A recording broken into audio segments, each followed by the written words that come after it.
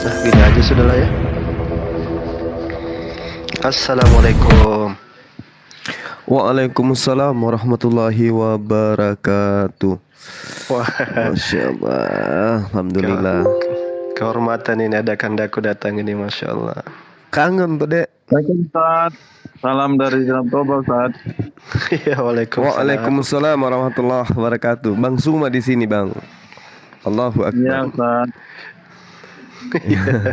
Berarti kita ngomong sama Ustaz Bima. Bang Suma. Ustaz Suma masih tidur. Oh iya. Salam Iya. Ustaz. Ini saya sudah ganti terbiasa perangkat ini. ambil. Ustaz. Iya, tadi saya buka tema tentang takhrij Bible. Herdinya itu tidak tahan, maunya minta cepat-cepat. Saya cuma minta 2-3 menit. Iya. Samuel Aldo ini ya. Assalamualaikum Ustaz Gurunda. Waalaikumsalam warahmatullahi wabarakatuh. Waalaikumsalam. Alhamdulillah sekali lagi bermajelis sama ini guru Gurunda semua.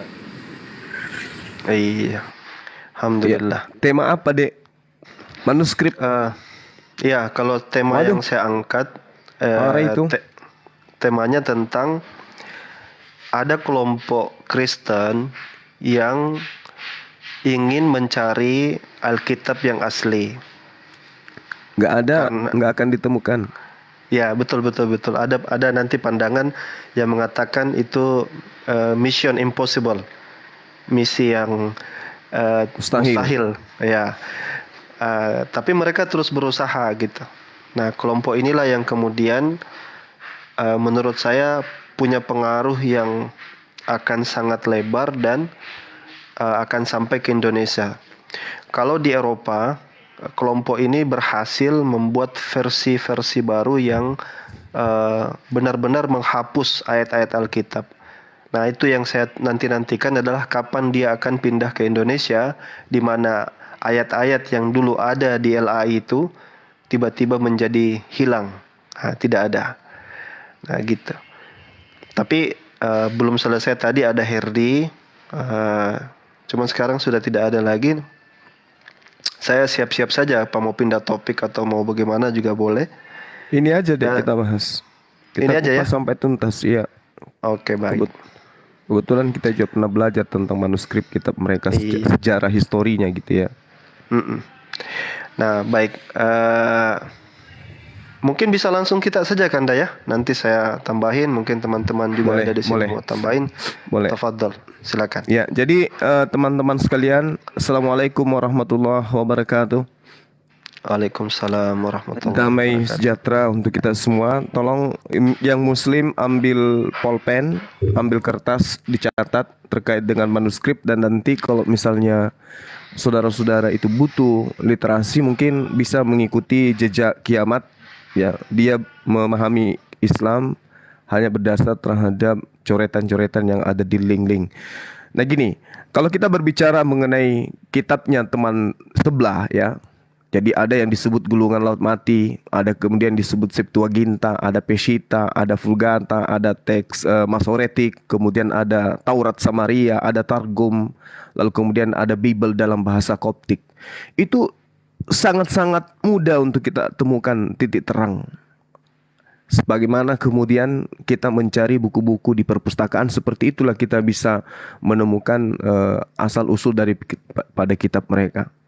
Bahkan lebih susah mencari jodoh daripada untuk mengetahui dari mana asal daripada kitab mereka ini. Jadi kalau kita berbicara mengenai Gulungan Laut Mati, ini kan baru ditemukan tuh. Baru ditemukan kemudian. Gulungan Laut Mati itu baru ditemukan.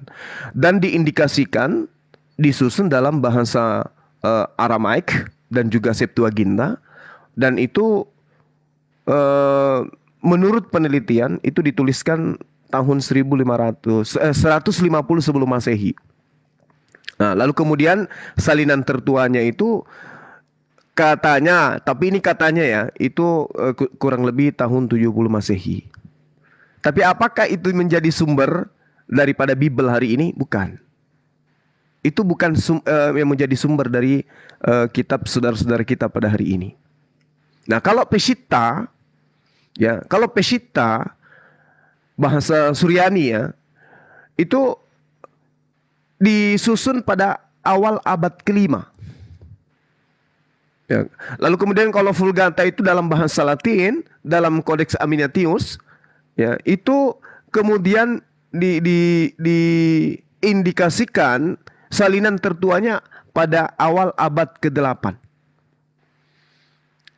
Nah, yang celaka kemudian adalah kitab yang sampai pada teman-teman kita yang ada hari ini. Itu jelas manuskrip tertua yang bisa diteliti oleh para ilmuwan itu ada pada awal abad ke-16.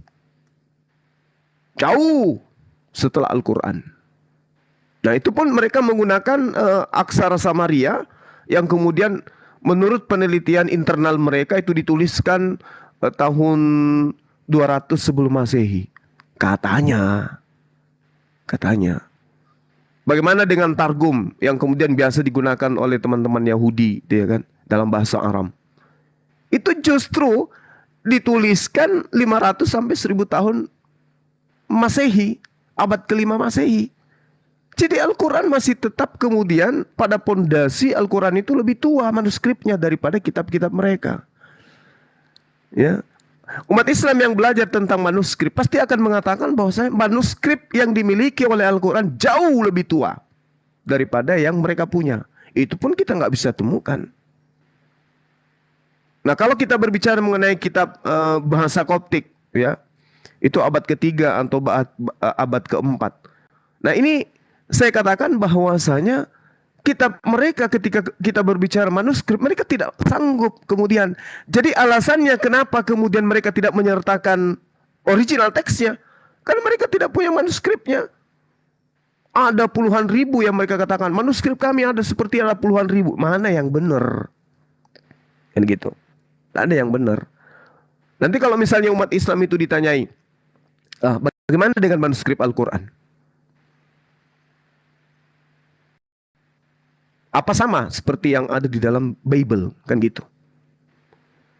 Sejatinya manuskrip Al-Quran itu kan sudah ada tuh. Malah kemudian Al-Quran itu manuskripnya itu disimpan di museum internalnya mereka.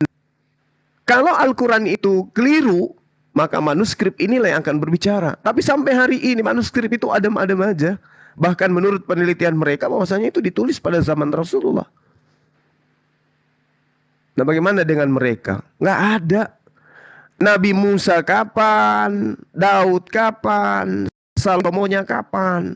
Tapi bahasa Ibrani, bahasa Aram, bahasa Septuaginta yang paling tertua 1150 sebelum Masehi.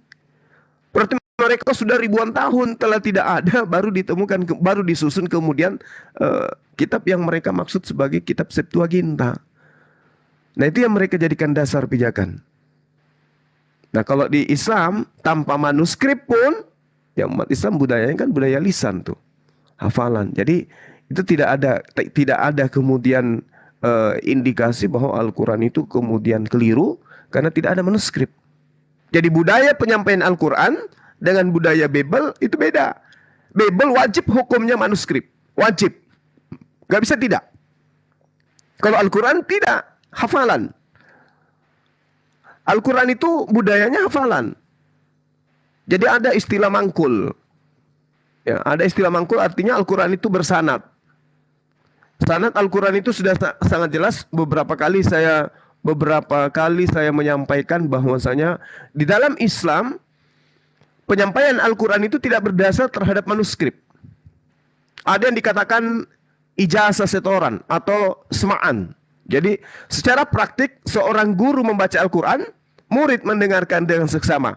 Setelah sang guru selesai membaca, murid membaca ulang apa yang tadinya dibaca oleh sang guru. Ini yang dimaksud dengan metode talaqi. Ini yang terjadi di Islam. Jadi misalnya saya seorang guru, kemudian saya ngajar kepada murid saya misalnya Unirifa. Maka ketika saya membacakan Al-Quran, Alhamdulillahi Rabbil Alamin. Murid saya kemudian wajib hukumnya membaca dengan lafaz yang sama, bacaan yang sama, kaidah makhraj yang sama. Wajib hukumnya. Setelah dia mahir kemudian dia diberi ijazah. Berarti dia sudah punya kompeten untuk mengajarkan Al-Quran. Itu yang disebut talaqi.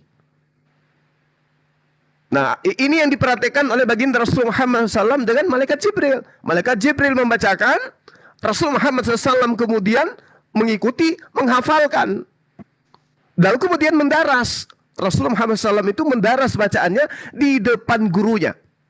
Nah, udhirifa wajib hukumnya membaca, mendaras di depan saya. Alhamdulillahi Rabbil Alamin Ar-Rahmanir Rahim Maliki Yaumiddin. Ketika ada yang salah makhraj atau apapun itu yang terkait dengan bacaan, sang guru akan menegur. Sehingga setelah dia mulus membacakan bacaannya, maka dia dikatakan lulus, maka diberilah ijazah. Dia punya hak kemudian untuk dalam Al-Quran.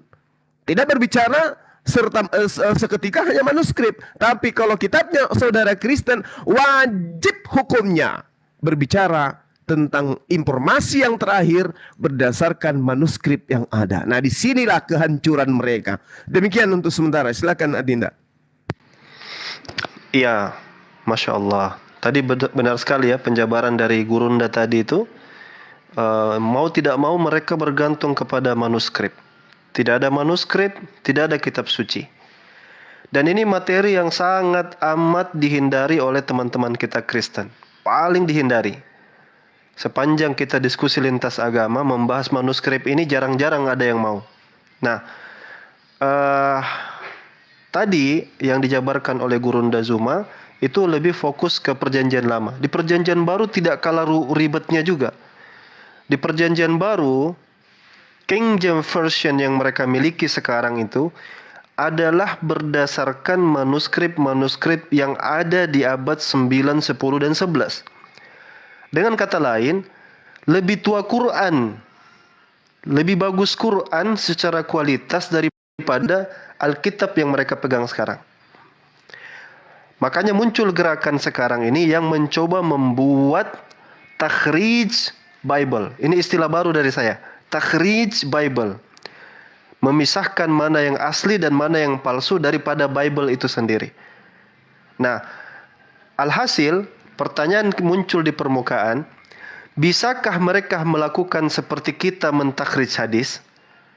Karena kalau di hadis kita punya rawi, kita bisa cek rawinya, periwayatnya itu orang tinggal di mana, makannya apa, kita bisa tahu. Kita bisa cek dia ngambil dari mana ke mana, ada rantai sanadnya. Kita bisa cek juga isi matannya. Dan berbagai macam istilah yang kita pakai dalam menentukan mana hadis yang sahih dan mana yang tidak. Lalu orang-orang, para pemburu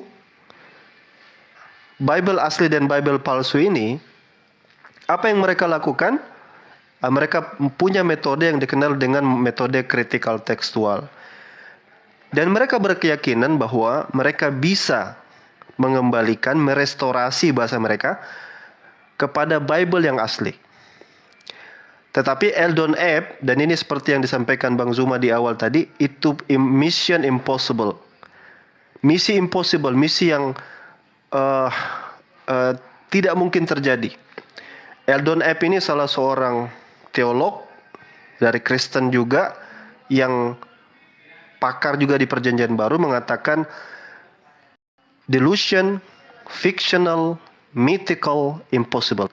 Itu delusi, itu fiksi, itu mitos, dan itu mustahil. Alasannya cuma satu aja dulu, dia kemukakan.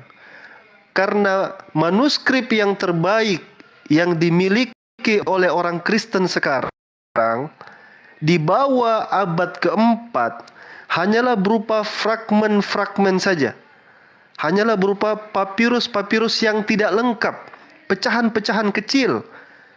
Bagaimana bisa menyusun pecahan-pecahan kecil itu menjadi sebuah buku? Seperti itu. Jadi itu adalah misi yang bisa dikatakan misi impossible. Nah, di sini kita akan buka diskusi ini ke arah sana.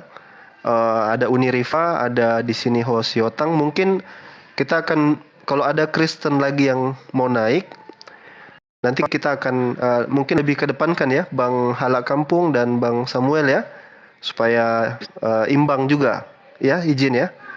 Oke. Boleh, Ustaz. Tapi saya mau nanya dulu nih, Ustaz. Silakan. Ini kan saya dengar kabar LAI mau merevisi terjemahan. Nah, dalam revisi terjemahan itu apakah ikut teks tadi apa, Ustaz? Betul ini menarik. Sampai detik sekarang ini, LAI hanya berani untuk ayat yang terindikasi palsu diberikan tanda kurung. Sampai detik ini. Sementara di luar negeri, mereka sudah berani menghapusnya.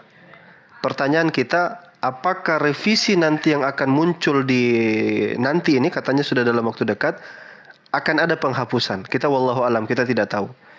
Tapi kalau itu terjadi, berarti kita akan lihat chaosnya akan seperti apa. Begitu mungkin. Ada mungkin tambahan, Gurunda, sebelum saya ke si Hotang? Iya, sebelum ke Dinda Riva ya, dengan teman-teman yang lain. Iya. Tadi saya sudah menjelaskan tentang perjanjian lama. Kenapa kemudian kitabnya orang Yahudi itu dengan lantangnya, dengan mudahnya, dengan gampangnya disebut perjanjian lama? Ya karena mereka putus asa.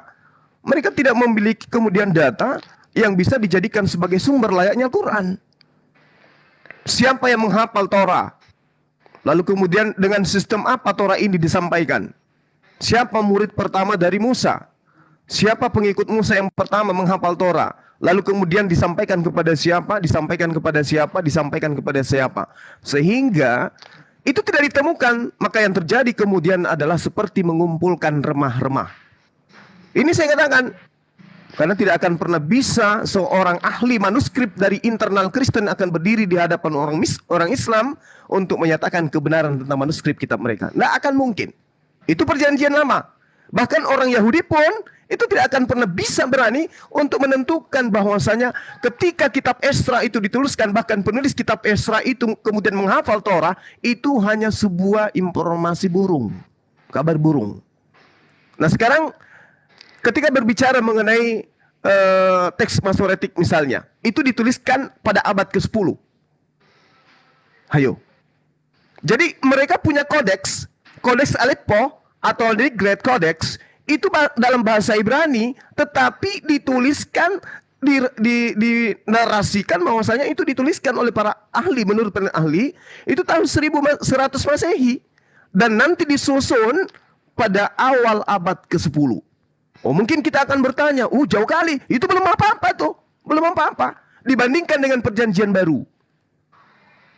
Betul yang dikatakan oleh adik saya tadi. Perjanjian baru itu, kalau di tempat saya itu ada namanya lawak, ya. Ada sayur lawak itu campur pakis, campur ikan teri, campur parutan kelapa, campur jeruk. Nah itulah dia, lawak-lawak. Kenapa saya katakan demikian? Kalau kita melihat bagaimana kemudian internal mereka melestarikan perjanjian baru, memang banyak naskah. Bahkan mereka mengatakan bahwa naskah lawas itu dimanapun ada di internal kami. Iya betul memang. Ada yang berjumlah 5.800 naskah dalam bahasa Yunani. Ada. Tapi itu lengkap Bang Suma. Iya lengkap. Bahkan saya katakan trik fragmentasinya itu ada. Memang. Bahkan dikatakan dalam bahasa Latin ada 10.000 naskah. Iya emang. Betul itu. Kalau dikatakan dalam bahasa lawas lainnya, dalam bahasa Suryani, bahasa apalagi itu bahasa Gies, Ethiopia, ada dalam kumpulan naskah itu 9.300 kurang. Oh memang ada, betul. Menurut internal kalian. Tapi apakah itu bisa ditampilkan di permukaan? Isap mata saya kalau bisa. Tidak akan pernah bisa. Maka naskah papirus itu hanya bisa disusun ketika dituliskan ketika ada percetakan di Jerman pertama kali pada abad ke-15.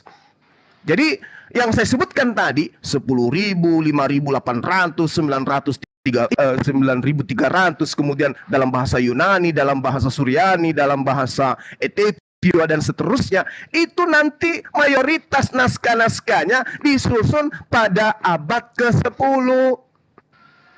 Kan celaka, dan dituliskan, dicetak pada abad ke-15. Dasar pembenarannya apa? Kalau tadi kan kita ada konsep talaki yang saya katakan tadi, kalau Al-Quran. Metode yang disebut oleh Al-Quran itu tadi kan jelas tuh. Bahwasanya guru menyebutkan, membacakan, murid mengikuti. Setelah murid lulus dari prosesi ini, stasiun-stasiun yang harus dilakukan, maka kemudian orang tersebut diberi ijazah. Makanya ada yang disebut pesantren. Ilmunya bersanad. Nggak bisa seperti kiamat Herdi kemudian menjelaskan Islam melalui internet. Nggak bisa. Ilmu mereka tidak bersanad. Rasulullah Muhammad SAW saja ketika dikatakan di dalam Al-Quranul Karim, Fa'iza qara'nahu fattabi'u Qur'ana. Itu jelas itu dalam Al-Quran.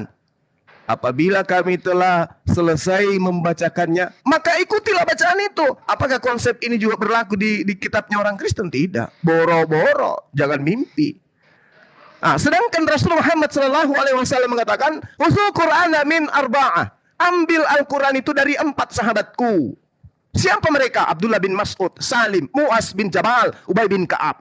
Apakah hal ini terjadi terhadap Yesus? Ambil firman Tuhan yang kuterima dari Tuhanku itu dari sahabatku Lukas, dari sahabatku Paulus. Ada? Tidak. Anda tidak akan menemukan itu. Sedangkan baginda Rasulullah Muhammad SAW mengatakan, khairukum man ta'allama al-Quran wa 'allamahu. Yang paling baik, yang paling mulia, yang paling baik, indah, dan apapun itu dalam internal Islam adalah mereka yang mempelajari Al-Quran lalu kemudian mengajarkannya. Untuk itulah kemudian Al-Quran itu secara talaki jelas. Nah, itu yang perlu dipahami. Nah, sekarang sedikit lagi, 1 menit. Ketika kita berbicara mengenai perjanjian baru, para ahli mengatakan bahwasanya ketika ada penyusunan daripada perjanjian baru ini, tidak ada satu poin yang bisa dijadikan sebagai sandaran valid bahwa itu berasal dari Yesus. Itu dulu poinnya. Kalau sudah kayak begitu hancur sudah. Kenapa? Di dalam salinan kitab mereka, di situ dikatakan Yesus berkata, segala firman yang engkau berikan kepadaku telah aku sampaikan kepada mereka. Ini tamparan. Artinya Yesus kudu wajib mendudukkan para murid di hadapannya, menyuapin apa yang diterima itu kepada muridnya, lalu muridnya menyampaikan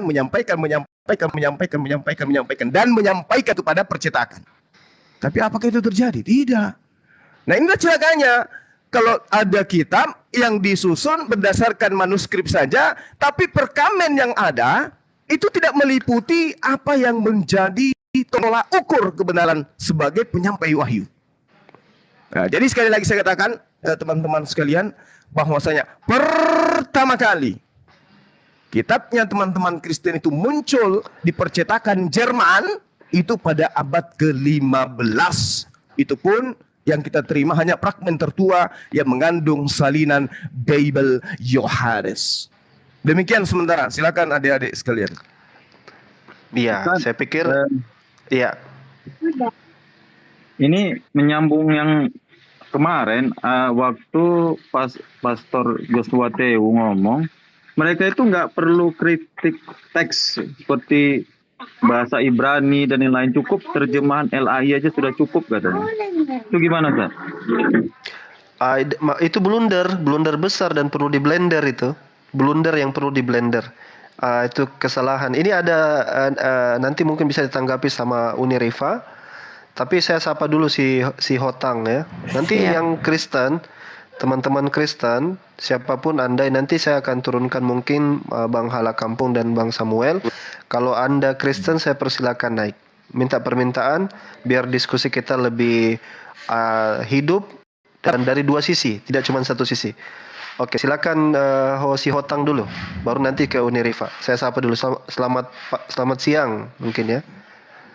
Selamat siang, Bang. Oke. Nanti kita diskusi seputar ini ya. Saya ke Uniriva, habis itu saya minta tanggapan si Hotang seputar yang kami sampaikan ini. Apakah fitnah? Apakah cuman pemanis bibir? tidak ada artinya bagi teman Kristen. Nah, saya mau dengar dari si Hotang. Silakan Uni, kasih tanggapannya sedikit tentang pernyataan dari Joshua, siapa tuh? Joshua TU. Ya. Assalamualaikum warahmatullahi wabarakatuh. Pertama, saya sangat senang dengan pembahasan critical text karena ini jauh sangat konkret. Bahasan ini tuh sulit untuk dibantah. Polemik-polemik yang diajukan biasanya adalah polemik yang memang benar-benar akademis gitu. Nah, tentang pernyataan Pendeta Joshua TU bahwa mereka tidak butuh teks asli, itu tidak masalah, bahkan mereka nggak butuh kitab suci untuk beragama pun nggak apa-apa bagi kita loh ya. Tapi itu sangat kacau sekali kalau masuk ke ranah umum atau ranah akademis lah gitu. Karena kalau begitu nggak perlu mau salah kek, mau terjemahannya melenceng kek, mau terjemahannya nggak benar kek, atau bisa jadi nanti yang menulisnya nggak tahu siapa, maka itu diterima sebagai fakta kebenaran. Yang penting imani saja, kan berbahaya. Apakah memang cara berkeyakinan seperti itu? Ya silahkan, kalau memang agama warisan itu dipertahankan walaupun tidak teruji secara benar ketika sudah menjadi orang yang berpikir gitu. Dari kecil mungkin beragama Kristen atau Islam, lalu ketika besar tidak mau mengkaji, menelusuri, menerima begitu saja, ya silahkan kalau cara berkeyakinan seperti itu. Kita ke topik critical text atau bagaimana kitab suci.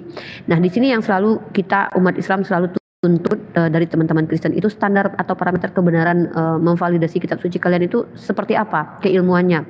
Kalau kita bicara tentang exegesis, itu adalah bagaimana cara memahaminya. Yang kita minta atau tuntut adalah keilmuan memvalidasi bahwa apa yang kalian pegang itu benar-benar dari Tuhan semesta alam, bukan dari karangan manusia.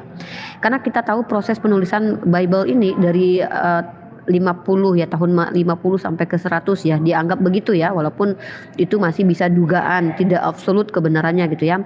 Dan pengumpulannya itu, collectingnya itu sekitar dari tahun 100 sampai 200 setelah kenaikan Isa gitu kan.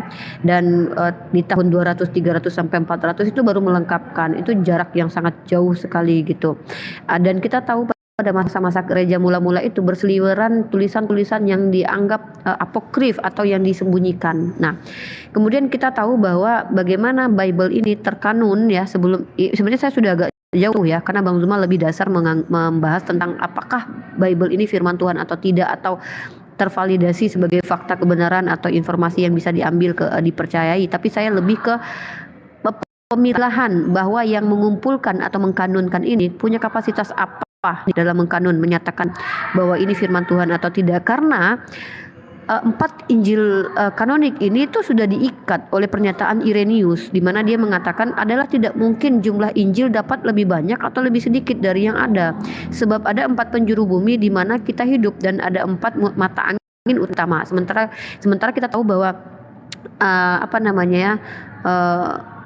bagaimana mungkin seorang Irenaeus mampu membatasi informasi yang notabene dikatakan sebagai pernyataan Tuhan gitu, hanya karena penjurunya ada 4. Jadi ya mau nggak mau, terima nggak terima, doktrin Kristen itu harus tidak boleh menerima informasi apapun di luar ini gitu loh.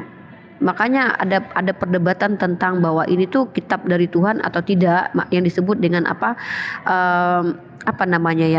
antilogomena gitu, antilogomena gitu, istilah-istilah dalam istilah Yunani yang mana merujuk pada naskah-naskah yang tertulis itu diperdebatkan gitu. Antilegomena gitulah. Coba di cross check deh itu apa maknanya. Bahwa Eusebius itu yang beliau ini berasal dari Kaisarea. Aku sulit Bang Zuma sama Ustaz Alwan menyebutkan istilah-istilah yang enggak lazim bagi lidah kita gitu kan. Nah, jadi si Eusebius ini dia menggunakan istilah ini, antilegomena ini, untuk naskah-naskah yang diperdebatkan gitu. Artinya di sini bahwa nggak perlu sampai ke kita polemik ini sudah ada di internal mereka gitu loh. Susit Bang Moto ketawa dia, bukan sulit maksudnya. Jadi ketika teman-teman Kristen membawa ajaran ini sebagai fakta kebenaran ke kita, itu belum rampung. Ibarat kata masakan yang belum jadi kalian tawarkan ke kita masih mentah gitu. Karena dari kalangan kalian sendiri tuh banyak sekali yang diperdebatkan atau dipertentangkan teks teks gitu. Seperti yang Bang Zuma katakan tadi bahwa teks Mesora itu kapan adanya, kemudian Septuaginta itu siapa yang menerjemahkannya. Pertanyaan-pertanyaan ini kan muncul dalam ranah akademis.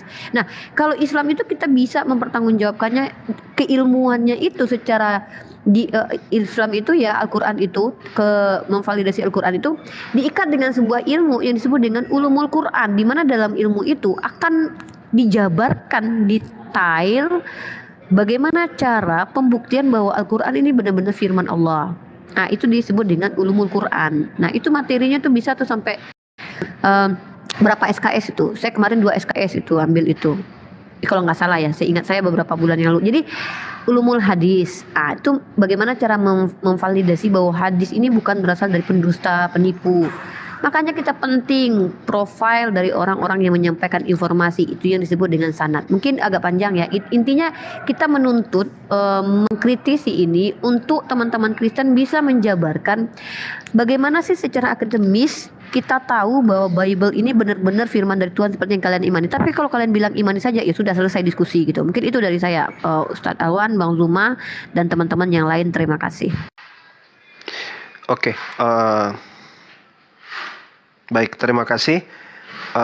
Bang Samuel, mungkin saya bisa turunkan dulu atau mau sampaikan sedikit dulu sebelum saya turunkan, supaya saya siapkan satu lagi kursi buat teman kita Kristen ya.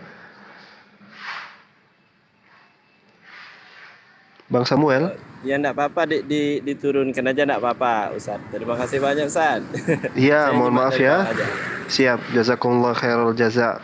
Bentar. Oh, iya. Iya. Bentar.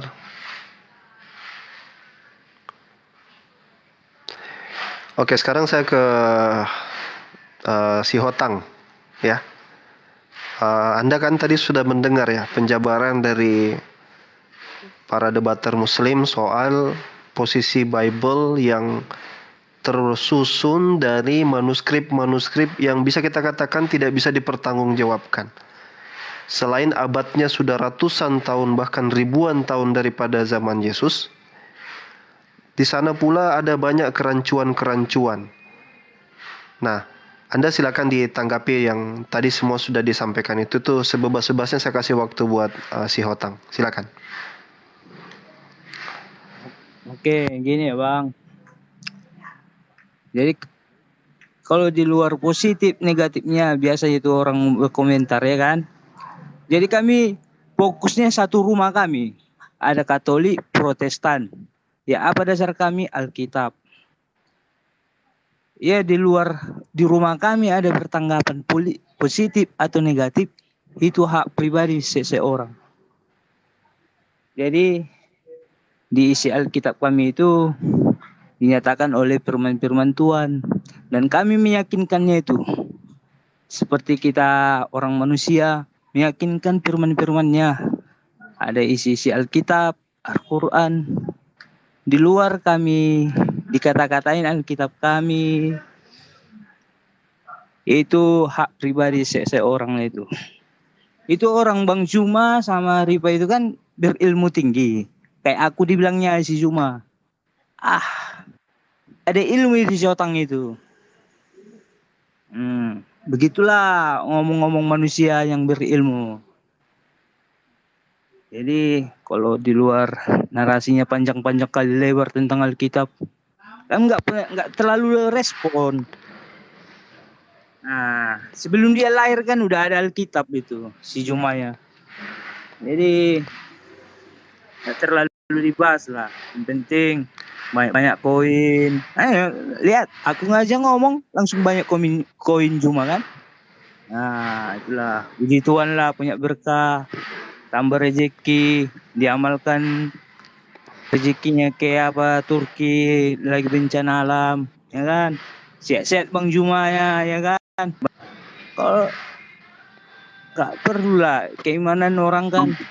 Gimana orang? Ya kami beribadah setiap hari Minggu, patokan kami Alkitab.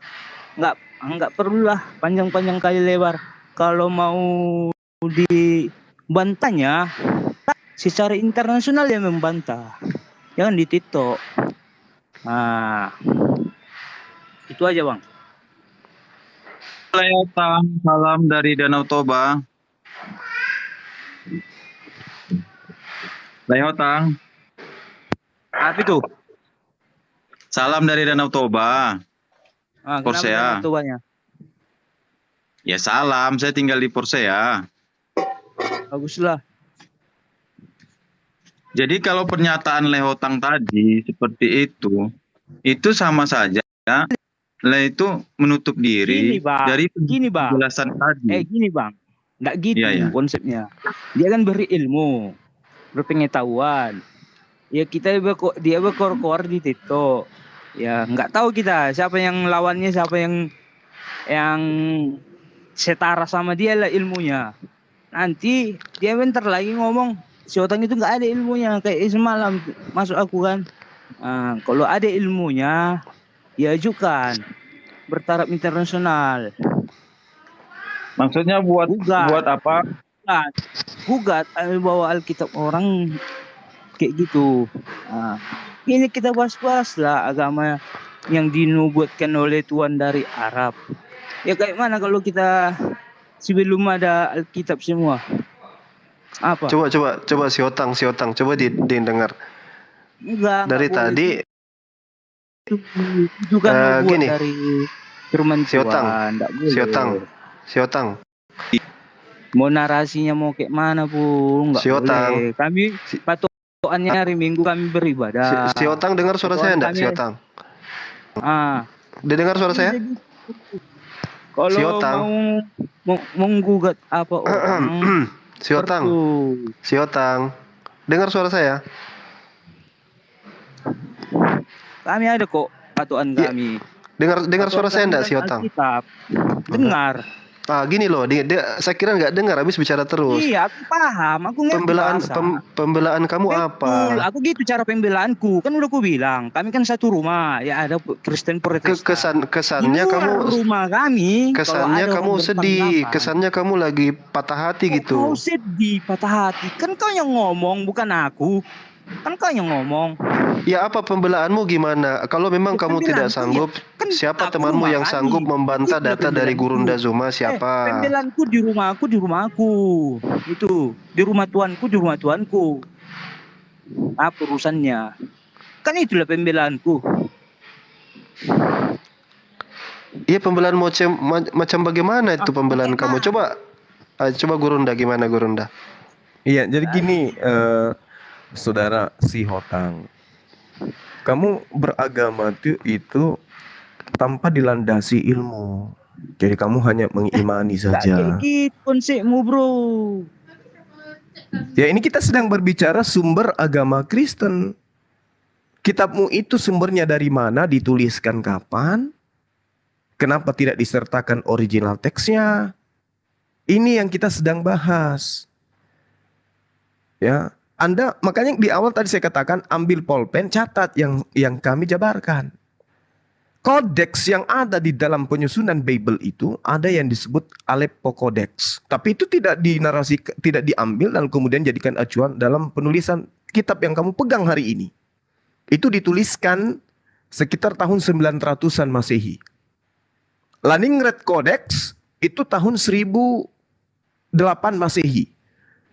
Nah, sedangkan Yesus itu datangnya kapan? Oh, tapi ada yang berkata, oh tidak, kitab kami di Katolik dan Protestan itu tidak berdasar terhadap Aleppo atau Leningrad Codex, tidak. Tapi Sinaiticus dan juga Vatikanus. Nah, ini lebih celaka lagi. Karena kenapa? Septuaginta Codex Vatikanus, Sinaiticus itu salinan tertuanya abad keempat.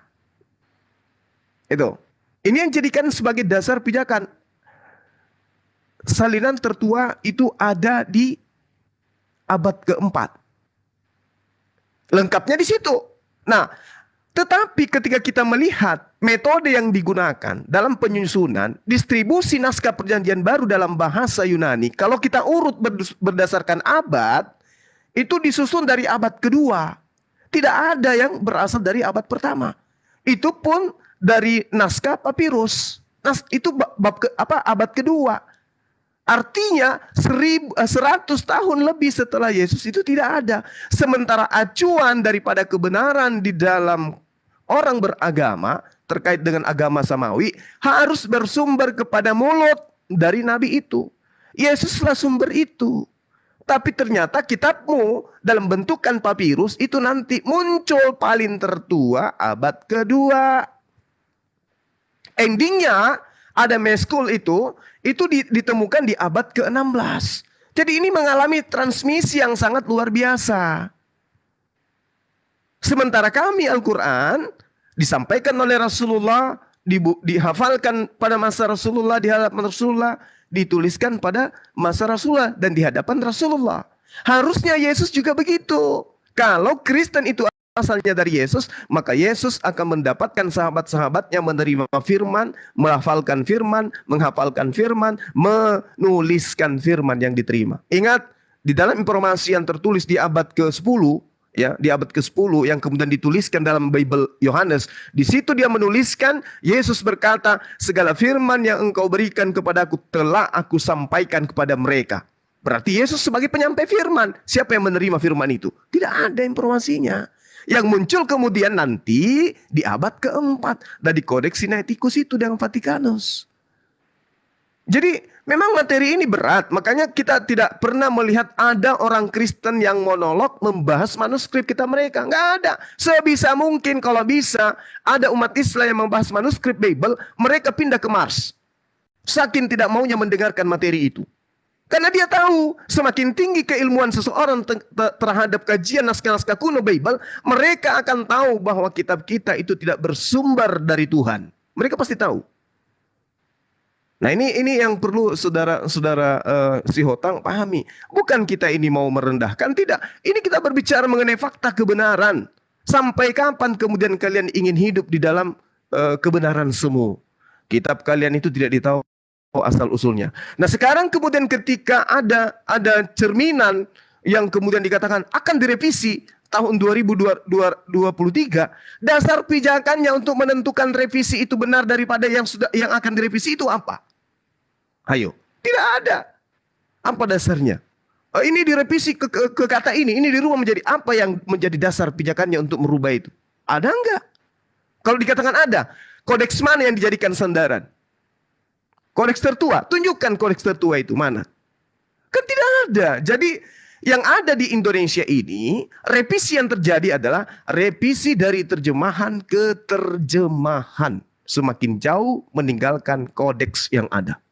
Saya masih ingat ketika adik saya, Ustadz Najak kemudian berbicara kepada siapa yang paling gagah menghujat Islam itu, yang perempuan itu, si Christine yang menyebut namanya Supiatul itu, ditanya tentang Markus 16, manuskripnya tolong tunjukkan, manuskrip tertua, Markus 16 nomor 6, nomor 8 sampai nomor 16 kayaknya waktu itu, nomor 9 sampai nomor 20. Apa yang dikatakan oleh Supiatul? Saya cari-cari dulu, karena manuskrip kami ada 40.000 lebih. Lah, ini bukan jawaban jawaban akademisi. Kalau dia itu orang terpelajar. Jadi yang Anda harus pahami, saudara Sihotang yang saya kasihi, kami apologet Muslim itu belajar. Hanya saja mungkin Anda terheran-heran, loh kok ini selama ini Bang Subang nggak pernah membahas tentang manuskrip. Karena saya setarakan dengan lawan debat saya. Coba kalau Bambang Pamungkas, Bambang Nursena mau turun tangan berdebat dengan kita. Saya layani, saya sambil tidur-tiduran, kulayani Bambang Pamungkas. Kita berbicara mengenai manuskrip. Percuma saya tidak tidur sampai jam 4 subuh. Untuk belajar tentang kekristenan kalau saya tidak bisa hadapi. Sayangnya Bambang Nurseno itu tidak berani kemudian berhadapan dengan apologet Muslim. Dia hanya bisa menolak. Itu yang sangat disayangkan. Ya saya kira begitu saudara Sihotang. Agar saudara itu bisa mendapatkan hidup. Demikian.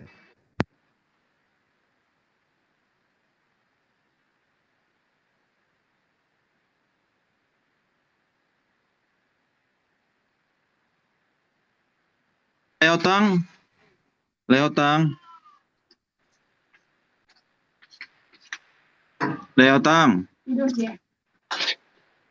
Halo.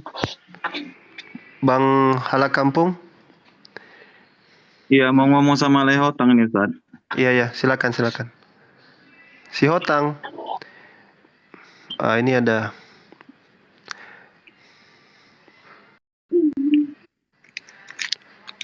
Saya terima dulu Brother Zia sebentar ya. Sebentar. Assalamualaikum warahmatullahi. Waalaikumsalam warahmatullahi wabarakatuh. Si Otang.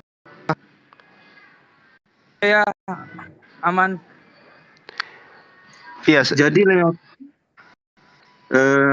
begitu panjangnya Ustadz Juma tadi menjelaskan, kira-kira apa poinnya yang kira-kira Le bisa bantah gitu?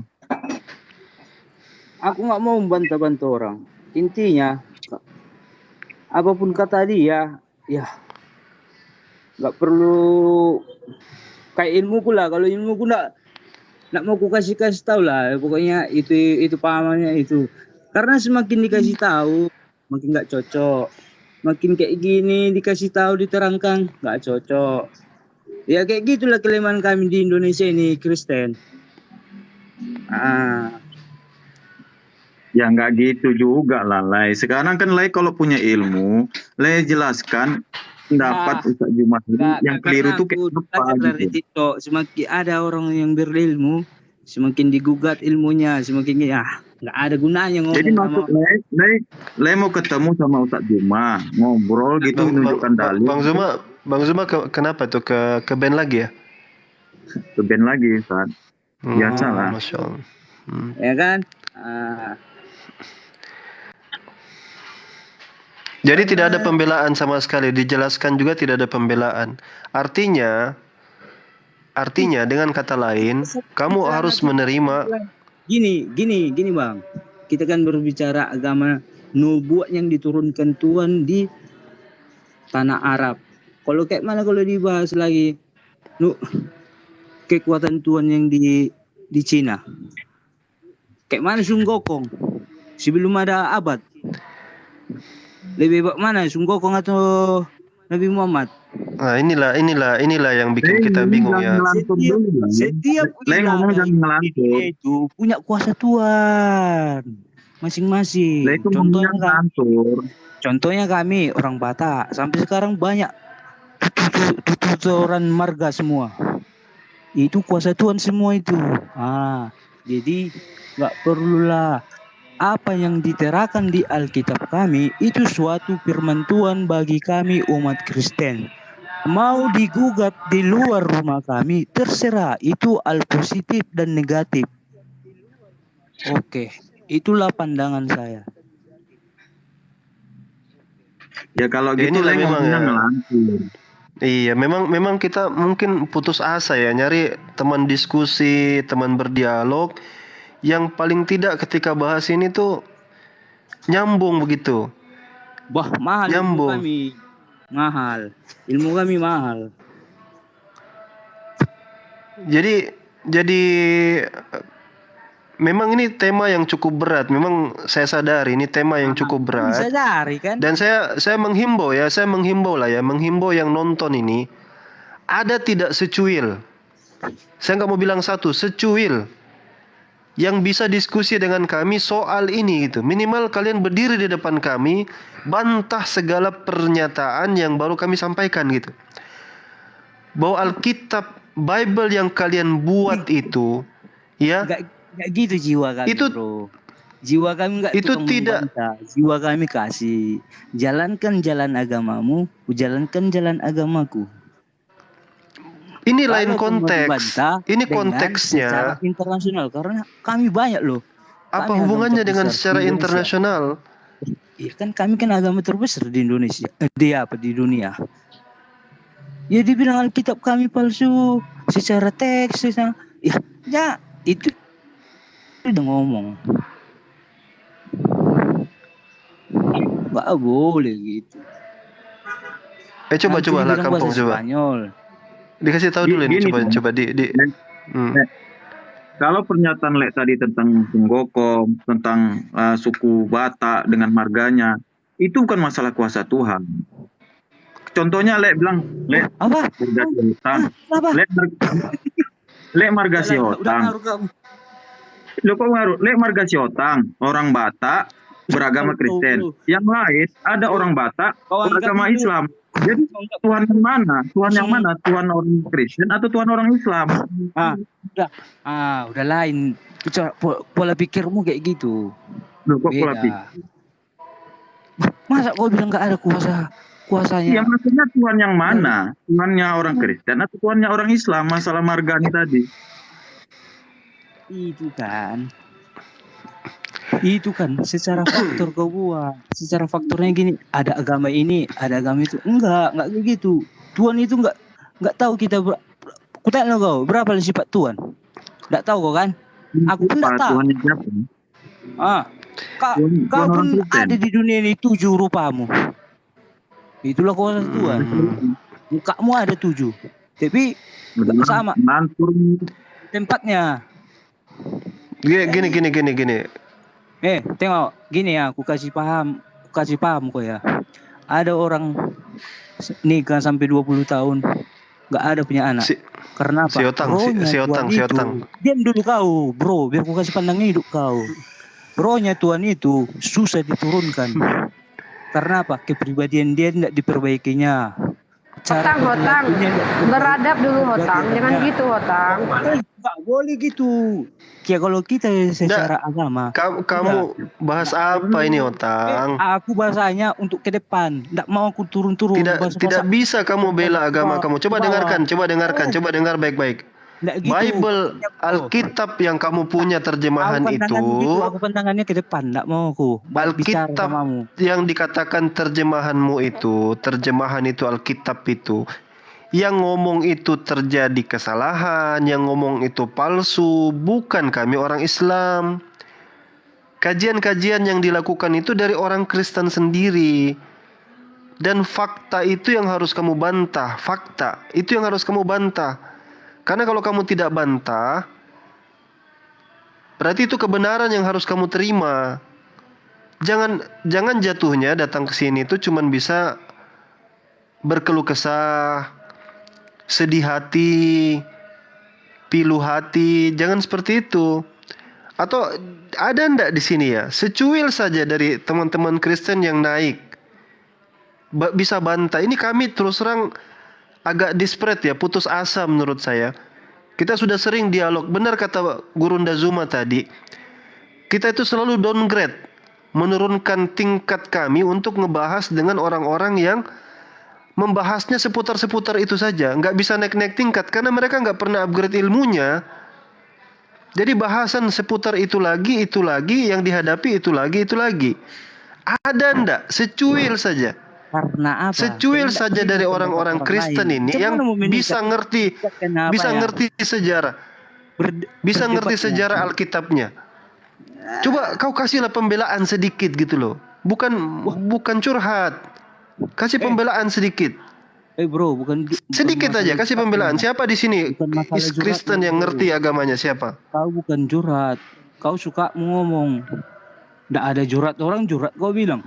Kau nya cara pikir kamu bantah sekarang bantah saja Alkitab kamu itu tadi dikatakan ya berdasarkan manuskrip itulah ngomongnya udah merasa benar dia kok saya membantah ya curhat berarti kamu Kristen di dunia itu bro. Maaf, jadi aku lah mewakili Kristen di seluruh dunia. Ku bantah ngomongan kayak gini ya, enggak lah. Gimana nih? Jadi gini ya, saudara si Hotang. Jadi gini, mungkin ya apa yang kamu imani itu ada karena apa? Baiknya. Kau enggak sekolah, tak ada ilmunya. Kau ngomong gitu kan? Dia ngomong kita enggak secara ilmu lah. Masalahnya orang menjadi Kristen itu tidak butuh ilmu. Untuk menjadi Kristen itu tidak butuh ilmu. Itulah kau. Nah sekarang kalau Anda menjadi Kristen karena ilmu, bagaimana dengan paparan-paparan kami tadi? Kenapa Anda nggak bantah? Itu artinya bahwa kamu menjadi Kristen karena iman. Kelemahan kau gitu. Kalau kau punya ilmu, biar orang ngargain kau, udah hargain orang lain. Ini udah katanya perintahnya kasihi sesamamu manusia. Ini kami sudah mempraktekkan. Karena kami kasih kepadamu, kami sadarkan bahwa kitab yang kamu imani itu bukan seperti yang kamu harapkan. Bayangkan aja itu. Kitabmu itu tidak berasal dari Yesus. Tahun-tahunnya pun kami bisa menjelaskan. Matius itu kapan, fragmennya kapan ditemukan, Lukas itu kapan, Yohanes itu kapan, bisanya kami tentukan, jelaskan tahunnya. Tapi bukan berdasar penelitian internal Islam, tapi itu adalah pakar-pakar Bible sendiri yang mengatakan itu. Ya kan itu kan dasarmu kan, untuk mengetahuinya itu kan. Ya memang harus kayak begitu. Kita nggak bisa berasumsi karena ini berbicara mengenai kebenaran. Iya, kami nah sekarang yang kamu lakukan di sini adalah membantah kebenaran kitabmu, ya posisi dari manuskrip kitabmu dengan imanmu. Di situ salahnya. Kamu mengatakan bara api itu dingin, padahal penelitian dan fakta di lapangan mengatakan bara api itu panas. Tapi kamu kekeh mengatakan dingin. Itu namanya jahil. Gitu loh. Sorry, saya mau tambah sedikit lagi.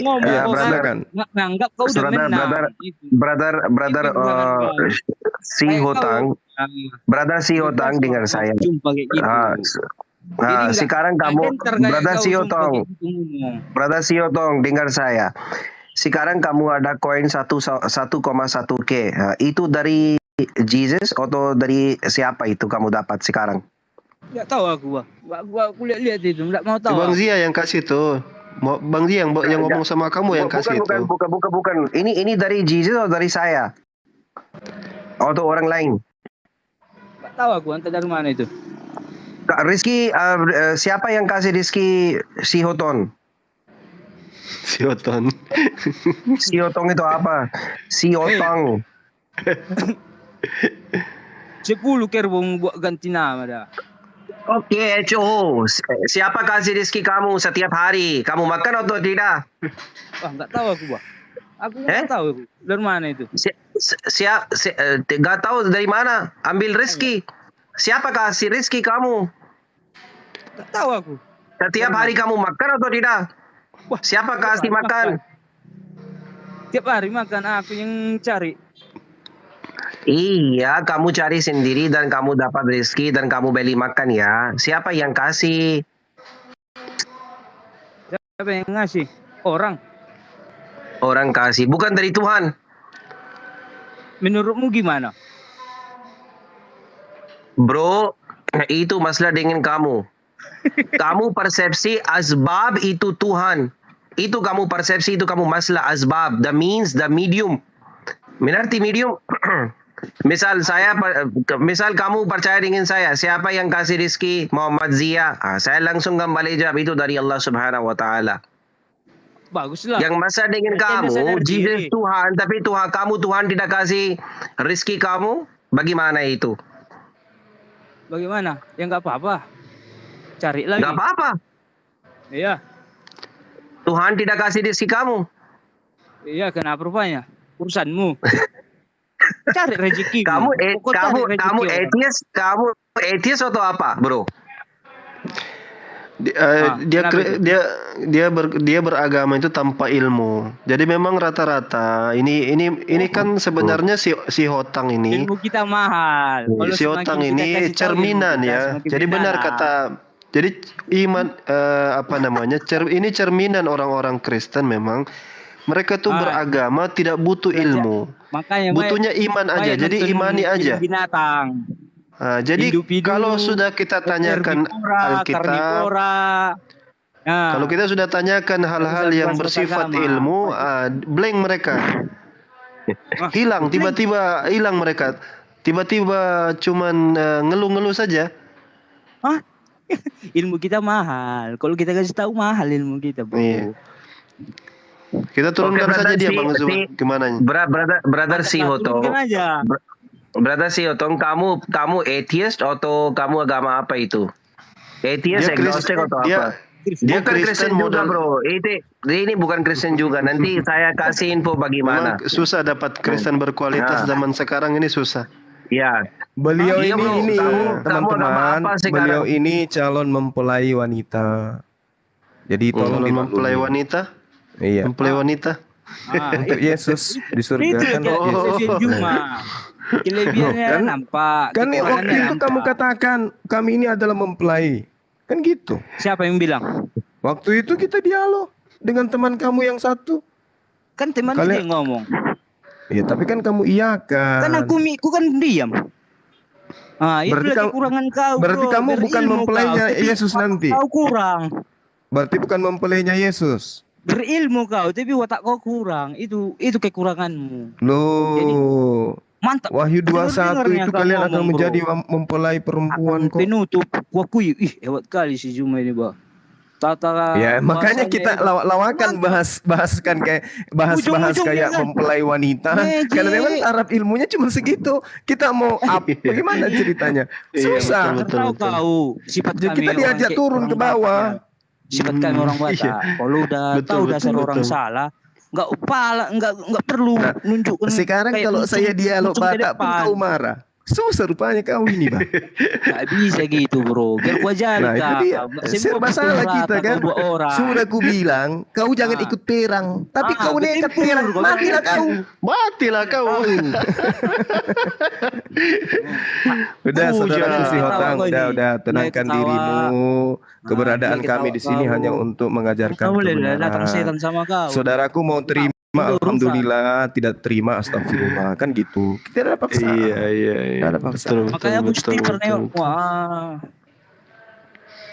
Iya, nanti kalau saya ke Medan kita ketemu ya, Bang, si Hotang. Mantap. Jumpa kita. Iya. Iya, Iya. saya, Aku kan nambah rezekimu kan. Sekali ngomong aku nyawer orang. Karena apa? Kalau yang ngomong samamu orang bodoh. Oh ya nambah. Loh kok kamu Ilmu. ngaku bodoh? Janganlah ngaku bodoh, kamu itu cerdas. Itu enggak ada Tapi ilmuku. terhadap iman kamu jahil. Kok jahil. Gini Kau Bang jahil Ju. lah. Aku- Udah kamu tahu. sehat lah aku Udah berpikir kamu sama- tahu kitabmu Aku itu maunya dituliskan belajar abad sama orang yang keberapa? pintar. Tidak Contohnya ada aku mau hubungannya belajar dengan sama orang Yesus, pintar, tapi tahu. kamu tetap aja mengimani itu namanya jahil, kan gitu. Enggak gitu konsepnya. Gimana konsepnya? Gini, kalaupun Eh. tahu ilmu Bang Juma orang Kristen itu salah konsepnya beriman kepada Tuhan Yesus, ya udah cukup aja diam. Oh nggak Biarlah bisa, karena agamamu itu senantiasa diajarkan Belum selesai melalui ngomong. lorong-lorong Kan kepada beginilah. orang yang sudah Gini punya lah, belum agama, selesai orang ngomong, belum dengan kasih membawa penjelasan. Indomie, kopi, ya Belum kasih beras orang satu penjelasan, kan liter. dia ngomong. Nah, ini lagi Kamu kekurangan ajarkan dulu. agamamu kepada Kau udah generasi yang sudah punya dihargai. agama, makanya kami hadir gitu loh. Kan kau udah dihargai, belum selesai orang ngomong udah kau. Itulah kekuranganmu. Berilmu terus? kau berwatak, tapi nggak ngargain orang ngomong, belum selesai ngomong. Ya udah lanjut. Jadi kami ini udah keturunan dari orang tua agama kami. Jadi Tapi kan masih ada kesempatan untuk kalian belum terselamatkan. lagi ada belum lagi orang apa? Oh iya, lupa. Sorry. Lanjut. Jangan lagi gitu. Ya, Biarlah lanjut. kami menjalani sesuai firman kami. Apapun itu tanggapannya, ya selepelmu aja menggugat. Yang mana nggak cocok, contohnya ngomong sama pendeta atau ngomong sama pastor. Ya kalau kami ini kayak mana dibilang? Ada patuannya, kami punya Alkitab. Gitu bro. Masalahnya gini loh si Hotang, agamamu itu lebih bahaya dari hanya sekedar narkoba. Oh. Kalau narkoba itu Nah, sifatnya itu hanya berarti itu dunia. ngomong kau. Tapi kalau agamamu itu kekal di neraka, maka kami harus mewanti-wanti generasi kami untuk tidak menjadi pengikut agamamu. Enggak Itu lah. masalahnya. Kalau di Indonesia ini nggak usah wanti-wanti lah, makin sikitnya kami. Gimana Enak ceritanya? aja. Kita lihat di lapangan setiap hari orang datang diketuk rumahnya dikasih. Malah sekarang itu asal Anda tahu, Ada itu gitu? ada dibuat Bible Ada? dalam bahasa Arab. Ada. Ada gitu ya? Lalu disebarkan di Nggak dunia. lapor. Ada. Untuk Nggak lapor. kemudian menipu umat Islam awam agar mereka menjadi penyembah manusia sama seperti kalian. Inilah kami hadir untuk kemudian mengkanter itu semua, saudara si Hotang. Kan misi Iya. agamamu bagaimana ceritanya untuk dikristenkan semua orang, beritakan Oh. Injil kepada seluruh makhluk, bahkan Kalau bukan hanya gitu- kepada manusia, kepada Kalau cicak, gitu ayam, udah semut itu ketahuan lah diperintahkan. dasar kita lebih ini berbeda pendapat kayak gitu kan. Jadi tujuanmu untuk kaper orang itu aja, jangan kayak kami ya. Iya, mengkanter kaper kayak gitu misionaris aja. agar tidak mengkristenkan orang yang sudah punya agama gitu. Jangan lagi kaper-kaper gitu, cari aja yang mana yang kayak gitu, bawa. Jadi jangan kamu salah-salahkan saudaraku. Silakan Anda jabarkan agama Anda, kita jabarkan agama kita, tapi kita tetap NKRI, kita tetap bersaudara kan gitu. Nanti kalau aku ke Medan, kita jumpa, kita ngopi-ngopi, kita pelukan. Gitu loh. Baiknya aku kawan, bukan aku orang jahat. Cuman karena kasih aku makanya hadir di sini menjelaskan begini loh yang sebenarnya. Kalau Anda yang ingin belajar Al-Quran, yuk mari kita belajar Quran. Kan gitu. Iya, saya tunggu dulu Alvan. Brother si Otong, kamu persepsi ada Tuhan atau tidak? Maksudnya? Ada Tuhan atau tidak? Ada Tuhan atau tidak? Ada. Ada. Bukan bingung ya kamu ada Tuhan atau tidak? Bukan bingung ya? Maksudnya? Kamu bingung ada Tuhan atau tidak? Atau yakin 100%? Kenapa itu yakinnya? Kamu yakin 100% ada Tuhan atau bingung kamu? 200%. Oh, 200%. 200% ada 300% nanti. 200% ada. Nama Tuhan Anda apa? What is the name of your God? Apanya nama Tuhan? Nama Tuhan apa? Sunggokong.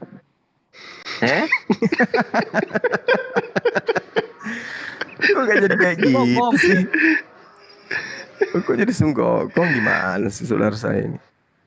Sunggokong, jurus 1000 bayangan.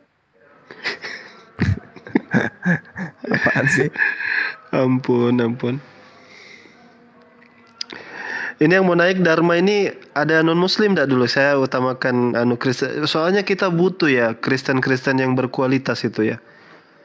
Kasihan ini kita, supaya apa? Supaya tidak dituduh kita fitnah. Coba dijawab ini, ada siapa di sini?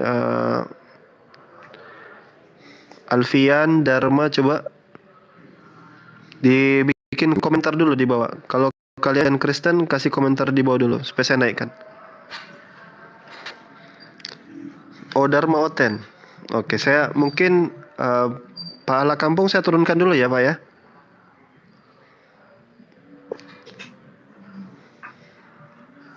Ya, saya turunkan dulu Pak Dharma. Saya terima, saya naikkan Pak Dharma dulu. Ya, tiba-tiba Tuhannya jadi Sunggokong ya. Memang ini materinya berat ini. Kita butuh yang bisa.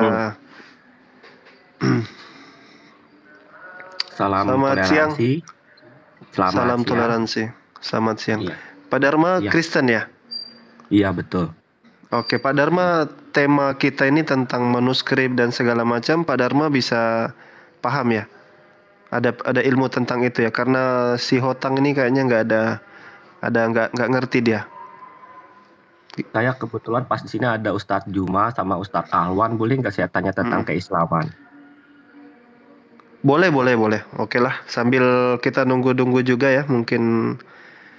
Iya, satu kebanggaan. Bro, sorry. Sorry, Dharma, sorry ya.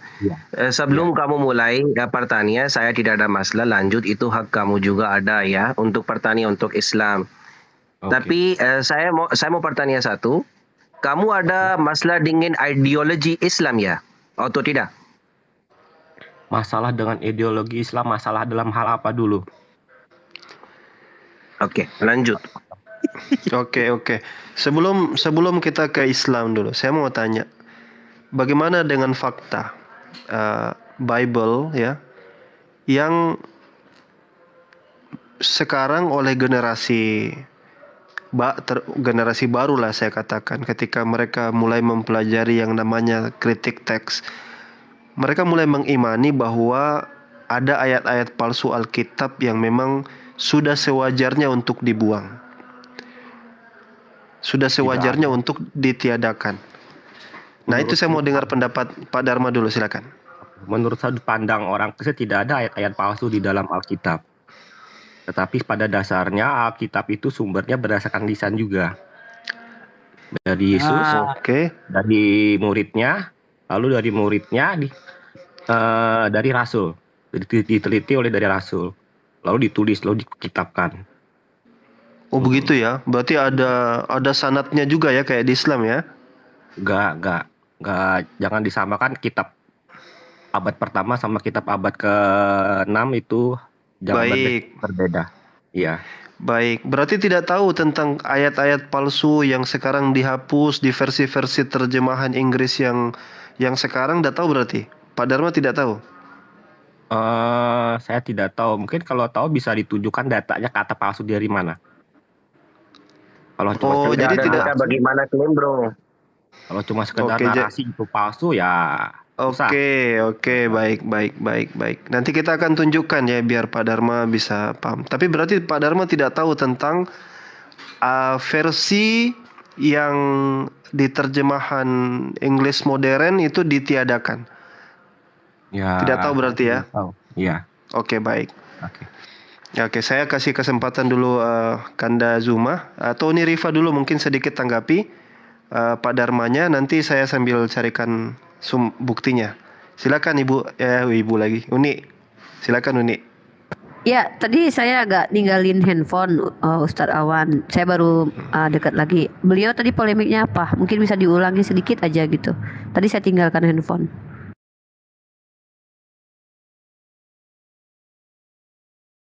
Jadi ya tidak ada itu yang mengatakan Alkitab palsu, ayat palsu. Ya Pak Dharmanya nih, Pak Dharmanya sekarang.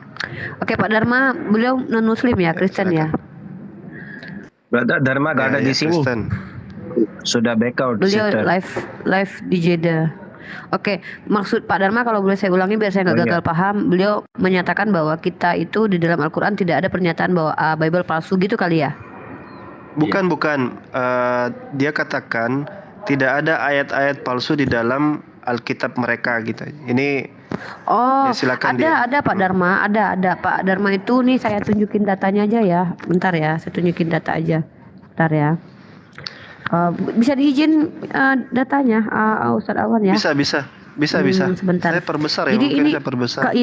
Tapi saya buka dulu aplikasinya. Ini Pak Dharma, silakan di download aplikasi Tafsir Bible ya, Tafsir Alkitab. Jadi itu logonya itu warna merah, itu ada di aplikasinya. Aduh, mana dia aplikasinya? Waduh, apa aku kehilangan? Bentar.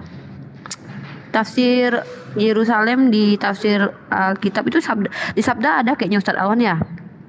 Di Alkitab Sabda itu ada ya penjelasannya ya. Aku punya aplikasinya kok nggak ada ya, aku cari bentar mana ya? Kok hilang sih? Tafsir Bible. Waduh, hilang. Kayaknya hilang deh aplikasinya Ustadz Alwan. Ustadz Alwan punya nggak? Oh ada Tafsir banyak. Alkitab. Nanti sebentar. Bukan. Yang ada di aplikasi itu biar yang gampang banget kita buka itu. Kalau teman-teman Muslim atau teman-teman Kristen mau cross check itu, coba buka namanya itu di Play Store itu Tafsir Alkitab. Warna merah logonya sama warna hijau. Itu kayak dempet. Oh, saya nggak punya. Itu nggak punya nih. Mungkin izin saya download sebentar karena sepertinya terhapus. Sebentar aja. Tafsir ini nih. Saya tunjukin aja aplikasinya seperti apa ya. Kita tidak mengambil dari pernyataan ulama kita ya, tapi kita mengambil dari literatur kalian. Nah ini bentar. Jadi tafsir Bible itu ada tafsir Matthew. Ini dia nih. Ini tafsir itu seperti ini. Teman-teman bisa cross check seperti ini nih. Nah ini. Dan di sini kita akan ini nih. Ini tafsir Sabda ya. Ini aku update dulu ya. Ternyata hapus punya aku ada. Bentar ya. Mungkin gini Pak Dharma, pernyataan Pak Dharma yang mengatakan bahwa tidak ada ayat palsu di dalam kitab kalian itu bukan kami, sekali lagi ya, bukan kami umat Islam yang menyatakan palsu, tapi kami hanya mengambil atau menukil pernyataan dari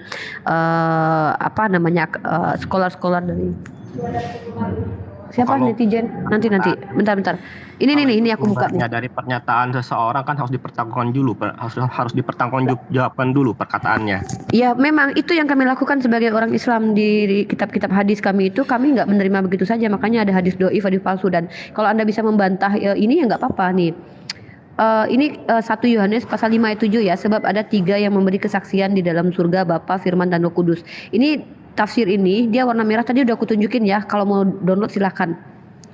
Bagian ayat ini tidak terdapat dalam naskah-naskah Yunani yang paling tua dan tidak pula dalam terjemahan-terjemahan kuno, bahkan tidak dalam naskah-naskah paling baik dari Vulgata. Bagian ini kiranya aslinya sebuah catatan di pinggir halaman salah satu naskah terjemahan Latin yang kemudian disisipkan ke dalam naskah-naskah oleh penyalin dan akhirnya bahkan disisipkan ke dalam beberapa naskah Yunani. Karena bagian ini pasti tidak asli. Samaan dari kata tidak asli, Pak, itu palsu. Nah, bukan kami ya. Ini adalah tafsir. Jadi di sini ada beberapa Matius Henry, di Yerusalem ini tafsirannya begini. Jadi ini bukan dari pandangan umat Islam sendiri begitu. Nah, ini dia ya, apa namanya? Aduh. Ini dia simbol dari aplikasi yang saya install ke handphone saya. Silakan Anda cross check sendiri dan Anda selidiki apakah itu benar kalau dari keterangan punya kalian atau tidak. Disisipkan naskah-naskah dari Yunani kan seharusnya dibuktikan dulu naskah-naskah yang mana yang disisipkan. Ada pembuktiannya. Ustadz Awan punya berkompeten menjelaskan bahwa itu pembuktiannya lebih benar valid karena itu bukan pernyataan kami, itu pernyataan sekolah kalian. Bahkan kalian harus menerima pernyataan itu masih berupa saksi, Bu. Ya, gimana? Iya. Pernyataan bagaimana itu Anda masih berupa gini saksi. kalau gitu pertanyaannya sebalik ke Anda. Bagaimana cara Anda membuktikan bahwa itu salah gitu loh? Bisa nggak Anda bantah? Kalau menuduh berarti harus membuktikan. Itu bukan gini loh Pak, itu bukan tuduhan dari kami gitu. Jadi intinya gini ya, itu pendapat dari sekolah kalian dan harus membuktikannya ya sekolah kalian, bukan kami. Sementara kami menukilkan atau menyebutkan kembali polemik yang muncul di kalangan kalian. Jadi bukan kami yang tuduh, kami hanya membacakan, hei Pak Dharma. Oke, silakan. Hei Pak Dharma, kata kami kan ada loh yang menyatakan bahwa ayat Yohanes 1:57 itu ayat sisipan. Nah, Anda yang harus membuktikan. Tidak benar, saya bantah dengan membuktikan begini dan begini gitu loh Pak Dharma. Nah, sementara itu bukan dari kami. Kami membacakan sekolah kalian yang menyatakan bahwa itu adalah ayat sisipan, tidak asli alias palsu. Kenapa kami harus membuktikan? Karena sudah ada pembuktian dari sekolah kalian sendiri. Nah, Bapak sebagai orang Kristen tidak sepakat, Bapak bantah itu by data bahwa yang disampaikan tafsir Yerusalem itu salah dikarenakan begini. Ya, silahkan Anda tunjukkan di sini. Begitu loh Pak. Makasih. Iya. Saya tambahkan sedikit. Uniripa, boleh saya bertanya sama silakan. Antum? Silakan Bang. Ya. Proklamasi kita itu ditulis dalam bahasa apa? Bahasa Indonesia Bang. Nah, kalau diterjemahkan ke dalam bahasa Jawa, proklamasi dalam bahasa Jawa asli atau bukan? Ya nggak asli kan udah diterjemahkan. Terjemahan proklamasi itu asli proklamasi atau bukan? Ya bukan lah, kan yang proklamasinya kan yang dituliskan bahasa Indonesianya. Kalau diterjemahkan berarti terjemahan saja Bang. Karena lagian gini Bang, bisa jadi ada kesalahan terjemahan Bang. Banyak kata yang tidak bisa jadi gini, bahasa Indonesia itu bahasa serapan. Ada metode linguistik yang mana kata-kata itu bisa berubah makna. Itu kekhawatiran kita sebagai orang yang berakal. Kita nggak bisa terima begitu saja, kecuali Bang Dharma mau menerima begitu saja gitu loh, tanpa memperhatikan, mempelajari. Sekarang kalau Al-Quran saya mau izin turun ya. Jazakallah. Assalamualaikum warahmatullahi wabarakatuh. Waalaikumsalam warahmatullahi wabarakatuh. Al-Quran, terjemahan Al-Quran. Apakah terjemahan Al-Quran itu adalah Al-Quran? Bukanlah. Bukan. Nah, 2000 tahun kemudian original teks Al-Quran dihilangkan. Yang muncul kemudian hanya terjemahan Al-Quran. Orang kehilangan jati diri terhadap original teks. Apakah terjemahan ini boleh disebut sebagai Al-Quran?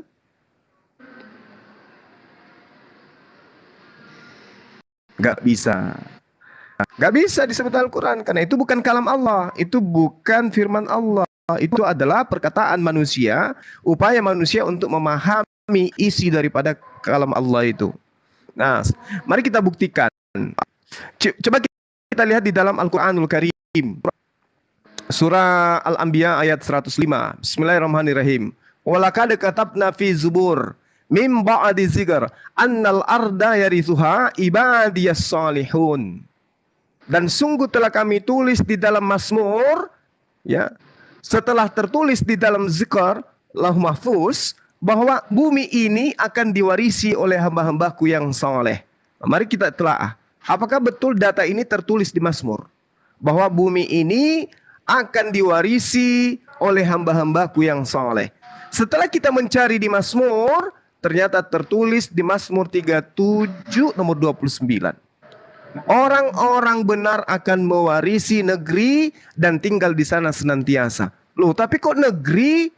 Di Al-Quran kan bumi, tapi di Mazmur kok negeri? Ternyata setelah kita telaah lebih jauh, negeri di sini original teksnya adalah Eretz dalam bahasa Ibrani. Berarti telah ada pengaburan makna dan arti yang harusnya bumi dirubah menjadi negeri. Supaya apa? Menghilangkan kesan kebenaran Al-Quranul Karim. Jadi 1400 tahun silam Allah sudah menerangkan dalam Al-Quran bahwasanya annal arda yarithuha ibadiyas solihun, bahwa bumi ini akan diwarisi oleh orang-orang yang saleh, orang-orang yang benar. Itu betul-betul tertulis di Mazmur 32 nomor 29.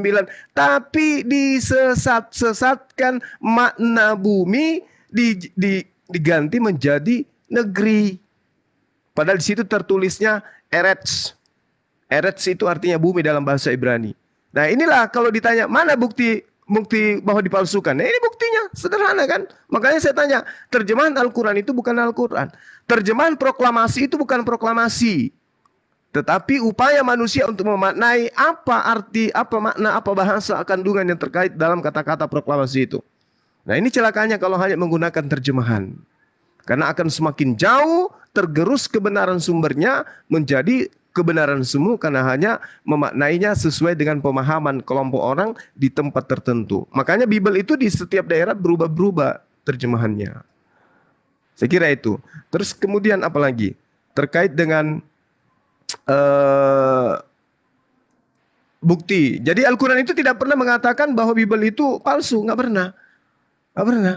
Tapi Al-Quran menerangkan Alkitab itu oleh yang punya, yaitu ahli kitab, itu dirubah-rubah, dicampur adukkan. Jadi untuk kemudian memahami ini, emas palsu itu tidak perlu kemudian kita mencari emas asli sebagai perbandingan. Teliti aja emas palsu itu. Ketika emas itu di dalamnya ada kandungan timah, baja, dan seterusnya, itu sudah pasti emas palsu. Nah, seperti inilah yang terjadi. Ketika kitab itu hanya terjemahan, lalu kemudian itu dikatakan firman Tuhan, di sini ada error pemahaman. Sederhana sih sebenarnya. Silakan. Ya, seperti itulah sudut pandang orang Islam terhadap Alkitab ya. Oke, baik. Sekarang saya tunjukkan dulu buktinya karena tadi minta bukti ya. Silakan. Sebelum nanti. Jadi versi-versi terjemahan baru itu memang ayat dihapus. Tentu bukan tanpa alasan dihapus, karena ya otomatis itu palsu, makanya dihapus ayatnya. Kita lihat, coba saya aktifkan dulu. Ya, oke. Misalnya Lukas 17 ayat 36. Ini kalau kita buka di terjemahan Inggris versi lama, masih ada ya. Two men shall be in the field, the one shall be taken, and the other left. Sekarang kita ganti versinya. Ini versi KJV, kita ganti versinya. Kita pilih yang baru-baru aja, yang modern ya. Misalnya, cari di sini. Misalnya Modern English Version misalnya. Ada nggak? Bentar ya.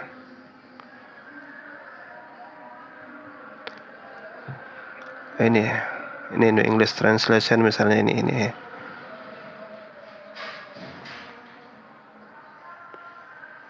Nah, nih. Yang muncul ini. No result found. Artinya apa no result found? Ayatnya tidak ditemukan, alias dihapus, alias dibuang, ya. Nih Pak ya, nih. Mana tadi? New English Translation, NET. Lihat lagi yang lain. Ya. LAI kalau berani gini mantap ini. Misalnya nanti kalau dia buat versi baru LAI, terbitkan kitab, hapus aja. Kalau memang sudah pasti palsu, hapus aja. Gak usah ragu-ragu.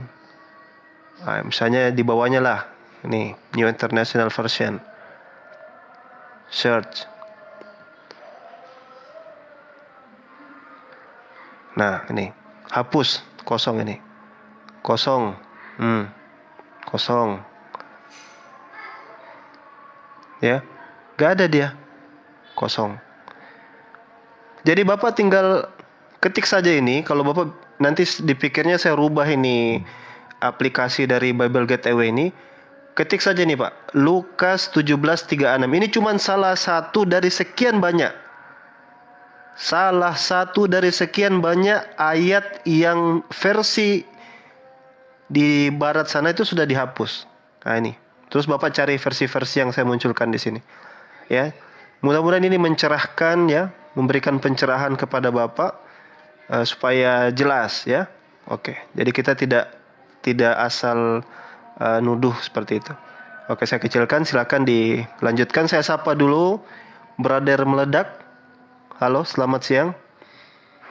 Ya, selamat siang, salam, assalamualaikum. Bentar ya. Astagfirullah.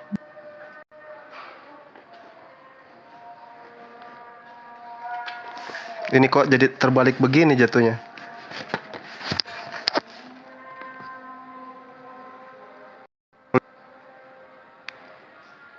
Oh, saya nggak pakai ini ya.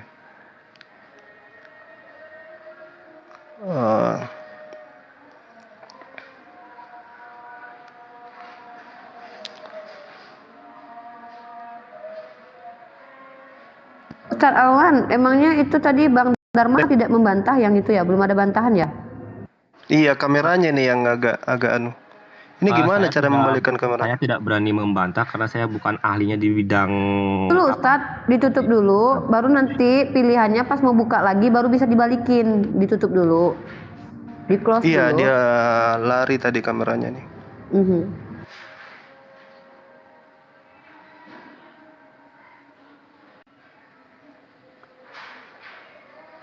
Saya juga mau izin dulu, mungkin sholat dulu.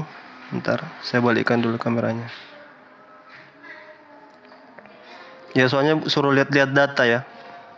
Jadi ya gini.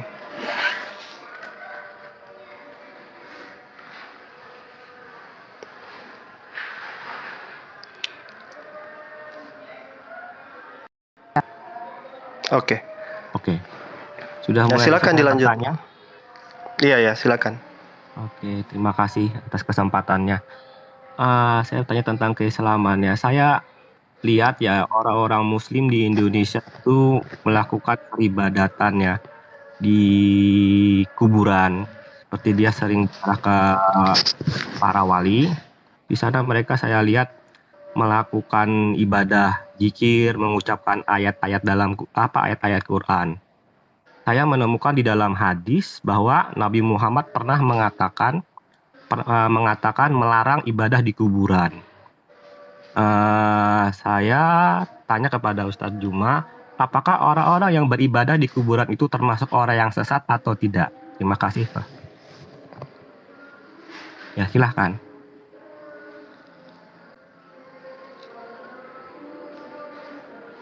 Halo?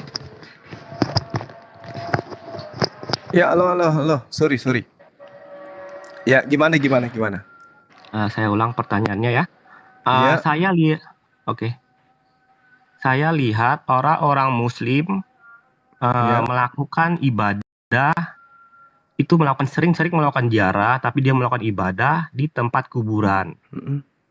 Saya lihat sana di kuburan tersebut mereka mengucapkan ayat-ayat Quran dan sering berzikir dan juga berzikir. Dan saya menemukan hadis di dalam hadis Muhammad pernah mengatakan melarang ibadah di dalam kuburan. Pertanyaan saya, apakah orang-orang Muslim yang melakukan ibadah di kuburan tersebut termasuk orang yang sesat atau tidak? Mohon jawabannya. Iya, jadi gini, kalau berbicara mengenai orang yang beribadah, sebenarnya dasar pijakannya kemudian itu di Islam, wa ma khalaqtul jinna wal insa illa liya'budu. kaidahnya kita dicipta untuk beribadah. Tetapi beribadah itu ada tempatnya. Kalau ada orang beribadah di kuburan itu nggak boleh. Nggak ada tempat ibadah di kuburan itu. Mungkin yang Anda maksud itu adalah orang mendoakan kali. Orang yang mendoakan si mayit. Mendoakan orang yang ada dalam kubur. Bukan orang ini sedang beribadah. Ya, karena kami kaidahnya di dalam hadis betul yang Anda katakan. Allah melaknat orang-orang terdahulu karena mereka menjadikan kuburan nabi-nabi mereka sebagai tempat ibadah. Nah, kami kalau ada umat Islam beribadah di kuburan itu nggak boleh. Itu nggak boleh. Saya bacakan definisi ibadah menurut agama Islam ya. Definisi ibadah adalah melakukan ritual keagamaan yang isinya berupa doa-doa, bacaan Quran, dan mengucapkan sanjungan sepanjang kepada Tuhan. Dan saya saksikan langsung dengan mata saya sendiri, bahwa orang-orang yang sering ziarah ya, saya pernah lihat langsung di Surabaya itu di Sunan para wali gitu, mereka mengucapkan asma-asma Allah gitu, zikir, dan mengucapkan salawat, dan ada juga baca Quran. Saya rasa perbuatan tersebut sudah merupakan kategori perbuatan ibadah. Apakah orang-orang tersebut termasuk orang yang sesat atau tidak? Enggak. Kecuali kalau dia katakan beribadah dalam hal ini adalah sholat atau berdoa berdoa kepada kuburan, itu yang sesat.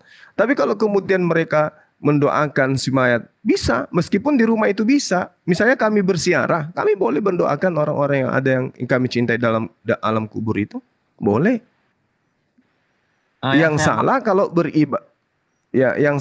beribadah di sana dalam arti kata sholat, ya, melakukan hal-hal yang kemudian terkait dengan yang tidak pernah dicontohkan oleh Rasulullah. Bahkan di dalam sebuah hadis riwayat Muslim terangkan, janganlah duduk di atas kuburan dan janganlah sholat menghadapnya. Itu perintahnya jelas itu. Tapi kalau sekedar ziarah ke makam keluarga lalu kemudian membacakan doa, nggak apa-apa. Yang penting yang salah itu kalau kita datang ke kuburan, kita yang minta di sana. Mungkin kalau meminta itu bisa, atau meminta atau mendoakan itu lebih arah ibadahnya kepada doa. Tapi yang saya maksud di sini adalah zikir. Baca Quran, ya apakah baca Quran dan zikir itu termasuk ibadah atau tidak? Iya, tapi bukan pada tempatnya. Oke. Berarti sesat orang-orang tersebut. Saya nggak bisa mengatakan sesat ya, karena banyak juga sebagian ulama yang membolehkan dan mereka memiliki dasar pijakan yang kemudian tidak dikatakan sebagai sesuatu yang tidak pernah dicontohkan. Karena orang mendoakan si mayat itu boleh. Misalnya kita lagi siarah nih, saya siarah ke kuburan orang tua saya, kemudian di sana saya mendoakan orang tua saya, ya boleh. Tapi itu bukan sebuah kewajiban dan itu bukan suatu kaidah. Gitu loh, Bang. Mungkin kalau Ustadz Ahwan mungkin bisa lebih jelas itu menjawabnya. Apakah orang yang beribadah di kuburan tersebut sesat atau tidak? Kalau Pak Juma kelihatannya masih ragu-ragu, gak berani tegas. Oh, saya nggak ragu-ragu, Bung. Karena kenapa? Imam Syafi'i, para ulama mazhab Syafi'i itu malah mengatakan dianjurkan membaca sebagian Al-Quran di sisi kubur. Tapi kan makanya Muhammad sendiri mengatakan dilarang beribadah di kuburan. Iya, beribadah yang dimaksud di sini ya sholat di sana. Itu loh. Anda harus membedakan antara ibadah yang wajib, misalnya orang datang ke kuburan sholat di sana dan seterusnya. Itu nggak boleh. Mana ada umat Islam sholat di masjid, beribadah dalam arti kata sholat. Tapi kalau hanya sekedar mendoakan, membacakan Al-Quran, ya nggak apa-apa. Karena ulama kami juga membolehkan gitu loh. Iya, Nabi Muhammad hanya mengatakan dilarang beribadah seperti para nabi-nabi terdahulu. Dilarang menyembah. Ibadah itu artinya menghambakan diri. Itu yang dilarang.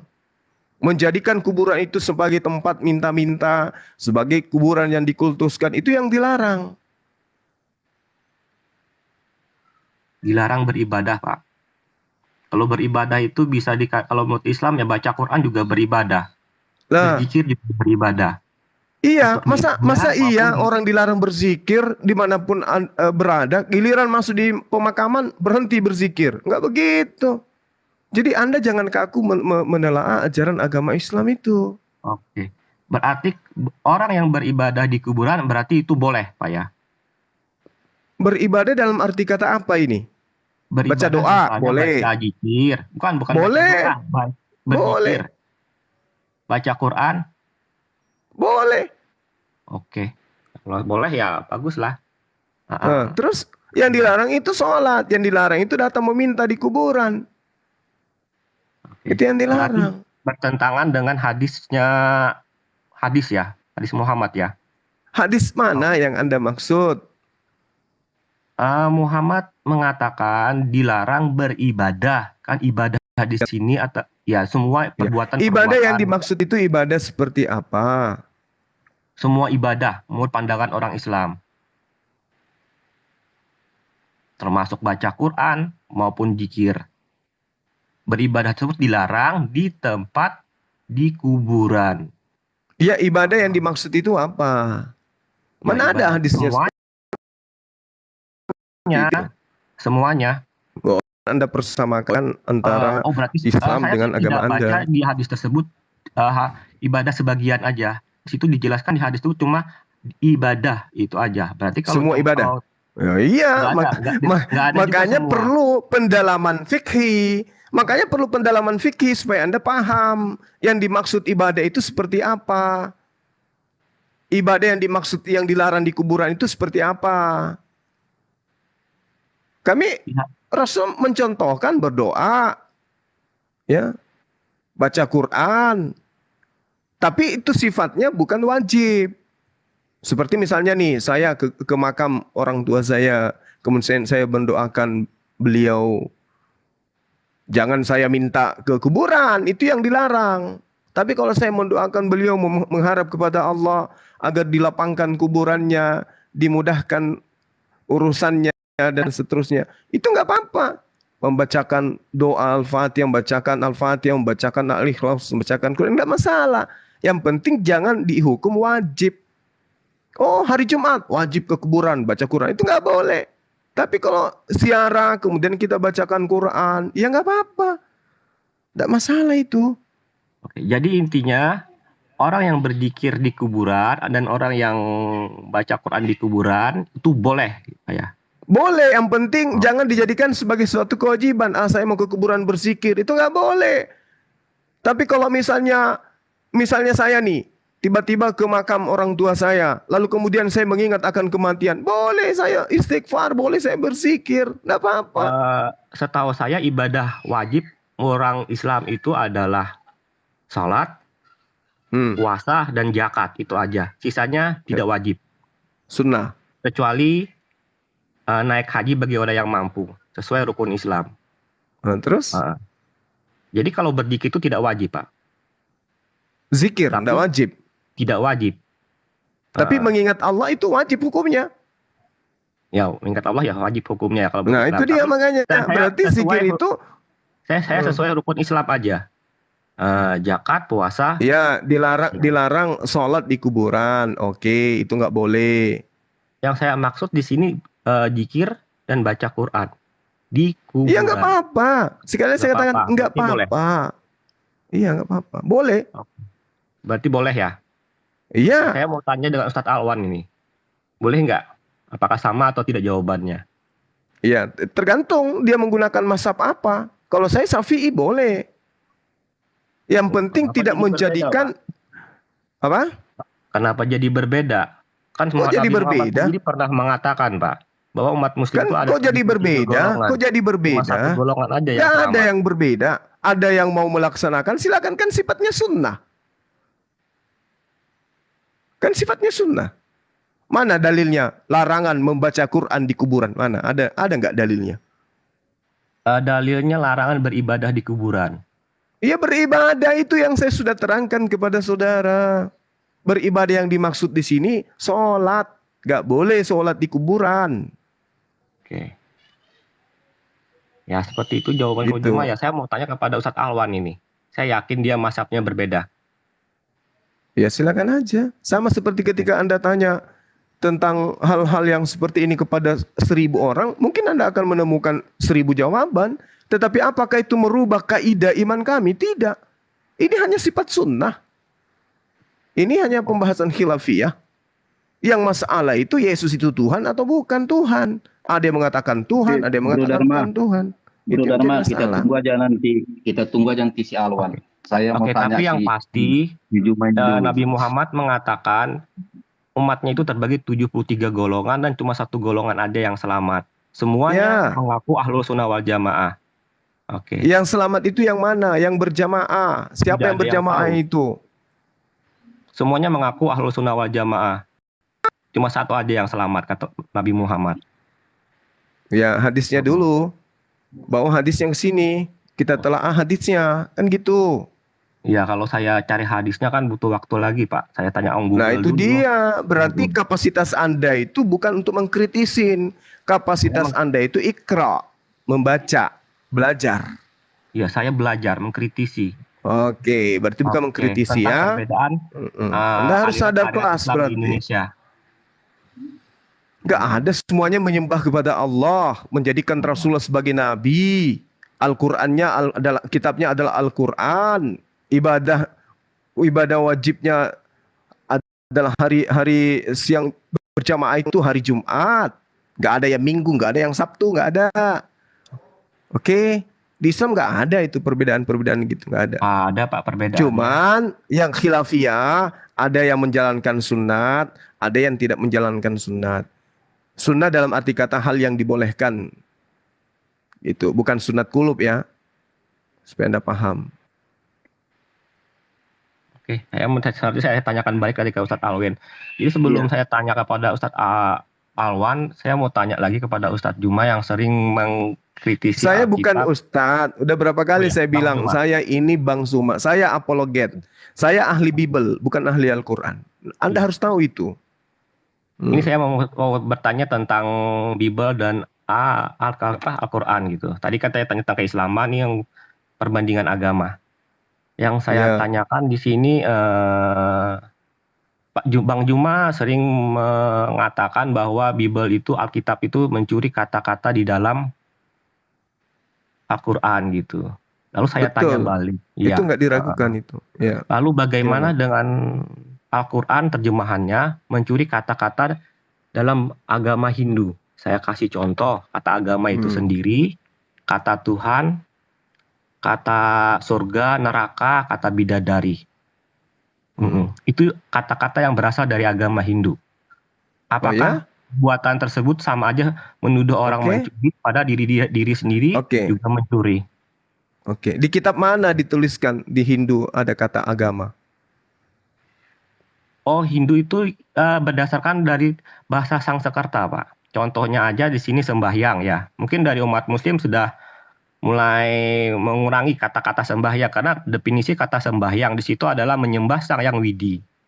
Diganti, tapi kebiasaan anak orang sekarang merubah jadi salat.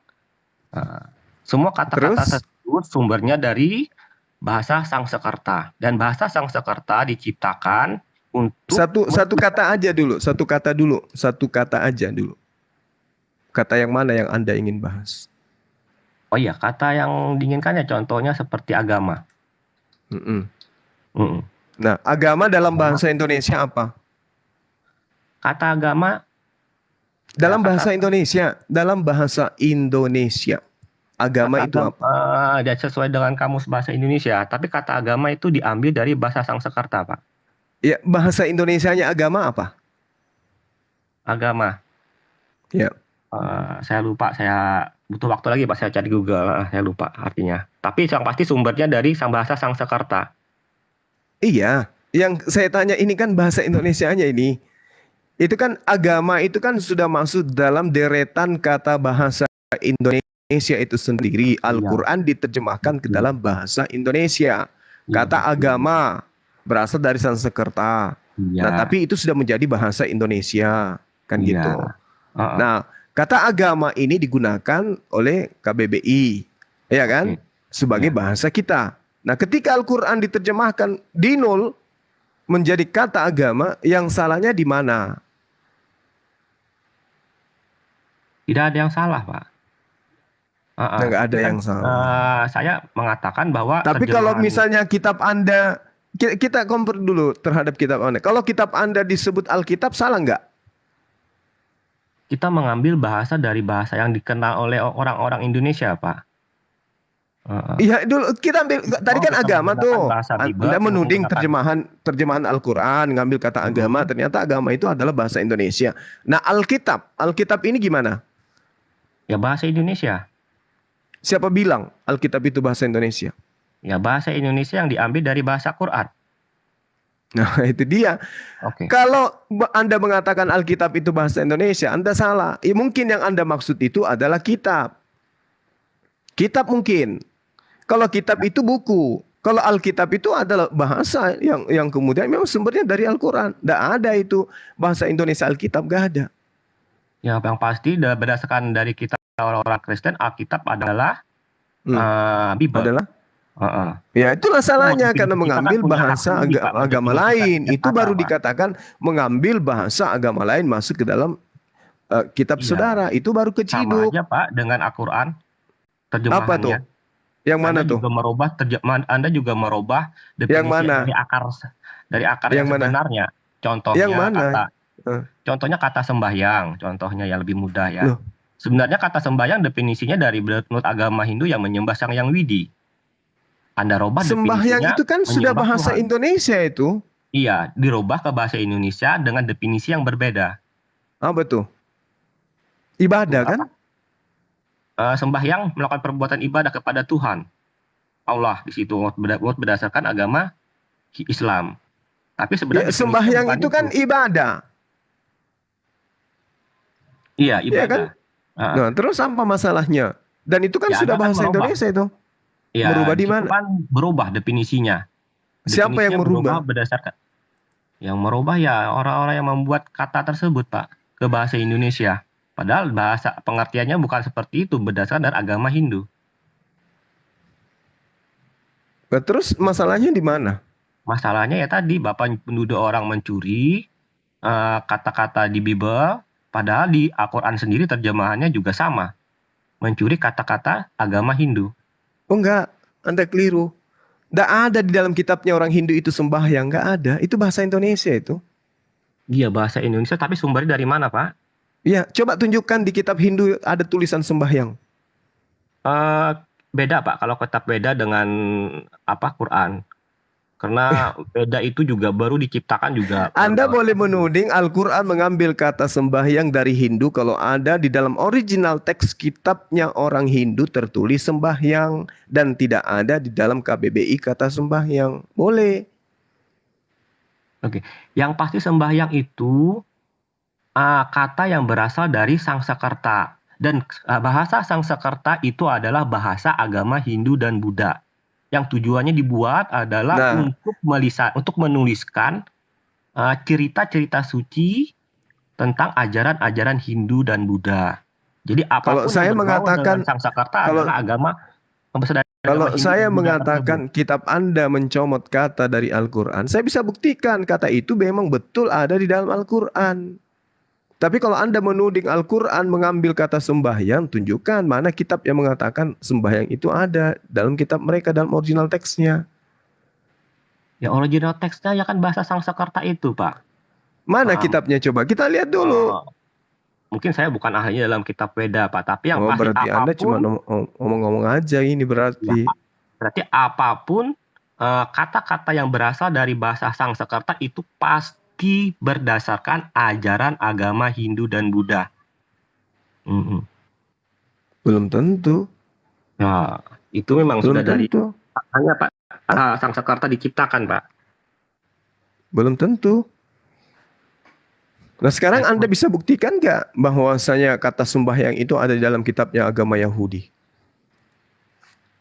Kitabnya Weda saya nggak bisa Pak membuktikan Pak karena saya nggak punya kitab Weda. Berarti Anda dasar tuduhan Anda ini apa? Dasar tuduhan saya adalah Sangsekerta itu adalah bahasa yang diciptakan untuk menuliskan ajaran-ajaran agama Hindu, tentang cerita-cerita suci ajaran agama Hindu dan Buddha. Jadi apapun tulisan-tulisan atau kata-kata yang berasal dari bahasa Sanskerta itu pasti ajaran dari agama kedua tersebut. Jadi kalau di terjemahan Al-Quran itu mengambil kata-kata yang berasal dari Sanskerta, berarti pasti dia mencuri kata-kata dari ajaran agama Hindu. Begitu juga tuduhan Anda terhadap Alkitab yang mencuri kata-kata dalam Quran. Padahal kita menulis ke Alkitab itu untuk supaya mengenalkan Alkitab dalam bahasa yang dikenal oleh orang-orang Indonesia.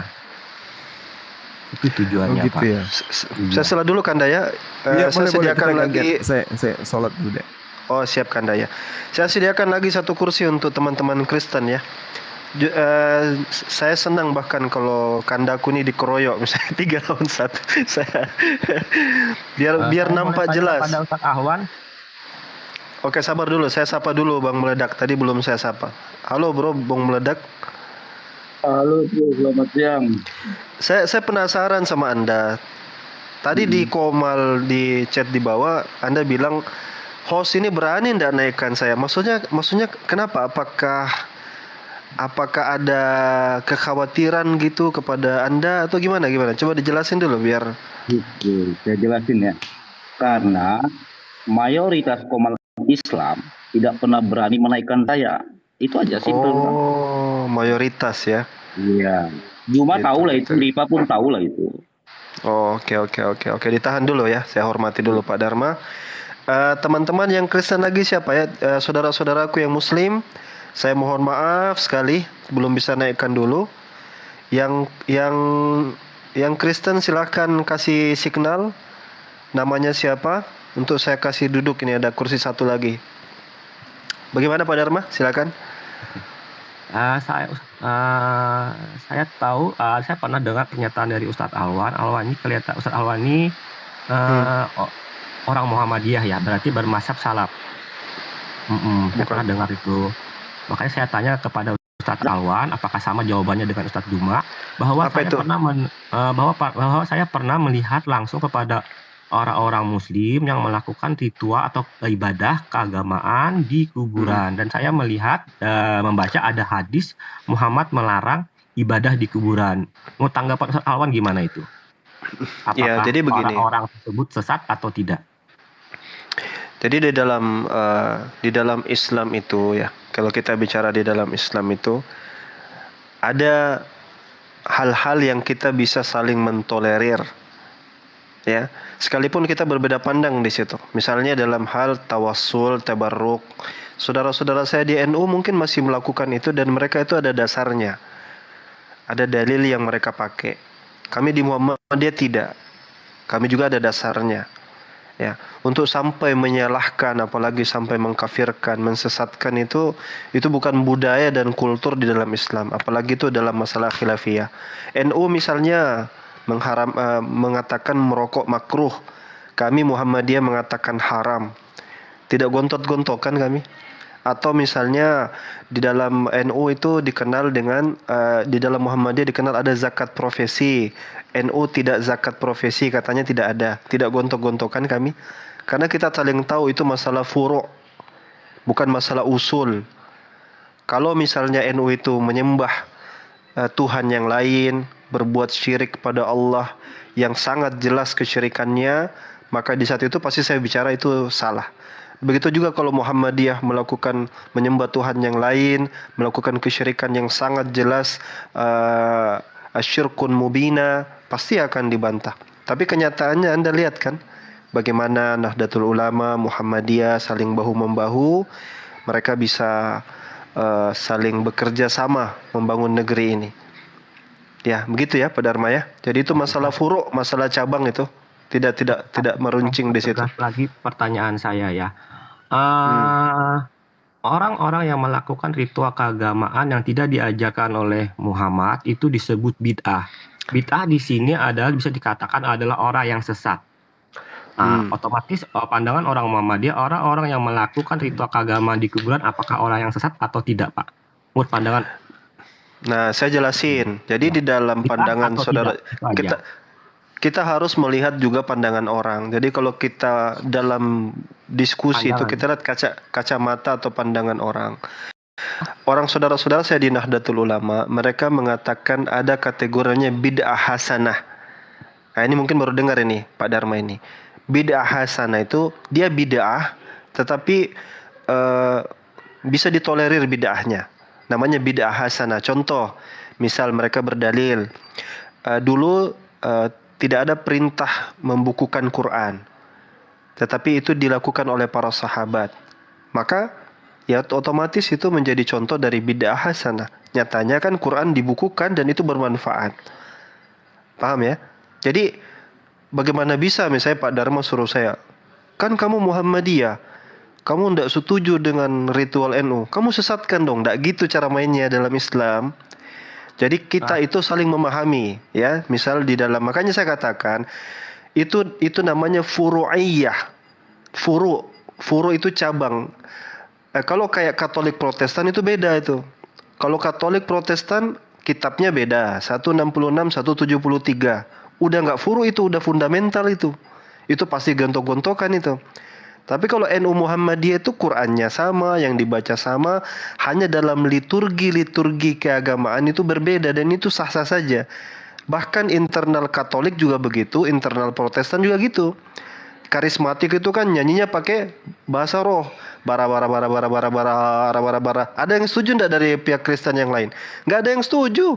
Tidak semua setuju. Itu apa itu nyanyi lagu enggak jelas itu? Apakah kita katakan, oh berantem ayo, berantem. Yang nyanyi bara-bara sama yang nggak percaya bara-bara kumpul berantem, gitu kan? Tidak. Sama di dalam Muhammadiyah dan NU juga gitu. Sudahlah, kami ini bersaudara Pak Dharma. Jadi jadi intinya orang masalah yang melakukan, ya jadi intinya orang yang melakukan ibadah di kuburan itu adalah jadi intinya orang yang melakukan ibadah di kuburan. Nggak pakai inti-intinya, udah saya jelasin, nggak pakai inti-intinya, itu saling ditolerir, ya. Saya minta pertegas aja Pak Ustadz jawaban tersebut. Ya dari pandangan siapa? Pandangan siapa? Makanya saya katakan Pak Ustadz, dari sudut pandang orang-orang Muhammadiyah, apakah orang yang beribadah tersebut di kuburan adalah bid'ah atau tidak? Tidak pantas saya menilai saudara saya. Ngapain? Itu kan pandangan dia. Sekarang dia punya dalil, ada dalilnya. Ada dalilnya dia melakukan itu. Ngapain saya utaati orang yang ada dalilnya? Sekarang kamu percaya dengan bahasa roh nggak?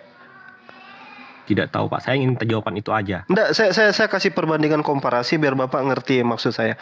Bapak percaya dengan bahasa roh yang nyanyi-nyanyi bara. Percaya enggak dengan itu? Maksudnya nyanyi gimana Pak? Kita di Kristen kalau berbeda pandangan disebut bidat. Oh, kalau di Kristen berbeda pandangan langsung bidat. Tapi tidak menyesatkan. Kalau di Islam, kalau berbeda pandangan beribadah khususnya saling menyesatkan. Karena bid'ah di sini definisinya lebih condong ke arah sesat.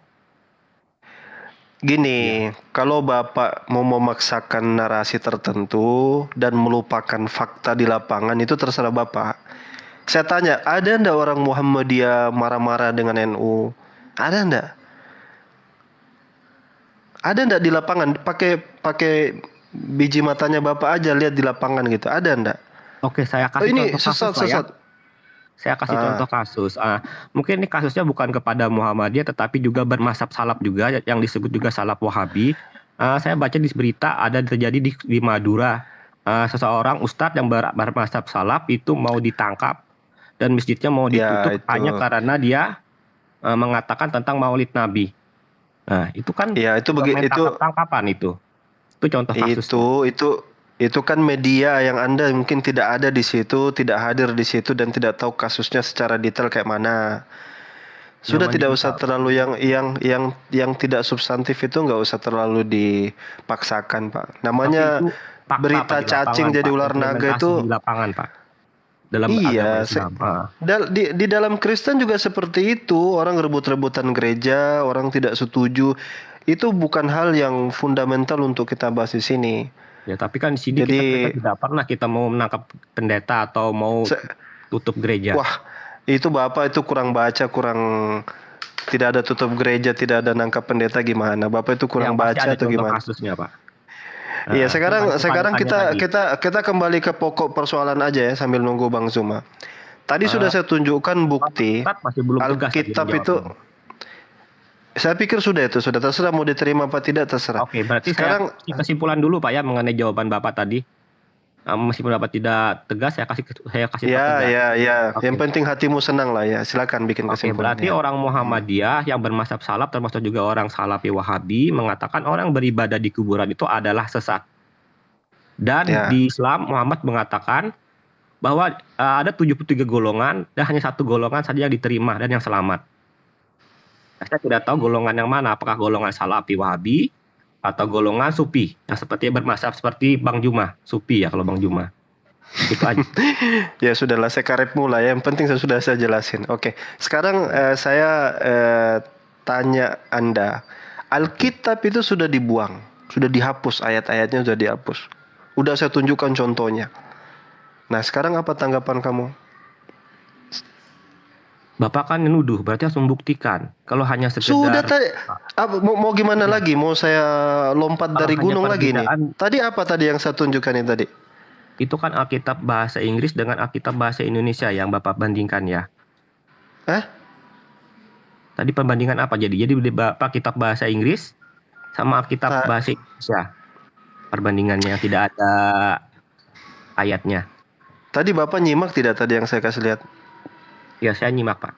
Apa yang Bapak lihat tadi? Ya tidak ada, tapi tidak tahu tuh Alkitab versi tidak yang mana. Ada kok, tidak ada. Gimana nih Bapak ini? Yang tadi saya tunjukkan itu tadi apa itu tadi itu? Apa ini Kasper gitu? Roh halus. Kawan, tadi kan kamu tunjukkan data itu, ya kan? Dan ditunjukkan katanya Pak Dharma tidak ada.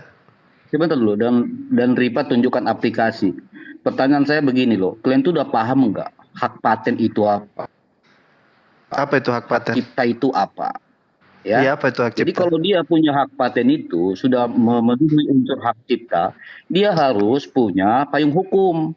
Jadi jangan coba-coba ambil sana dikira sudah menjadi hak ciptanya sudah terpenuhi. Ya, itu masalah data. Jadi kalau masalah aplikasi, saya pun bisa buat aplikasi kok. Oke. Nah sekarang saya gini loh Alwan, saya tertarik kamu bilang tadi bahwa ayat-ayat Al-Quran itu kan sama semua ini. Sebentar. Jangan lompat ke topik yang lain dulu sebentar. Enggak, itu udah saya jawab. Dharma itu belum kita gini. Dengarin.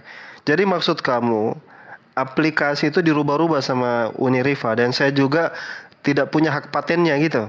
Jadi saya harus beli hak paten dulu ini. Bagaimana? Jelasin. Itu dia. Yang pasti iya dong. Kalau kita membuat satu kebenarannya, saya tidak tahu Pak. Iya. Bukan sembarangan gitu loh. Bahasa Bible sama Alkitab. Tadi saya pakai website apa tadi itu? Website apa tadi itu yang saya pakai? Website apa itu? Ya mungkin untuk sementara kita terima aja dulu Pak tuduhan Bapak, tapi kan kita harus cross check dulu kebenarannya. Apakah memang ada perbedaan antara Alkitab bahasa Inggris dengan Alkitab bahasa Indonesia? Jadi Bible Gateway yang saya munculkan tadi itu sumber kekristenan. Saya jelasin di sini ya. Saya jelasin sedikit lagi biar kalian paham. Dari tadi yang saya munculkan itu terjemahan English modern. Yang di barat ono, mereka itu kudu berani, udah berani ngebuang ayat-ayat yang palsu. Gitu. Orang-orang di barat ono, mereka tuh udah berani buang ayat-ayat yang palsu. Nah, mereka kan pakai itu nggak bisa mereka kan karena sampai sekarang mereka kan pakai bahasa Inggris. Di tangan saya ada Alkitab bahasa Inggris, ada Alkitab bahasa Indonesia, nggak ada yang beda. Ya, jadi nggak usah lah buat framing lah. Oke, selesai di situ dulu. Ya, mereka itu di barat ono. Mereka pakai bahasa mereka aja bawa kemari gitu loh. Mereka itu pakai bahasa linggis. Tadi saya tunjukkan bahasa linggis tadi. Gantian kalau Bapak bicara ini oknum tersebut, bagaimana Pak saya nuduh oknum dari orang Islam yang beraliran Ahmadiyah, gimana Pak? Iya, Kok- jadi sangat berbeda jadi ajarannya. nggak enak nanti. kok kalian tidak mengerti dengan yang saya terangin. Jadi ketika Kami mereka mengerti, ini kamu yang nggak mengerti bro, makanya udah kami jawab. Nanti jadi melebar sekarang. ini Saya bukan kasih waktu sekedar dulu, dong. jawab, bukan sekedar jawab menjawab. Nanti saya Iya. sebentar tunggu Bang Zuma dan Uni Rifa. Coba saya Iya, jelasin makanya lagi. saya kasih waktu dong. Sekarang Dari tadi saya kan Alkitab- diam. Kasih waktu dulu. Kamu kan orang-orang- hargai dong sikit kamu. Iya. Saya sambil nunggu Bang Zuma. Nanti Iya. nanti Anda dengan Bang Zuma aja Iya. sebentar. Nanti tunggu aja Iya, Bang sebentar Zuma. aja. Aku ini bro, ada pernyataanmu tadi mengatakan bahwa ayat Al-Quran itu kan sama semua, ya kan? Nah, sementara Kristen Katolik beda tuh, ya kan? Nah, sekarang saya mau tanya kamu udah tahu nggak ayat-ayat Al-Quran kau itu ada 6.214 ayat, ada 6.217 ayat. Kau udah paham nggak itu? Oke. Gini ya. Enggak, saya Nanti tanya, kamu udah tahu nggak itu? Tidak ada yang lebih tahu Quran daripada kami Muslim. Bahkan kami Ini lebih tahu dari- Bible daripada kalian. Ini dari Tunggu saya bacakan dulu. sumbernya saya bacakan. Al-Madani Al-Awal, ya jumlah ayatnya 6.217. Al-Madani Al-Akhir, ayatnya 6.214. Al-Makki, ayatnya 6.220. Sisami, ayatnya 6.226. Ya, jadi jangan kau bilang ini kami nggak ada urusan. Ini pernyataan ulamamu juga kok. Ya. Jadi saya hanya begini bro, jangan biasakan berbohong gitu loh. Nanti Ya, itu saya aja. jelasin. Dengarin dulu karena ini topiknya tidak lompat-lompat ya. Nanti akan kita bahas ke Quran, kemana, ke hadis sampai ke ujung dunia juga kita ikuti. Sekarang dengarkan ini. Ini jangan dibantah. Kalau misalkan di sana, di barat sana, tadi sudah saya tunjukkan di depan mata kalian. Ketika NIV itu version, artinya apa? Terjemahan bahasa Inggris versi internasional. Ini udah main internasional nih. Kita sudah nggak main di Indonesia lagi. Di barat sana, di Eropa sana, mereka itu berani membuang ayat Bible yang palsu itu. Hakul yakin, mereka benar-benar yakin itu palsu, dibuang. Makanya jangan merujuk ke Indonesia. Kalau di Indonesia, nah, kalau mau bukti, sekarang ada Bible di tangan kamu ndak? Ada Bible ndak? Ada? Ada? Oke, baik. Baik. Itu kelompok itu oknum Pak. Bagaimana kalau saya bandingkan dengan Ahmadiyah? Oknum bagaimana? Nah, itu bukan oknum, itu lembaga resmi. Iya, Lembaga bagaimana dengan resmi Ahmadiyah bagaimana, juga? Alwan? Kok lari ke Ahmadiyah? Kok larinya ke Ahmadiyah, brother? Iya, sama aja, Ini Pak. ndak ada sangkut pautnya dengan Ahmadiyah. Bukan. Ini saya resmi, balik juga. Saya balik juga seperti orang Muhammadiyah. Seperti orang Ahmadiyah. Dia Jadi mengakui ini ada nabi bukan selain Nabi Muhammad. Ini bukan Parah orang lagi, Pak. nulis Quran lalu mengatakan ada Quran baru. Ini resmi. Tahu Bible Gateway nggak yang tadi saya munculkan? Ahmadiyah lebih parah lagi, Pak. Kok kayak Dia mengakui ada Ahmadiyah? nabi selain Nabi Muhammad. Bible Lebih parah lagi. kok kayak Ahmadiyah? Kamu Iya, saya kamu bantah. bela dulu. Bible Gateway itu website apa? Pembelaan saya dengan cara melakukan pembalikan, Pak. Terhadap Mau agama balik Anda. apa? Mau balik Ya, saya papan? dengan Ahmadiyah. Apanya dengan Muhammadiyah? Ahmadiyah itu tidak Ahmadiyah. kenal version. Quran itu nggak ada version. Kalian Ahmadiyah punya mengakui Alkitab dia itu ada nabi selain version. Nabi Muhammad. Dan dia mengaku seorang Muslim. Apa kaitannya dengan kitab, dengan Quran? Apa kaitannya? Ya kaitannya Orang dia Ahmadiyah apa sama-sama punya seorang Quran? Muslim. Orang Ahmadiyah apa punya Quran baru versi Quran Ahmadiyah? Ada? Yang tidak ada. Yang pasti dia punya. Makanya nggak baru. nyambung. Orang bahas ini lompat ke sana kemari. Sekarang saya tanya ke Dharma. Version itu kalau di barat ayat yang palsu dihapus. Di Indonesia dikasih dalam kurung. Makanya saya lihat kamu punya Bible nggak di situ, Alkitab nggak? Di Punya dalam nggak? Alkitab nggak ada, di dalam Alkitab bro nggak ada dalam kurung ya. Jangan biasakan framing terus lah bulan itu. Ya. Saya kasih lihat ya, saya kasih lihat ya. Begitu dong. Kalau mau saya tunjukkan Iya, bukti ya. Iya. Bagus gitu. Mana dalam kurung? Saya buka Alkitab Sabda. Alkitab Sabda itu punya ini ya. Apa itu Alkitab Sabda? Waduh, itu aja kau ternyata nggak paham. Lupa lagi Pertamakan pula Alkitab Sabda. Lupa lagi Alkitab Pertamakan pula Sabda. Sabda dengan Alkitab. Ini yang sok pintar tadi. Sampai kau lupa ayat, kau berubah-berubah ayat. Ini. Aduh, saya kira kau berilmu. Alwan. Sabda. Lupa lagi Kamu buka Alkitab Sabda Sabda. tafsir itu tadi. Iya, kamu buka Sabda tafsir itu. Jangan disama-samakan lah. Malu kita. Kita nggak pakai tafsir. Tafsir dari Taiwan. Mana ada tafsir dari Taiwan? Ada sabda Alkitab, sabda tafsir. Alkitab website Alkitab Sabda website. Jangan sok tahu gitu loh. Ya. Saya buka ya, buka. Coba buka ayat kau. Ayat kau mana yang ada dalam kurung? Biar saya buka ayat kamu. Saya mau tunjukkan. Iya, yang mana? Ayat berapa? Ayo, bersama-sama buka kita. Oke, coba buka situ. Yang tadi aja Lukas 17:36 coba. Kau buka juga punyamu Lukas 17. Oh, iya, saya buka. Bentar ya. Saya aktifkan 17. Kamera dulu. Iya, Lukas 17 berapa, Bro? 36. Oke. Kalau ada dalam kurung situ benjol kepalamu ya. 13 ayat 6.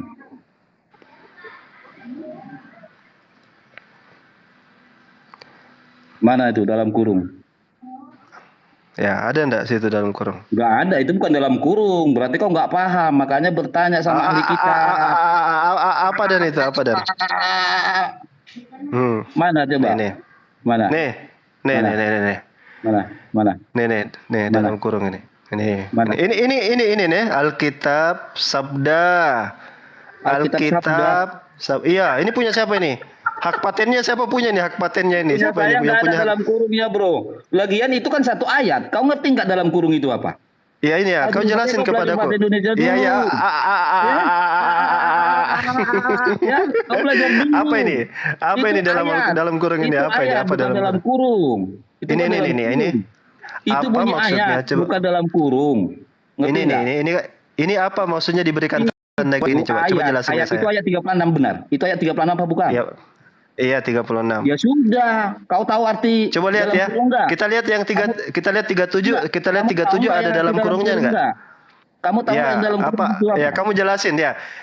Ayat ke-37. Iya, dia bisa jelasin. Oke. Iya. Langsung ya. Biar saya kasih contoh langsung gitu loh, biar paham. Iya, silakan. Bentar ya.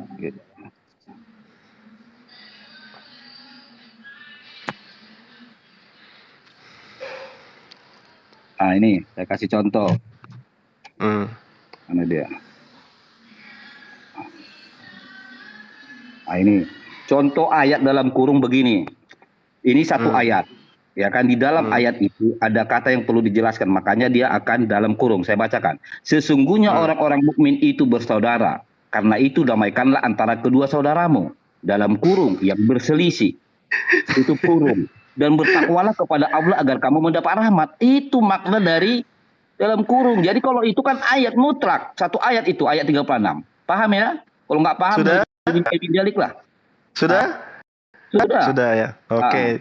Jadi dia bacakan ayat faslihu baina akhawaikum. Itu ayat Al-Qur'an. Aneh itu kita itu tahu Quran itu, kamu baca modal gimana pasti. Yang kita jelasin ini Alkitab Sabda. Ini. Saya ikut gayanya Uni ya. Yang kita jelasin ini Alkitab Sabda. Ini nih. Bukan sabda? Quran. Dengarkan baik-baik. Ada Alkitab Sabda. Di Lukas 37 dalam kurungnya itu tidak ada. Tidak ada dalam kurungnya. Mau lihat dari mana-mana juga nggak ada ya.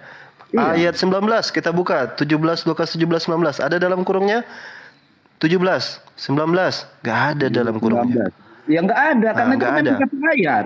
Nah, sekarang kenapa di 36 ini ada kurungnya? Kenapa di dalam 36 ini ada kurungnya? Kenapa di dalam 36 ini ada kurungnya? Kenapa? Itu kan satu ayat enggak itu, jawab dulu. Satu ayat? Ya satu sudah. ayat, betul. Satu ayat. Ya sudah, apa lagi masalah? Kenapa? Karena begini dengarnya. Karena ini biar kalian paham. Karena kalau ada dalam kurung Alkitab itu menunjukkan bahwasanya ini ayat palsu. Sekarang kita buka langsung. Ini kan ini Indonesia ya, LAI ya, masih ada ya. Nah, kita lihat ini di terjemahan Inggrisnya. Ada tidak? Buka. Kalau ini kita sulap ya. Bim salah bim jadi apa? Prok. Jadi hilang empty. Ini empty itu tempat sampah. Ini jadi hilang. Ya memang sudah Ya, hilang. iya, Itu kan dari bagaimana? ayat 37 tadi kan. Makanya pahamin dulu itu 35. 36. Nih, 36 nih. Ya. Dengerin, itu yang 36 Hilang. sumber dari 35. Udah. Tetapi karena Kristen itu udah cerdas, jadi nggak perlu dalam kurung. Beda dengan kalian gitu, dalam kurung. Yang berselisih dan bertakwalah kepada Allah gitu loh. Nih, Paham ya? ini bagusnya Alkitab Sabda ini Dan dia kemudian- ngomong di bagian bawah sini. Ini Sebentar bagian dulu. bawahnya sini. Sebentar, dan ini bagian bawahnya nih.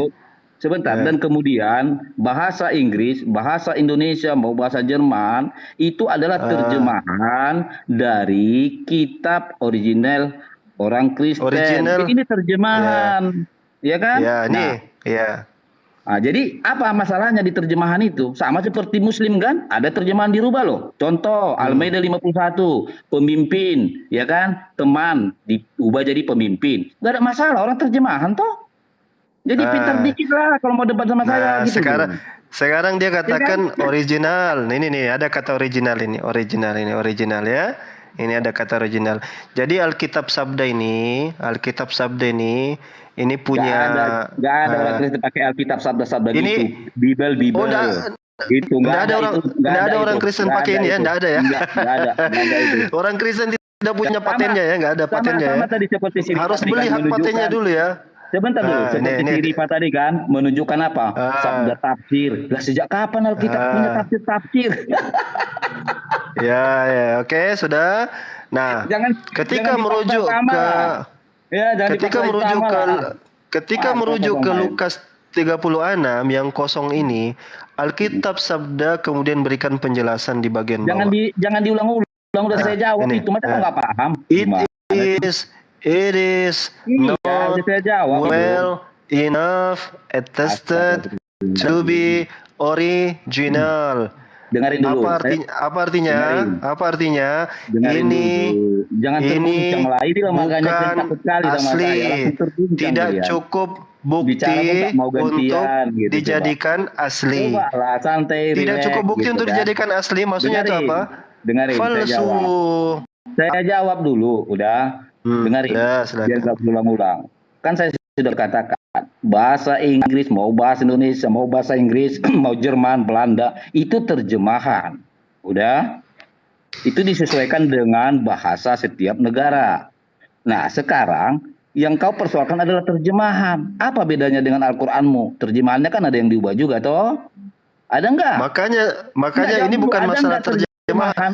Kalau terjemahan, astagfirullah. iya sudah kan. Sekarang bicara. Ada enggak terjemahan? Sekarang bicara, sudah bicara. Saya jawab. Belum Dengerin. Ada tidak terjemahan ayat Al-Quran? Nah, sekarang kamu diam. Kalau saya jawab, kamu ya. diam. Ya, Jawab. jangan bicara. Oke. Kalau bicara perubahan itu bisa dimaklumi, namanya terjemahan. Pasti Ya beda-beda sudah. terjemahan. Tapi ini bohong. Ini lihat ini. Tapi-tapian, beda kita. Gini, Kami gini. nggak pakai tapi-tapian. Ya itulah maka kalian nggak dapat kebenaran. Kalau dihapus, dengerin. Mau dengar enggak? Tadi katanya harus mendengar. Nah, dengar dulu. Apalagi? Kalau terjemahan itu berbeda itu wajar. Tapi kalau dihapus, terjemahan bukan kalau dihapus. Oke, yang dihapus tadi terjemahan bukan? Terjemahan dihapus itu menurut kamu terjemahan? Mana ada terjemahan dihapus? Pakai logika yang sehat aja. Kalau dihapus itu terjemahan. Dengerin, saya terjemahan kan bukan kalau dihapus. Ini. Kalau dihapus itu terjemahan bukan. Iya, biar saya jawab. Ya, biar saya ulang ketiga kalikannya. Mau bahasa Inggris, Jerman, Belanda, bahasa Indonesia itu terjemahan. Paham nggak di situ? Ini berdasarkan manuskrip. Dengarkan tadi yang saya kasih lihat. Manuskrip, naskah asli. Kau aja tadi sudah mengatakan itu Alkitab bahasa Inggris. Aduh, kau ini yang kau ucapkan pun kau manuskrip bahasa Inggrisnya itu diambil yang kau tunjukin dari bahasa Inggrisnya. Bahasa original teks bukan pakai bahasa gitu, bro. Bahasa Yunani, Ibrani, bukan pakai bahasa itu. Nah, makanya dikasih penjelasan di sini biar kamu paham ya. Makanya saya yang harus menjelaskan. Sama seperti di KS 4 ayat 94. Kalau kamu ragu tanya ahli kitab gitu loh. Bukan lari ke tafsir. Oke, sabar saya lihatkan supaya kamu paham ya. Itu tafsir semua itu. Terjemahan semua itu, bro. Gini. Aduh. Nah, ini kamu. Ini Alkitab berbahasa Yunani berdasarkan manuskrip. Itu tulisannya tulisan apa? Tulisan apa itu? Ini Latin, Novum Testamentum Grace, bahasa Latin. Lihat. Jangan ketawa. Lihat isinya di dalam. Ini bahasa apa nih? Ini bahasa apa nih? Berarti kamu nggak paham tulisannya. Ini bahasa apa nih? Ini bahasa apa nih? Judulnya Latin, tapi di dalamnya apa ini? Bahasa apa ini? Oke, yang dihilangkan mana di situ? Iya, yang dihilangkan. Bahasa apa ini dulu? Iya, bahasa Ibrani itu. Mana yang dihilangkannya? Bahasa Ibrani kepala lu peyang. Kok bahasa Ibrani? Bahasa apa ini? Kok Ibrani? Oh, bahasa Yunani nih. Oh. Jangan goyang-goyang. Nah. Jadi gini. Nah, jadi tunggu. Kan kamu mau lihat naskah aslinya, saya liatin. Bentar. Sabar. Kita lihat.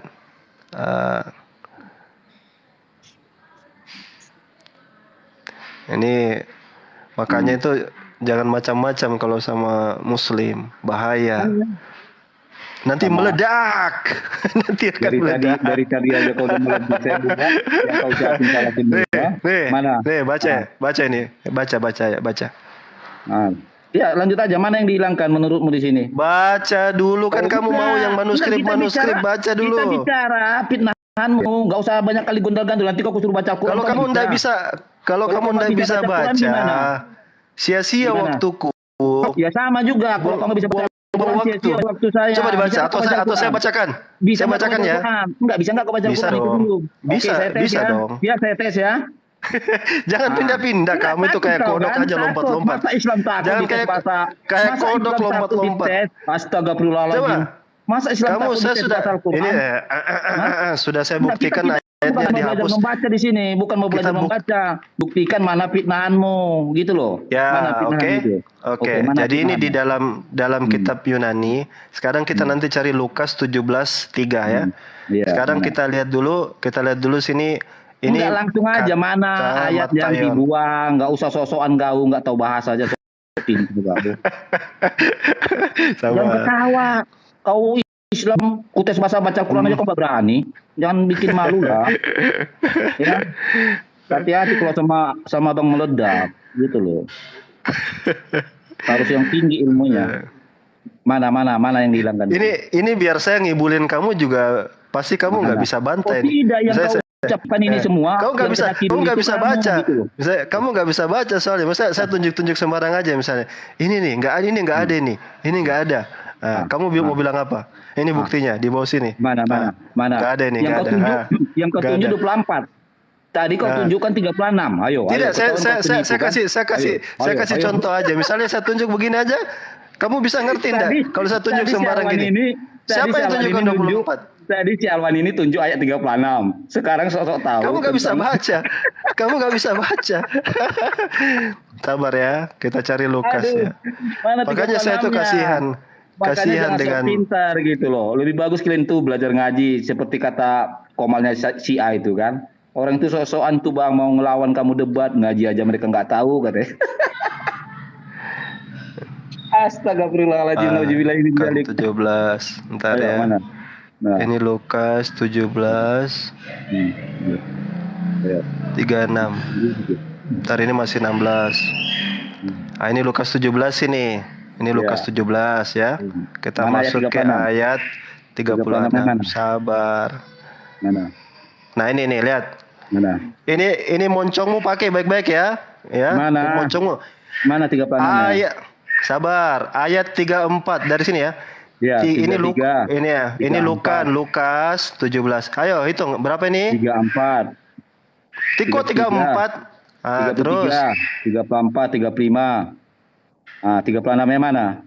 Ah, mana 36-nya? Mana 36-nya? Dibuang tong, hilang, dihapus. Dengerin dulu. Ini dihapus. Itu yang palsu. Ini manuskripnya. Berarti yang kau buka Ini itu manuskripnya. yang palsu. Mana ada manuskrip bacaan itu? Astagfirullahaladzim. Manuskrip aja kau nggak paham ternyata. Astagfirullahaladzim. Aduh, mana manuskripnya? Meledak. Enggak, mana yang aslinya mana? Meledak tidak. Makanya karena tidak ada. Nah, dengarin meledak. Yang asli toh. Itu karena manuskrip tidak ternyata. karena ternyata 36 di manuskrip asli tidak ada, makanya di terjemahan itu tambahan. Mana original teksnya dulu, tunjukkan mana. Ini originalnya. Teks itu astagfirullahaladzim, bedakan manuskrip yang asli apa enggak, kau enggak mampu. Astagfirullahaladzim. Ini parah. Aduh, kasihan kamu. Aduh, puas hati saya hari ini, puas. Dengarin dulu. Hati saya. Mana manuskrip ini mau yang terjemahan sudah saya kasih bahasa asli. Sekarang kau mau yang mana sekarang? Lah, kamu bicara yang asli tapi bicara terjemahan. Lah, kok terjemahan? Ini bahasa apa? Ini bahasa apa ini? Bahasa apa? Kamu yang bilang tadi itu terjemahan. Bahasa apa ini? Enggak, tadi kan kamu mau terjemahan yang benar, kau terjemahan pasti kembali kepada manuskrip. Saya kasih lihat manuskripnya. Kamu kelojotan, kamu panas-panas. Dengar dulu. Saya kalau bisa open cam akan saya tunjuk sama kau, bukan begitu yang asli, paham? Bukan begitu yang mana yang asli? Yang mana yang asli? Yang mana yang asli? Nah, sekarang coba tunjukkan di mana ayat Qur'anmu yang di pelepah kurma. Ayo, saya tunggu. Ayo, jangan lari. Ayo. Jadi memang kalau orang Kristen ini kita aja ini. Cari dulu di mana ayat Al-Qur'an yang ditulis di pelepah kurma, di kulit-kulit kayu, di bebatuan. Ayo, tunjukkan. Ayo. Oke, Bang Zuma sudah selesai sholat kah? Uni Rifa, Bang Zuma, Kandah. Saya sudah capek main-mainnya sama meledak. Saya Bang juga Zuma, mempermainkan kamu kok. Oh, dia takut dia bro. Si Alon nggak tahu. Aduh. Kandah. Jadi beginilah. Jadi kalau ketika ditanya tentang Al-Quran ya, mereka ini lepas tangan semua nih, tengok. Diserahkannya sama si Juma. Si Juma aja takut sama saya. Ayo dong. Ya, masih lagi sementara sholat. Mana? Ya itu silakan Kanda, silakan. Ayo Juma. Saya kecilkan dulu. Beralasan semua orang ini kan, beralasan semua orang nih. Ayo, pertanyaan saya, di mana ayat Al-Quran yang pertama kali yang ditulis di pelepah kurma, di kulit kambing, di bebatuan? Ayo ditunjukkan. Ayo. Kasih kecilnya. Tunggu dulu, saya kasih kecil. Kau ini udah selesai asal Al-Quran ditanya kau ketakutan. Gimana sih kalian ini? Ayo. Juma, Ripa, tolong dibantu si Alwan. Ripa, tolong dibantu si Ripa. Juma, ayo. Di mana ayat Al-Quran yang pertama kali, itulah sebenarnya original teksnya, yang di bebatuan, yang di kulit-kulit kurma, di kulit kambing, di bebatuan. Itu yang aslinya di mana? Ayo, tunjuk. Kalau ada saya mau alap ini loh, serius, nggak main-main saya. Tunggu saya tarik napas dulu baik-baik ya. Capek ketawa saya mau dulu minum dulu. Ya. Juma, Ripa. Aduh. Ayo buruan, bisa atau tidak? Kalau nggak bisa bilang, kalau bisa tunjuk gitu loh. Sabar. Ayo. Sabar. Kamu itu naik-naik tadi sudah petentang-petenteng di atas kayak bebek. Nggak ada ilmu sebentar. Buktinya kau kena gampar sendiri dengan argumenmu. Yang kau tunjukkan apa, yang kau jawab apa, yang kau jelasin apa. Makanya kalau menghadapi saya itu yang berilmu gitu loh. Biar kalian tuh nggak terguncang, biar nggak main kick, begitu. Ayo. Berapa menit kira-kira saya minum tunggu? Dulu ya, ambil air. Kan beralasan. Mau minum aja si Alwan ini, mau minum aja beralasan dari tadi. Mau minum.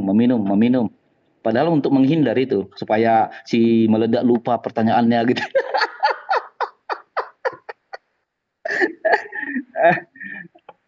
Ayo, si Ripa diam ini. Si Ripa kalau ditanya tentang bagian keislamannya, wow, diam deh dong. Tadi kalau comot-comot Bibel,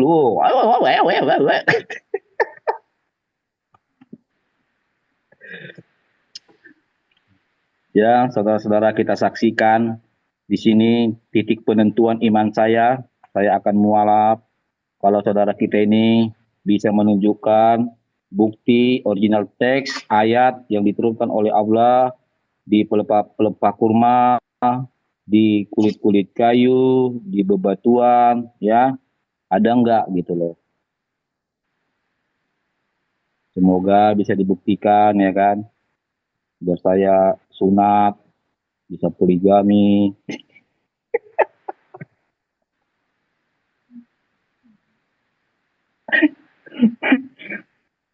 Udah kok pada hilang semua ya. Si Ripe ini di sini tuh, cuma takut dia, pura-pura nggak dengar dia kan. Biasalah. Si Juma juga udah selesai gitu. Nah, pura-pura dia ini bahaya nih si meledak ini. Pertanyaan si meledak ini dari dulu bikin aku ketakutan.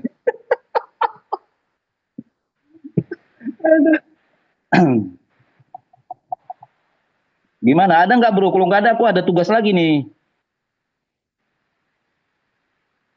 Alwan. Orang ini sengaja nih, biar aja lah kita diam, biar meledak keluar. Nanti kalau dia di sini kita jauh-jauh bahaya kita.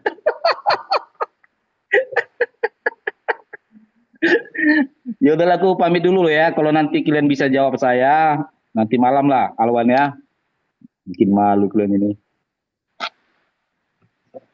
Nggak jadi desa yang mualaf.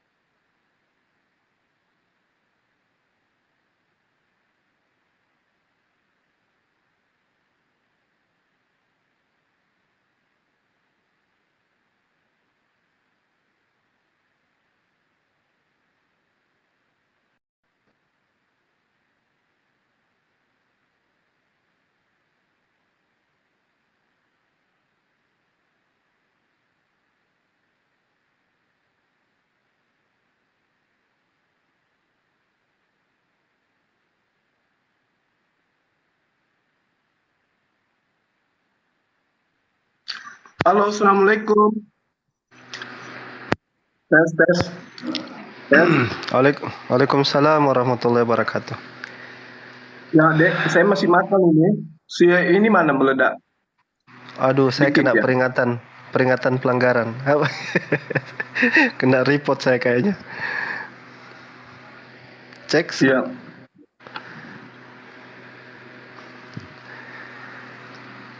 Kenapa tadi dia, Dek? Tidak kan dah, saya jadikan anu saja main-mainan tadi. Oh, Ketawa. sempat saya lihat tadi tulisan Yunani dibilang Ibrani ya. Iya. Terus dia minta ditunjukkan ayatnya yang hilang, begitu hilang kaget dia.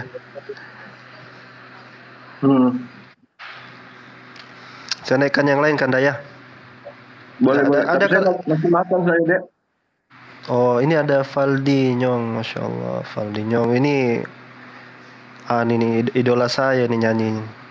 Naikkan. Idola saya juga, Ustaz. Valdi di Jakarta ya, Valdi. Assalamualaikum. Waalaikumsalam. Waalaikumsalam warahmatullah. Ini para guru-guru ini yang luar biasa ini. Valdi, kapan ketemuan, Valdi? Valdi di Jakarta ini. Makanya ke Jakarta lah, Uni tunggu. Ajak istri sama ajak Bang Uni tungguin ya. Siap, Bang Umar, siap. Nanti diajak Bang Umar. Oke, lanjut. Aku mau sholat zuhur dulu. Lanjut Ustaz Awan sama Bang Zuma sama Valdi. Kalau memang ada nanti yang mau diganti sama aku, turunkan aja nggak apa-apa Ustaz. Iya. Ya, gimana Bang Valdi? Ada yang mau disampaikan? Nggak perlu disampaikan sih. Aman sih, semua terkendali. Aman. Semua aman terkendali ya. Kalau sudah yoker-yokernya yang turun udah aman semua terkendali.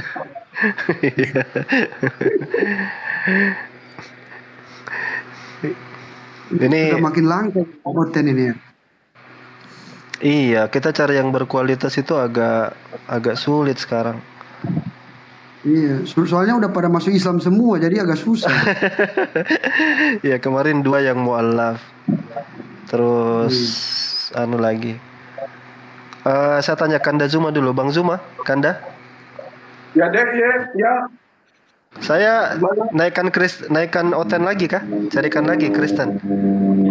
Boleh. Oke, mungkin teman-teman Kristen ada lagi yang mau naik. Silakan dikonfirmasi. Saya siapkan 2 kursi di sini kosong ya. Ada 3 bisa Uniriva saya turunkan juga kalau ini. Boleh turunin Valdi aja kalau ada yang mau naik. Enggak, masih banyak kursi yang kosong ini Bang Valdi. Wah, ternyata ini juga ya penggemar diskusi lintas agama juga ya Bang Valdi ya. Wah, harus menambah ilmu. Iya. Kan beliau ini kawan sempat beberapa kali ngomong bahwa beliau mau membahas malah di channel utamanya. Wah, kata saya, apa nggak risiko nanti sama karir lah. Iya. Bilang gitu. Iya. Biarlah kami ini yang bagian-bagian gini-gini, nanti Bang Fadli fokus aja ke karirnya. Siap. Amin. Oke, dilanjut dulu ya. Saya ini, ayah, silakan. Oten, naik Oten.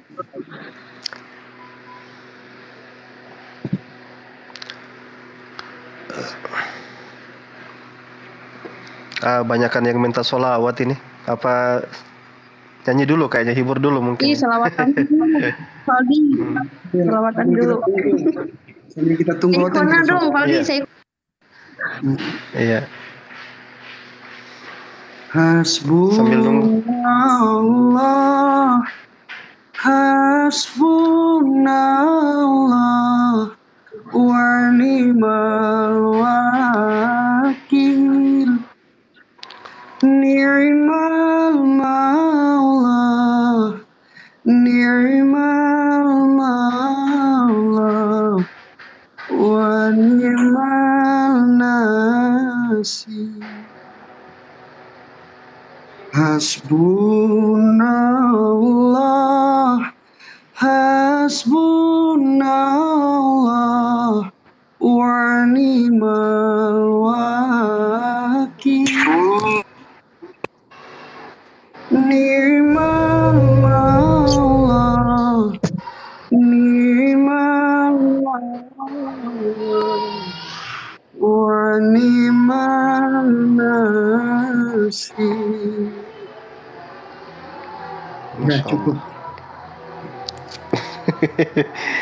Kok tipis-tipis, yang tebal-tebal dikit lah. Nah ini yang ditakutkan nanti keluar ini Roh Kudus nanti nih.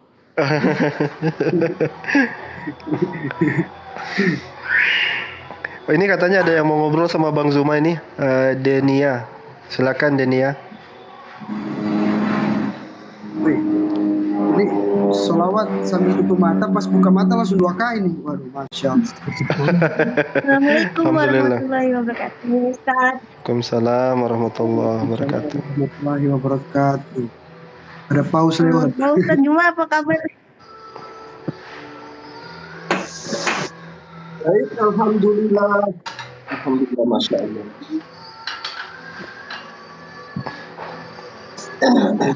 Pak Ustaz Juma, apa kabar Pak? Suara saya kedengaran nggak? Nggak kedengaran. Dengaran nggak? Dengaran. Aman. Oke, lanjut. Silakan, apa yang mau ditanya? Waalaikumsalam warahmatullahi wabarakatuh. Beliau minta dipanggil Bang Zuma. Ini aku yang kemarin nanya apa itu mau beli buku apa Nabawiyah ya, Sirah Nabawiyah yang aku Iya. Iya, itu yang bagus yang apa ya Bang Zuma? Kalau yang saya punya ini sampulnya hijau. Dr. Muhammad Said Ramadan Al-Buti.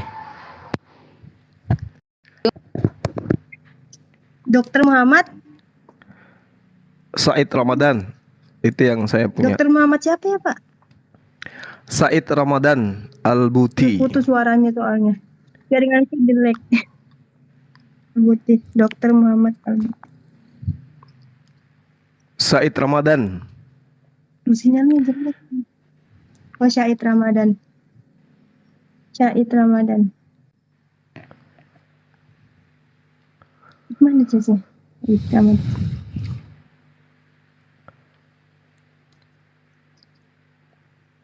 Ya, terima kasih ya Pak Ustadz.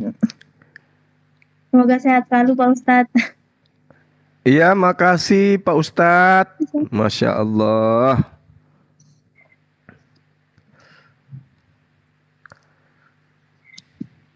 Dinda Valdi kabarnya gimana, Dek? Di Jakarta sekarang ya?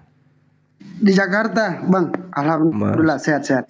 Alhamdulillah. Bang, yang kemarin itu, yang teman Valdi yang Valdi WA Abang itu yang ya ada yang tentara yang satu lagi nih. Iya, yang iya, mau iya. masuk Islam insyaallah ini. Dia mau bertanya. Cuma Valdi enggak, kalau dia bertanya masalah yang lebih dalam lagi, Valdi enggak berani ngomong takutnya salah. Makanya Valdi tunggu waktunya Bang Zuma ini biar bisa jelasin dia lebih detail lagi. Insya Allah udah siap dia itu. Alhamdulillah. Ini ada Dinda Alwan, beliau pakar itu. Nanti boleh lah minta nomornya kan. Kalau saya bukan pakar, saya fakir saya fakir. Allahu Akbar. Ini ada yang typing. Dinda, pertanyaannya si meledak tadi. Mana katanya manuskrip yang ditulis di pelepah kurma? Benar dia bertanya kayak begitu tadi? Iya, kayaknya tadi. Silakan Kanda. Ya, jadi gini. Jangankan pelepah kurma ya. Kulit hewan pun kalau udah ribuan tahun itu akan hancur. Akan hancur termakan oleh zaman gitu. Nah, pada masa Rasulullah itu kan ada tulisan-tulisan yang kemudian dibakar. Apa tujuan pembakaran itu? Karena Rasulullah tidak menginginkan, sahabat tidak menginginkan adanya kemudian pemberitaan tentang Al-Quran simpang siur. Karena tidak semua sahabat itu menuliskan Al-Quran runut. dari surah Al-Alaq ditulis sampai An-Nas itu runut, semuanya tidak. Makanya ada yang dikatakan kodifikasi Quran. Setelah kemudian Al-Quran ini tersusun, dirampungkan, maka selebaran-selebaran yang tidak beraturan itulah yang kemudian yang dibakar. Nah, termasuk pelepah-pelepah yang ditulis di pelepah ini itu semua sudah disalin. Kemudian yang demikian itu juga sudah dihafalkan. Makanya Al-Quran itu tidak disusun dengan budaya tulisan manuskrip, tidak, tapi budaya lisan gitu. Nah, sedangkan yang menerima kemudian tulisan dari pelepah-pelepah atau kulit binatang itu adalah para sahabat itu sendiri. Berarti dari Rasulullah ke para sahabatnya. Runut.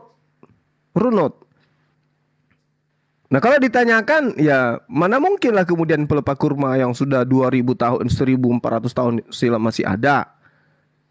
Kan itu. Lalu kalau pertanyaannya, lalu kemana tulisan itu? Ya sudah dipindahkan ke hafalan dan juga ke kitab Al-Quran itu sendiri. Jadi nggak ada masalah. Quran itu bersanad dia. Makanya saya jelaskan bahwa orang-orang yang menerima Quran kemudian itu mendapatkan ijazah. Mendapatkan sertifikat pengajaran. Nah, sedangkan kalau kita bandingkan dengan Bible, itu yang kita terangkan tadi. Bahwasanya Bible ini kehilangan arah kitab Bible ini.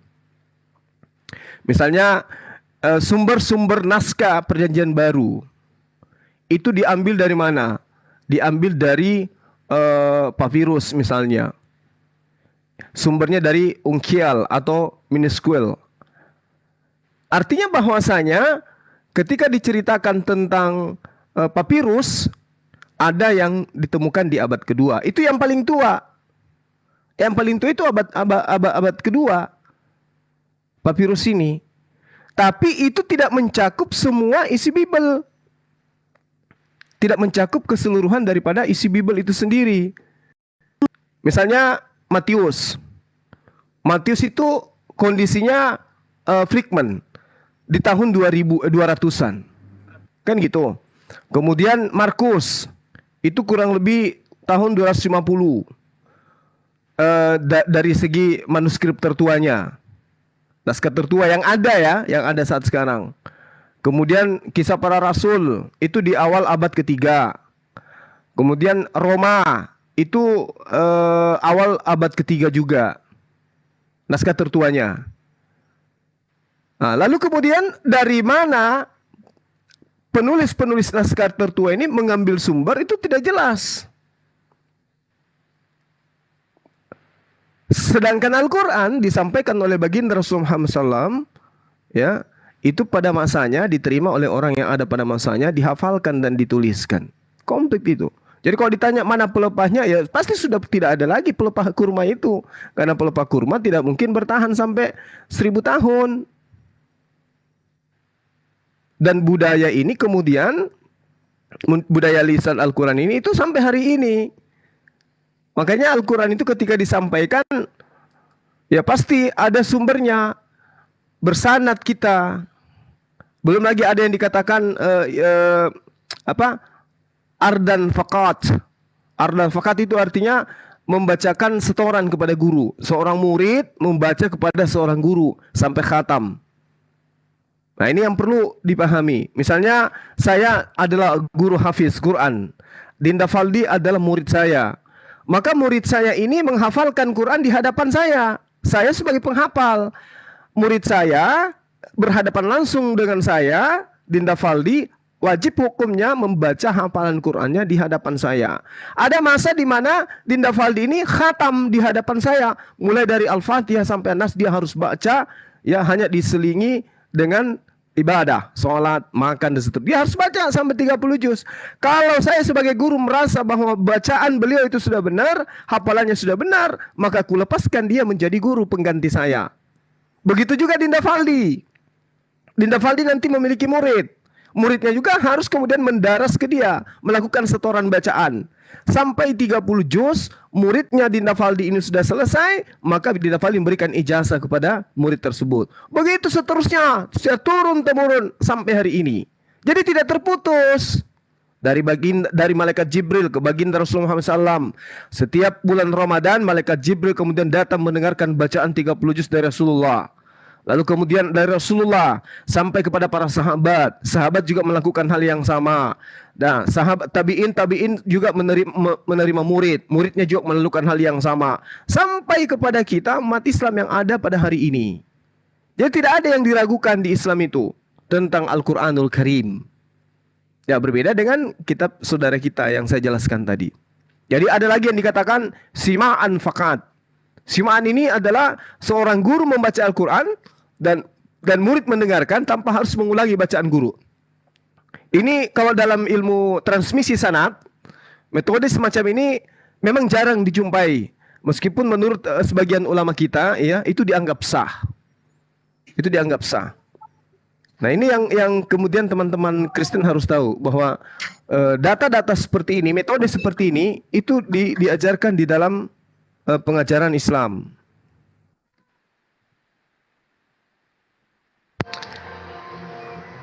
Baik, oke. Uni, saya turunkan dulu Uni ya. Boleh, Ada Ustaz. viral katanya Boleh. mau naik. Oke. Boleh. Faldi aja bang, Ustaz. Faldi aja, enggak apa-apa. Bang Uni sini aja. Nggak apa-apa, ganti-gantian dulu. Ada yang mau Uni naik sudah katanya. menemani dari tadi ya. Viral mana viral? Ajukan permintaan viral. Oh, ini ada. Bentar.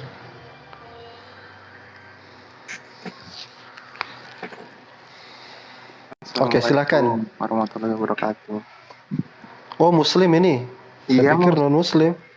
Aduh, belum bisa ya bang kalau Muslim. Kalau mau disampaikan sebentar aja boleh, baru saya turunkan lagi ya. Kita cari yang non Muslim. Tidak apa-apa.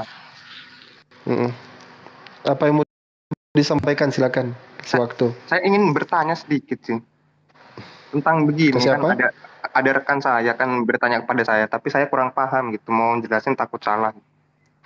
Oh, siap.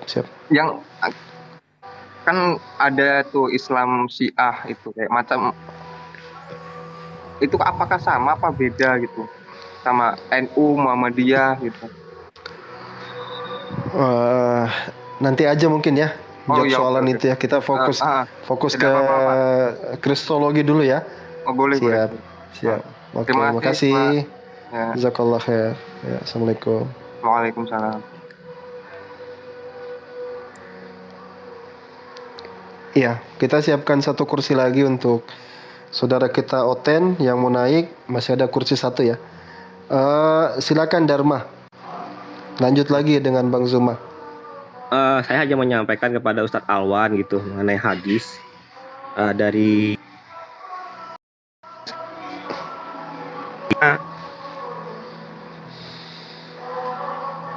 Kemute Bang. Aktifkan dulu ya. Saya hanya menyampaikan kepada Ustadz Ahwan mengenai hadis yang isinya kebenaran harus disampaikan walaupun kebenaran itu pahit. Iya. Dan saya tahu Ustadz Ahwan tidak mau menyampaikan kebenaran tersebut kepada umat muslim yang ada di room di sini. Mungkin karena takut sama dengan Ustadz Juma atau roomnya takut ditutup seperti yang ada di Madura. Oke. Itu aja yang saya sampaikan. Saya jawab. Silahkan. Iya. Itu dalam hadis itu betul itu dikatakan kulil haqqo walau kana murrah. Sampaikan yang benar itu meskipun pahit. Tapi jangan lupa ada juga cara-caranya. Ad-din an-nasihah. Agama itu nasihat. Kalau kami dengan saudara kami NU ndak baku cocok, salah faham, kami punya adabnya. Ada tata caranya. Pertama, tidak di depan publik seperti ini. Saya akan gandeng dia, saya ajak dia ngopi-ngopi, saya nasihati dia. Kalau misalnya gimana Pak Ustadz? Ya, itu berarti menyalahi adab. Su'ul adab namanya, adab yang buruk. Agama Islam itu penuh dengan aturan-aturan. Jadi tidak serampangan, tidak seperti agama lain yang tidak ada syariatnya. Kita ada syariat. Menegur orang itu harus dengan sembunyi-sembunyi dulu. Sudah itu nanti ketika tidak ingin diingatkan baru boleh. Nah, saudara-saudara kami di NU ini masalahnya di mana? Gak ada masalah. Kita sering kongko-kongko, sering diskusi, saling memahami, seperti itu. Kenapa dari tadi narasinya gitu terus, Dharma? Kenapa memangnya? Narasinya ya kayak saya hanya mencoba mengkanter ya yang sering dilakukan para pedebat Islam yang sering menyerang dan mengobok-obok Alkitab. Jadi saya bertanya tentang hal-hal berbeda tentang Islam. Nah ini bisa Kang Alif ini Ustadz juga ini ya. Silakan Ustadz Alif. Bukan. Enggak, Dharma ini dari Muslim apa dari Kristen? Maaf aku kan baru. Dari Kristen. Oh, dari Kristen. Barusan menyinggung mengenai yang bertanya itu ya, dia sehingga mengatakan kulil haq walau kana murran gitu ya. Apa lain tema konteksnya? Sebelumnya yaitu tentang kesesatan beribadah di kuburan, Pak. Dia tidak berani Ustadz Ahwan menyampaikan bahwa perbuatan tersebut adalah perbuatan bid'ah. Oke, Pak Dharma itu adalah sesat. Dia tidak berani menyampaikan tersebut ke publik. Dia maunya menyampaikan secara sembunyi-sembunyi karena dia takut room ini ditutup atau masjidnya ditutup seperti yang ada di Madura. Oh tidak, bukan gitu. Bukan gitu Pak. Kalau Bapak maksakan begitu, itu justru memaksakan untuk kami ini tidak diskusi sehat gitu. Karena begini, ketika Ustadz Alwan dan para saudara kami yang ada di sini terfokus dakwahnya itu bagaimana bimbingan akidah dari luar Islam. Kalau Bapak mau membahas tentang itu, ada tempatnya Pak. Misal ada forum, ada bahkan gini di Zoom dimanapun ada, lintas madhab diskusi ada Pak. Nah kalau mau fokus bahas itu di situ, itu tempatnya. Fokus mau tentang masalah bid'ah, mau fokus tentang masalah apa namanya, yang perbedaan pendapat ikhtilaf, istilahnya perbedaan dalam rumah tangga itu ada, sudah ada kami makomnya. Di sini fokusnya apa? Lintas agama. Maka tidak dicampur pembahasannya. Kalau misal tadi saudara kami yang tidak dijawab atau oleh karena ya memang kita apa namanya temanya berbeda gitu. Fokus di lintas agama dan benteng akidah Islam dari pemurtadan dan lain sebagainya. Kalau membahas tentang masalah khilafiyah ya seperti itu sudah ada tempatnya. Banyak komal-komal dari Aswaja, komal-komal dari beberapa saudara kita banyak itu. Dan itu istilahnya diskusi di dalam keluarga. Itu kalau mau dibahas sampai tuntas itu banyak kok. Dicari aja Pak, banyak. Di Zoom dimanapun ada itu. Kita juga sering ngikutin kok perbedaan pendapat. Dan kita menunjukkan adab juga di sana gitu. Nah, agar tidak tercampur, ya di sini kita nerima tamu dari pihak Kristen, maka kita terfokus di situ gitu. Itu aja sebenarnya. Iya. Afwan kalau lancang para gurundaku. Ya kita lanjut ya. Kita lanjut ke diskusi. Cari topik-topik yang ringan aja, yang Dharma kuasai. Ini ada Bang Zuma, ada Ustadz Alif. Saya persilakan. Sambil saya nunggu satu teman lagi dari Kristen yang mau naik, silakan ya. Masih ada satu kursi. Ya, silakan Dharma mungkin buka topik. Atau Bang Zuma mungkin. Kanda Zuma. Kanda mungkin ada yang mau di ini. Yang Kristen kasih signal ya. Yang mana Kristen yang kasih tadi signal, aja deh, yang naik. tetap aja manuskrip itu. Oh ya, silakan Kanda, silakan. Iya, jadi sepengetahuan saudara Dharma ini, kitab Anda yang tertua itu terbitan tahun berapa? Alkitab itu awalnya dari lisan Pak Juma. Lisannya siapa? Lisannya dari Yesus. Oh, berarti Yesus pernah murid-muridnya. Berarti Yesus pernah mengajarkan surah-surah Paulus. Enggak, itu beda lagi. Berarti surah Paulus itu firman Tuhan atau bukan? Dari hasil penelitian maupun dari dari Tuhan. Selamat siang semua. Iya, siang. Berarti surah Paulus itu tidak diajarkan Yesus, bukan begitu? Pak Buruk di mute dulu Pak Buruk. Silakan Pak Dharma Buruk. lanjut. Ketemu lagi Bapak misterius ini. Oke. Saya mute dulu. Terima kasih. Yang menjadi sumber firman sebenarnya itu Yesus atau Paulus? Yesus. Oh maaf loh. Tapi kenapa surah Paulus ini tidak bersumber dari Yesus? Ya dari ilhamnya. Oh Pak Juma ya, mungkin sudah berbagai macam cara menjelaskan tentang Alkitab kami kepada Ustadz Junma, mau dari yang ahlinya sama sekali atau tidak. Ini saya. Kenapa larinya ke situ? Kenapa jadi menangis? Kenapa menangis lirih kawan? Karena tidak ada gunanya menjelaskan kepada Ustadz Junma tentang Alkitab kami. Kenapa nggak ada gunanya? Karena ketahuan nanti belangnya gitu. Ya mau bagaimana lagi? Sudah segala macam cara menjelaskan kepada Ustadz Juma tentang Alkitab kami. Mau dengan cara baik atau dengan cara Anda bukan menjelaskan, yang ada mengaburkan. Pertanyaan saya kan sederhana. Yang menjadi sumber firman di agama Anda itu Yesus. Yes. Apakah surah Paulus bersumber dari Yesus? Tidak.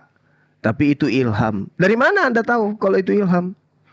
Tidak diterangkan di dalam Alkitab sumbernya. Ya udah, berarti tidak diterangkan, artinya surah-surah Paulus itu bukan dari Yesus, bukan begitu?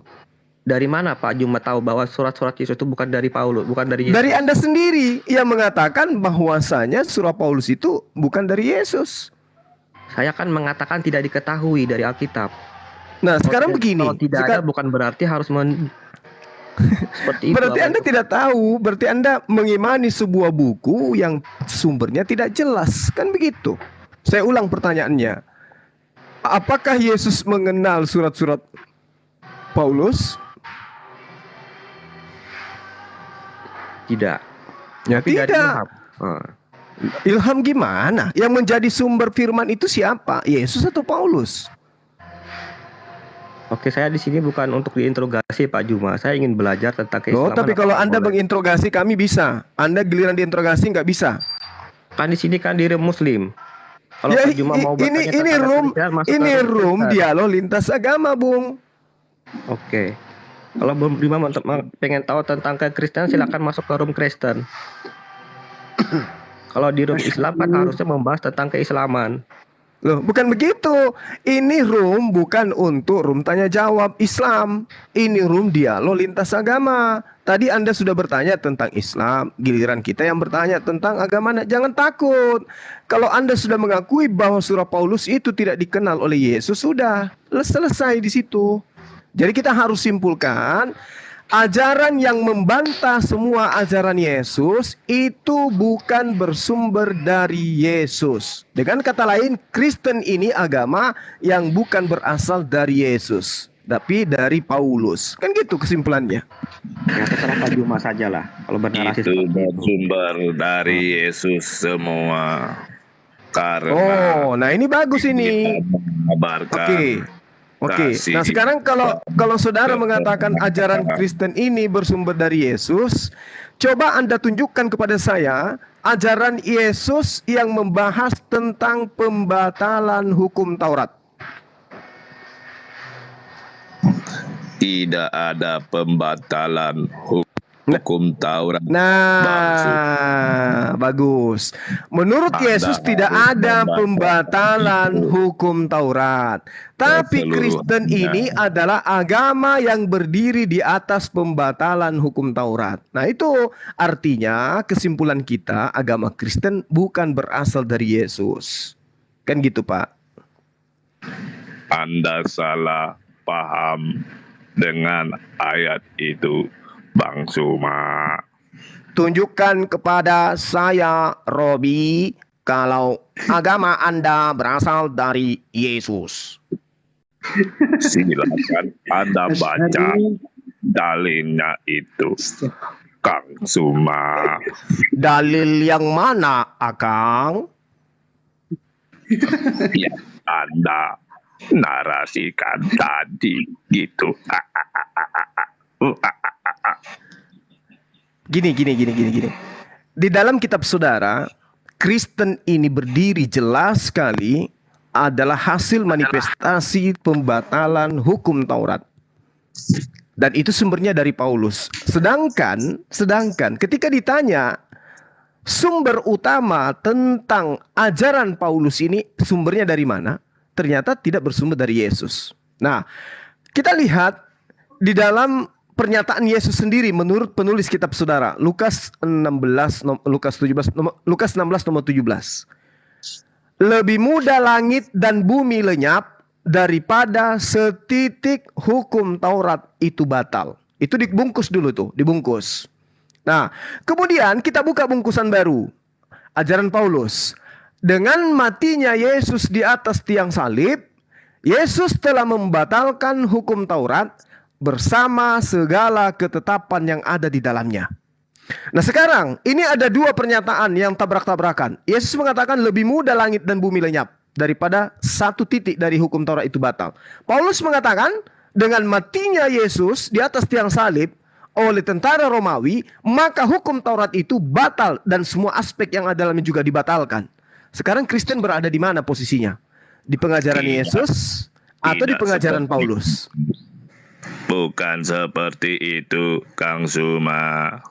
Lalu seperti apa? Yang dikatakan itu hukum Taurat, hukum sipil, mata ganti mata, gigi ganti gigi, dan juga hukum pengorbanan, persembahan domba dan kambing.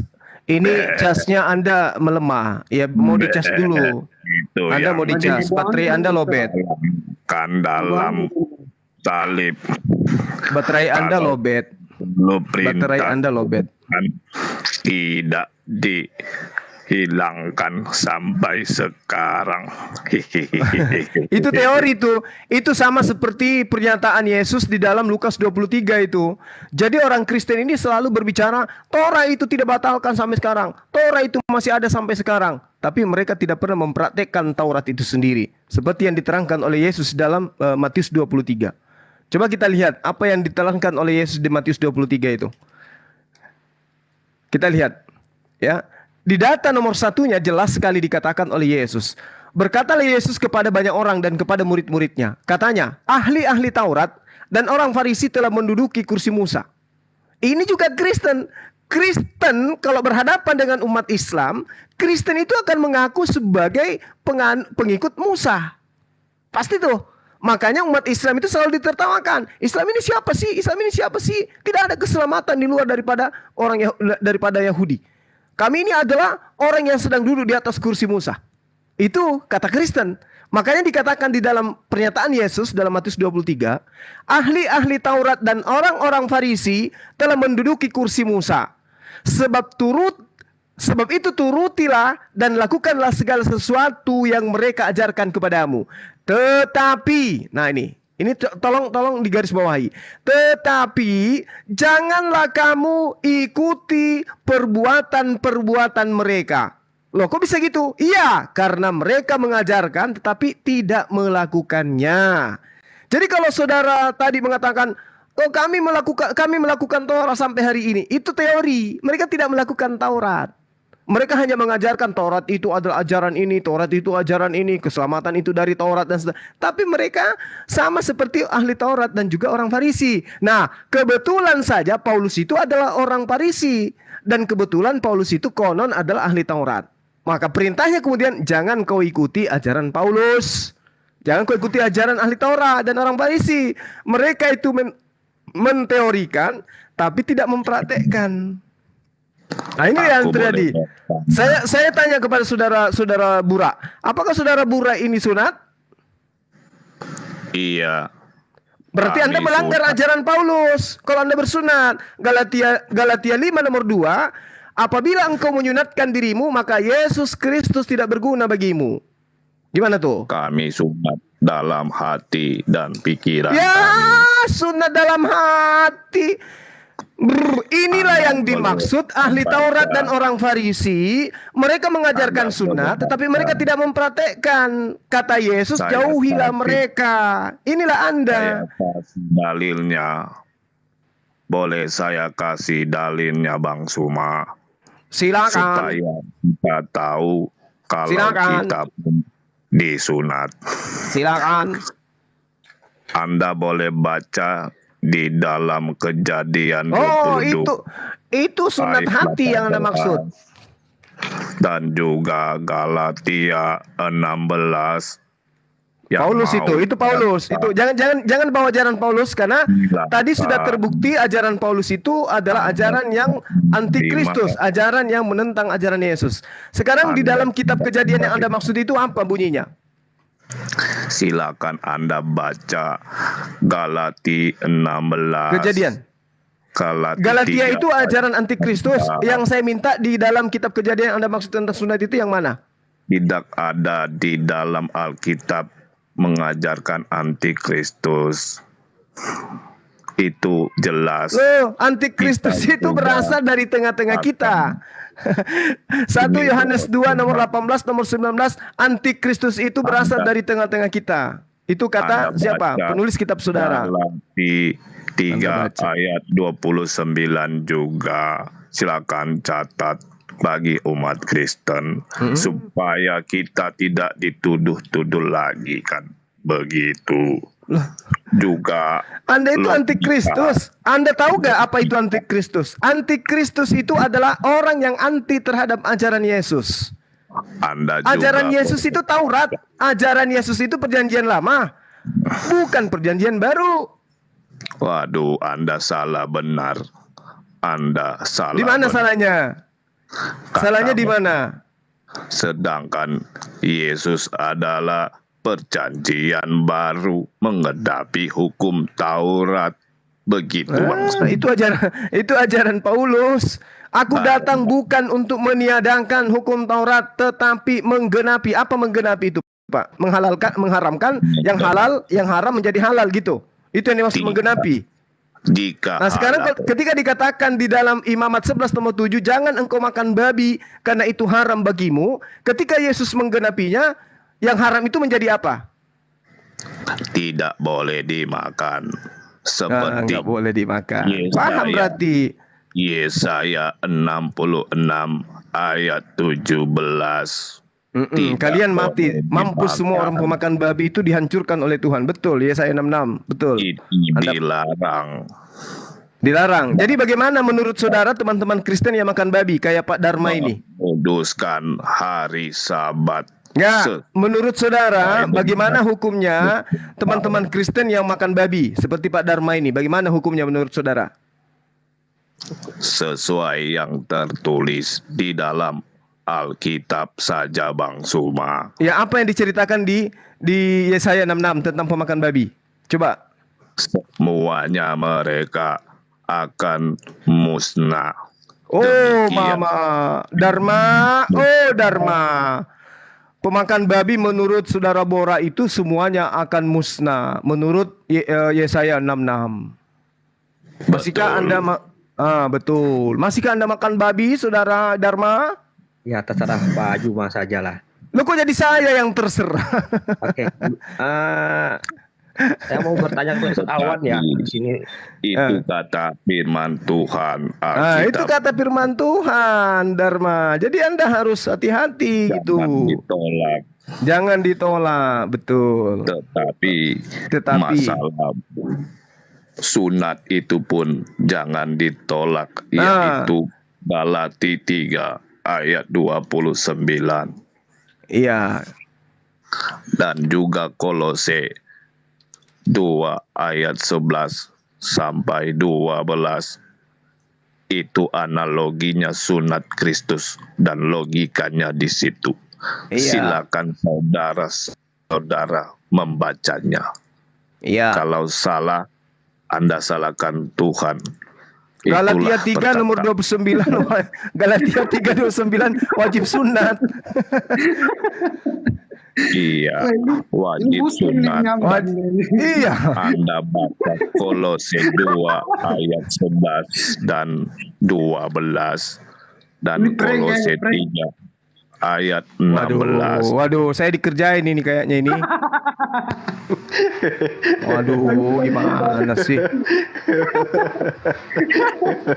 Masa dari tadi tidak sadar? Mandi semua, masa dari tadi tidak sadar? Apa Burak ini? Menyebutkan sunat yang bagaimana pada masa Abraham. Waduh, gimana sih? Di dalam Kejadian 22 ayat 18. Aduh, gimana sih? Kita sekarang Burak ini bukan Neplos kok, bukan? Sunat Kristus. Galati 3 ayat 29. Ya, sunat Kristus berarti dia potong kulup, gimana sih? Waduh, parah ini Pak. Anda baca di Kolose 2 ayat 11 dan 12. Di sana dijelaskan bagaimana kata pada zaman Abraham, tapi pada zaman Yesus Kristus Tuhan ialah roh baptis dan juga ini kebenaran. Kalau terlalu dipaksa ini meleset ke Bang Karni nanti ini cara ngomong. Hati-hati ya. Kalau terlalu Boleh dipaksa nanti saya bertanya sama Bang Suma? Boleh. Ya. Menurut Bang Zuma, Al-Quran itu sempurna atau tidak? Al-Quran sempurna pasti. Berarti dia sudah tidak lagi mengharapkan dukungan dari kitab-kitab di luar sana, benar? Ya, betul. Tetapi kenapa harus ada hadis? Oh, hadis itu rangkaian daripada Al-Quran itu sendiri. Bil bayyinati waz zubur wa anzalna ilaika dzikr litubayyana lin-nasi ma nuzzila ilaihim wa la'allahum yatafakkarun. Kami turunkan Al-Quran kepadamu agar engkau menerangkan kepada manusia apa yang telah diturunkan untuk mereka, kepada mereka, bagi mereka, agar mereka memikirkan. Maka muncul hadis, karena hadis ini menjelaskan, menguraikan apa yang ada di dalam Al-Quran.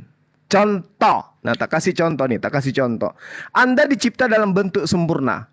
Saudara Buruk itu sempurna, sebagai manusia dia sempurna. Ketika kemudian kesempurnaan saudara Buruk itu mau diuraikan, maka dijelaskan. Ada kepalanya, matanya 2, bibirnya 1, hidungnya ada 1, pesek, giginya sekian, dagunya sekian. Itu fungsi hadis itu menguraikan isi daripada tubuh Anda. Bukan kemudian menambah-nambahkan atau mengurangi, tidak. Jadi hadits itu seperti perintah Allah kepada Rasul Muhammad SAW. Wa anzalna ilaika dzikr litubayyina linnas. Berarti keluar dari kitab itu sendiri kan? Tidak ada yang keluar. Sekarang kalau Anda dikatakan manusia sempurna, kemudian mata Anda dijelaskan, kandungan mata Anda ada pupil dan seterusnya. Apakah itu berarti keluar dari diri Anda penjelasannya? Iya, menurutku juga begitu, saudara. Ya Jika dengan dirinya sendiri, dia tidak bisa menerangkan, harus pakai hadis dan juga tafsiran. Oke. Jadi gini. Al-Qur'an datang kepada saudara. Ketika Al-Qur'an itu dikatakan zalikal kitabul la raiba fihi hudal lil muttaqin. Apakah Anda bisa memahami? Tidak. Kenapa? Anda bukan nabi. Al-Quran itu datang kepada siapa yang diperuntukkan untuk menjelaskan. Maka datang kepada baginda Rasulullah Muhammad SAW. Lalu kemudian beliau yang menjelaskan isi kalam Allah itu. Seperti ilmuwan menjelaskan isi tubuh Anda. Apakah kemudian ketika tubuh Anda itu dijelaskan berarti komponen dari tubuh Anda itu kurang? Oh, ternyata tubuh daripada saudara Borok ini berkurang. Sekiranya tidak dijelaskan oleh para ahli, maka dia tidak punya tangan, dia tidak punya kaki, dia tidak punya mata. Apakah bisa seperti itu? Tidak kan? Itulah Al-Quran. Iya, berarti dia memakai bantuan-bantuan dari buku di luar sana, kan begitu? Kok menggunakan buku-buku? Ini Rasulullah Muhammad Sallallahu Alaihi Wasallam menjelaskan tentang Al-Quran, dan agar supaya yang bukan nabi tapi manusia biasa kayak kita ini kemudian bisa paham, maka penjelasan Al-Quran itu dituliskan supaya kemudian manusia ini mengerti, sebab manusia ini bukan nabi. Itu juga diterangkan di dalam surah Al-Baqarah ayat 129. Itu jelas itu. Jadi umat Islam itu paham betul kedudukan hadis itu apa. Rabbana wa bu'ats fihim rasulan minhum yatslu alaihim ayatika wa yu'allimuhumul kitaba wal hikmah wa yuzakkihim innaka antal azizul hakim. Ya Tuhan kami, utuslah di tengah mereka seorang rasul dari kalangan mereka sendiri yang akan membacakan kepada mereka ayat-ayat-Mu dan mengajarkan hikmah kepada mereka. Ini perintah. Hikmah itu apa? Hadits. Hikmah itu perbuatan, keputusan, perkataan Rasulullah. Dan sucikanlah mereka. Nah, kalau Yesus itu dikatakan tebus dosa, kalau Rasulullah itu diperintahkan untuk mensucikan dosa. Wa yuzakkihim, maka sucikanlah umatmu. Maka kami ini adalah umat-umat yang disucikan. Kalau kalian adalah umat yang ditebus, kami adalah umat yang disucikan. Wa yuzakkihim, itu perbedaan kita. Kami tidak butuh penebusan darah, daging dan seterusnya di atas tiang salib. Yang kami butuhkan adalah ajaran yang bisa membuat kami suci dari dosa-dosa kami. Maka perintahnya Allah kepada Rasulullah, wa yuzakkihim innaka antal azizul hakim. Jadi perintahnya kesempurnaan Al-Quran itu salah satunya adalah wa yu'allimuhumul kitaba wal hikmah. Ajarkanlah kepada mereka hadits. Iya, saya paham. Berarti dia memakai bantuan dari Quran itu sendiri, kan begitu, Bang Suma? Tidak, kawan. Yang paham tentang komponen tubuh manusia itu adalah para ilmuwan. Supaya manusia awam yang bukan ilmuwan tahu komponen tubuh manusia itu seperti ini susunannya, maka ilmuwan itu kemudian menjelaskan, menguraikan secara rinci. Tetapi rincian ini adalah hal yang sudah sempurna dalam tubuh manusia. Begitulah Al-Quran. Kalau kita semua ini nabi, kalau kita semua ini adalah orang yang berhikmat dalam arti kata orang yang diberi sesuai dengan apa yang dikatakan oleh Allah, yatslu alaihim ayatika wa yu'allimuhumul kitaba wal hikmah wa yuzakkihim innaka antal azizul hakim. Maka kita semua ini adalah nabi. Maka gugur ayat mengatakan, maka Muhammad abahadim mirijalikum walakir rasulullah wa hataman nabiyyin. Ternyata masih ada nabi-nabi terakhir. Nah, sama seperti di sebelah ada Luga nabi terakhir mereka, dan bahkan muncul lagi banyak nabi-nabi di kalangan mereka. Kalau kaidahnya kita tidak. Rasulullah Muhammad SAW tujuan diutusnya adalah untuk mengajarkan dan menjabarkan isi Al-Quran. Maka karena itulah kemudian ketika kami umat Islam menjabarkan isi Al-Quran harus berdasar kepada kaidah ilmu. Makanya kami tidak percaya kepada Herdi, kepada Kiamat, kepada siapapun yang membahas tentang Al-Quran. Kenapa? Mereka tidak punya kapasitas ilmu. Mereka tidak ada perintah untuk menjabarkan Al-Quran sesuai dengan kaidah-kaidahnya. Rabbana wa ba'ath fihim rasulam minhum yatsu alaihim ayati wa yu'allimuhumul kitaba wal hikmah wa yuzakkihim. Mereka tidak ada gitu. Jadi harus diakui bahwasanya Al-Quran itu sudah sempurna. Tidak ada keraguan di dalamnya. Petunjuk bagi mereka yang bertakwa. Dzalikal kitabu la raiba fihi hudan lil muttaqin. Demikian. Mungkin ada tambahan dari sahabat yang lain.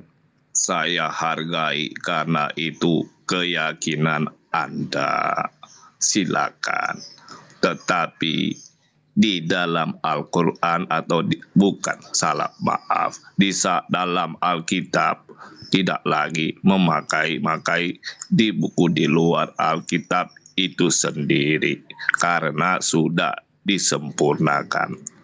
Tetapi yang maksud saya, kalau memang itu kitab sempurna. Ya, baik. Jadi gini. Al-Quran yang datang kepada baginda Rasul Muhammad sallallahu alaihi wasallam, ya, datang kepada baginda sosok nabi. Namanya Nabi Muhammad. Beliau kemudian menjelaskan, menjabarkan. Penjabaran itu kemudian disebut hadits. Oke? Nah, bandingkan dengan kitab saudara. Yesus datang. Dialah firman itu yang menjadi manusia. Sejatinya sebagai firman dialah yang menguraikan segala aspek yang ada di dalam agama Anda. Tapi apa pembuktiannya? Nggak ada kan? Paulus. Tadi saya bertanya kepada saudara Dharma. Ternyata penjabaran Paulus tidak bersumber dari Yesus. Terputus di sana. Siapa lagi? Lukas. Ternyata Lukas menuliskan hanya sesuai dengan penyelidikannya dia. Siapa lagi? Matius. Matius 9 nomor 9 jelas sekali bahwa Matius si Lewi itu bukanlah penulis kitab Matius itu sendiri. Markus juga bukan. Karena kenapa? Di dalam kitab saudara 2 Tesalonika itu jelas sekali bahwasanya Lukas dan Markus itu adalah pengikut Yesus di Antioquia. Berarti bukan Markus ini bukan pengikut Yesus. Siapa lagi? Yohanes. Yohanes 21 nomor 24 nomor 25 jelas sekali dikatakan bahwa penulis kitab Yohanes itu bukan Yohanes anak Zebedeus, bukan murid Yesus. Jadi semua terputus. Kalau Anda mengatakan kami beriman pada Yesus karena diterangkan di dalam kitab kami. Kitab yang Anda katakan kitab kami itu tidak bersumber dari Yesus. Sementara hadis yang kami jelaskan, ada yang dikatakan hadis sahih, itu sumbernya dari baginda Rasulullah Muhammad SAW. Kenapa demikian? Karena Allah telah menerangkan, ya ayuhar rasul, balligh ma unzila ilaika min rabbi, wa illam tafa'al fama ballagta risalata, wallahu ya'asimuka minan nas. Innallaha la yahdil qaumal kafirin. Wahai Rasul, dengarkan. Wahai Rasul, dengarkan. Wahai Rasul, wahai Muhammad, sampaikanlah apa yang diwahyukan Tuhanmu kepadamu. Nah ini perintahnya. Nah sekarang coba tunjukkan ke saya. Wahai Paulus, tunjukkan kepada saudara Buruk apa yang Yesus perintahkan kepadamu. Ada enggak? Tidak ada. Kalau ini kita jelas. Ya ayuhar Rasul adalah murid-murid Yesus yang menulis semua kisah tentang kasih Yesus, di mana Anda mendapatkan dalil bahwa Matius, Markus, Lukas, dan lain-lainnya bukan murid Yesus. Kenapa Anda menarasikan seperti itu, Bang Suma? Mana dalilnya? Seperti kata Anda bahwa Matius bukanlah murid Yesus, sedangkan di dalam Alkitab sendiri mereka adalah murid Yesus. 12 murid Yesus, yang satu berkhianat. Begitu, saya mau minta dalilnya dari Zuma. Ada di mana dalam Alkitab? Itu aja. Terima kasih. Baik.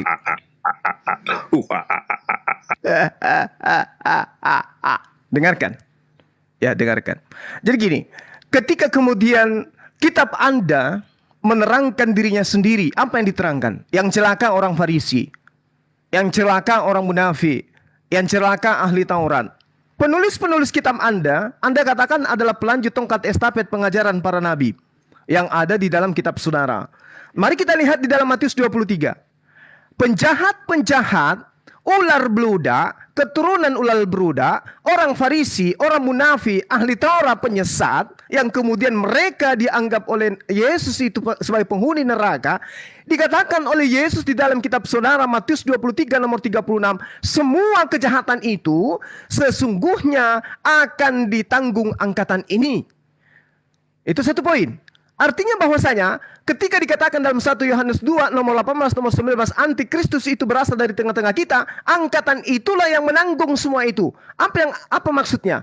Artinya penyesat-penyesat itu akan memasukkan pengajaran-pengajaran palsu kepada pengajaran Yesus. Indikasinya, dengarkan. Apabila ada orang yang berkata, ada Yesus di sini, ada Yesus di sana, jangan kau percaya. Itu indikasinya jelas tuh.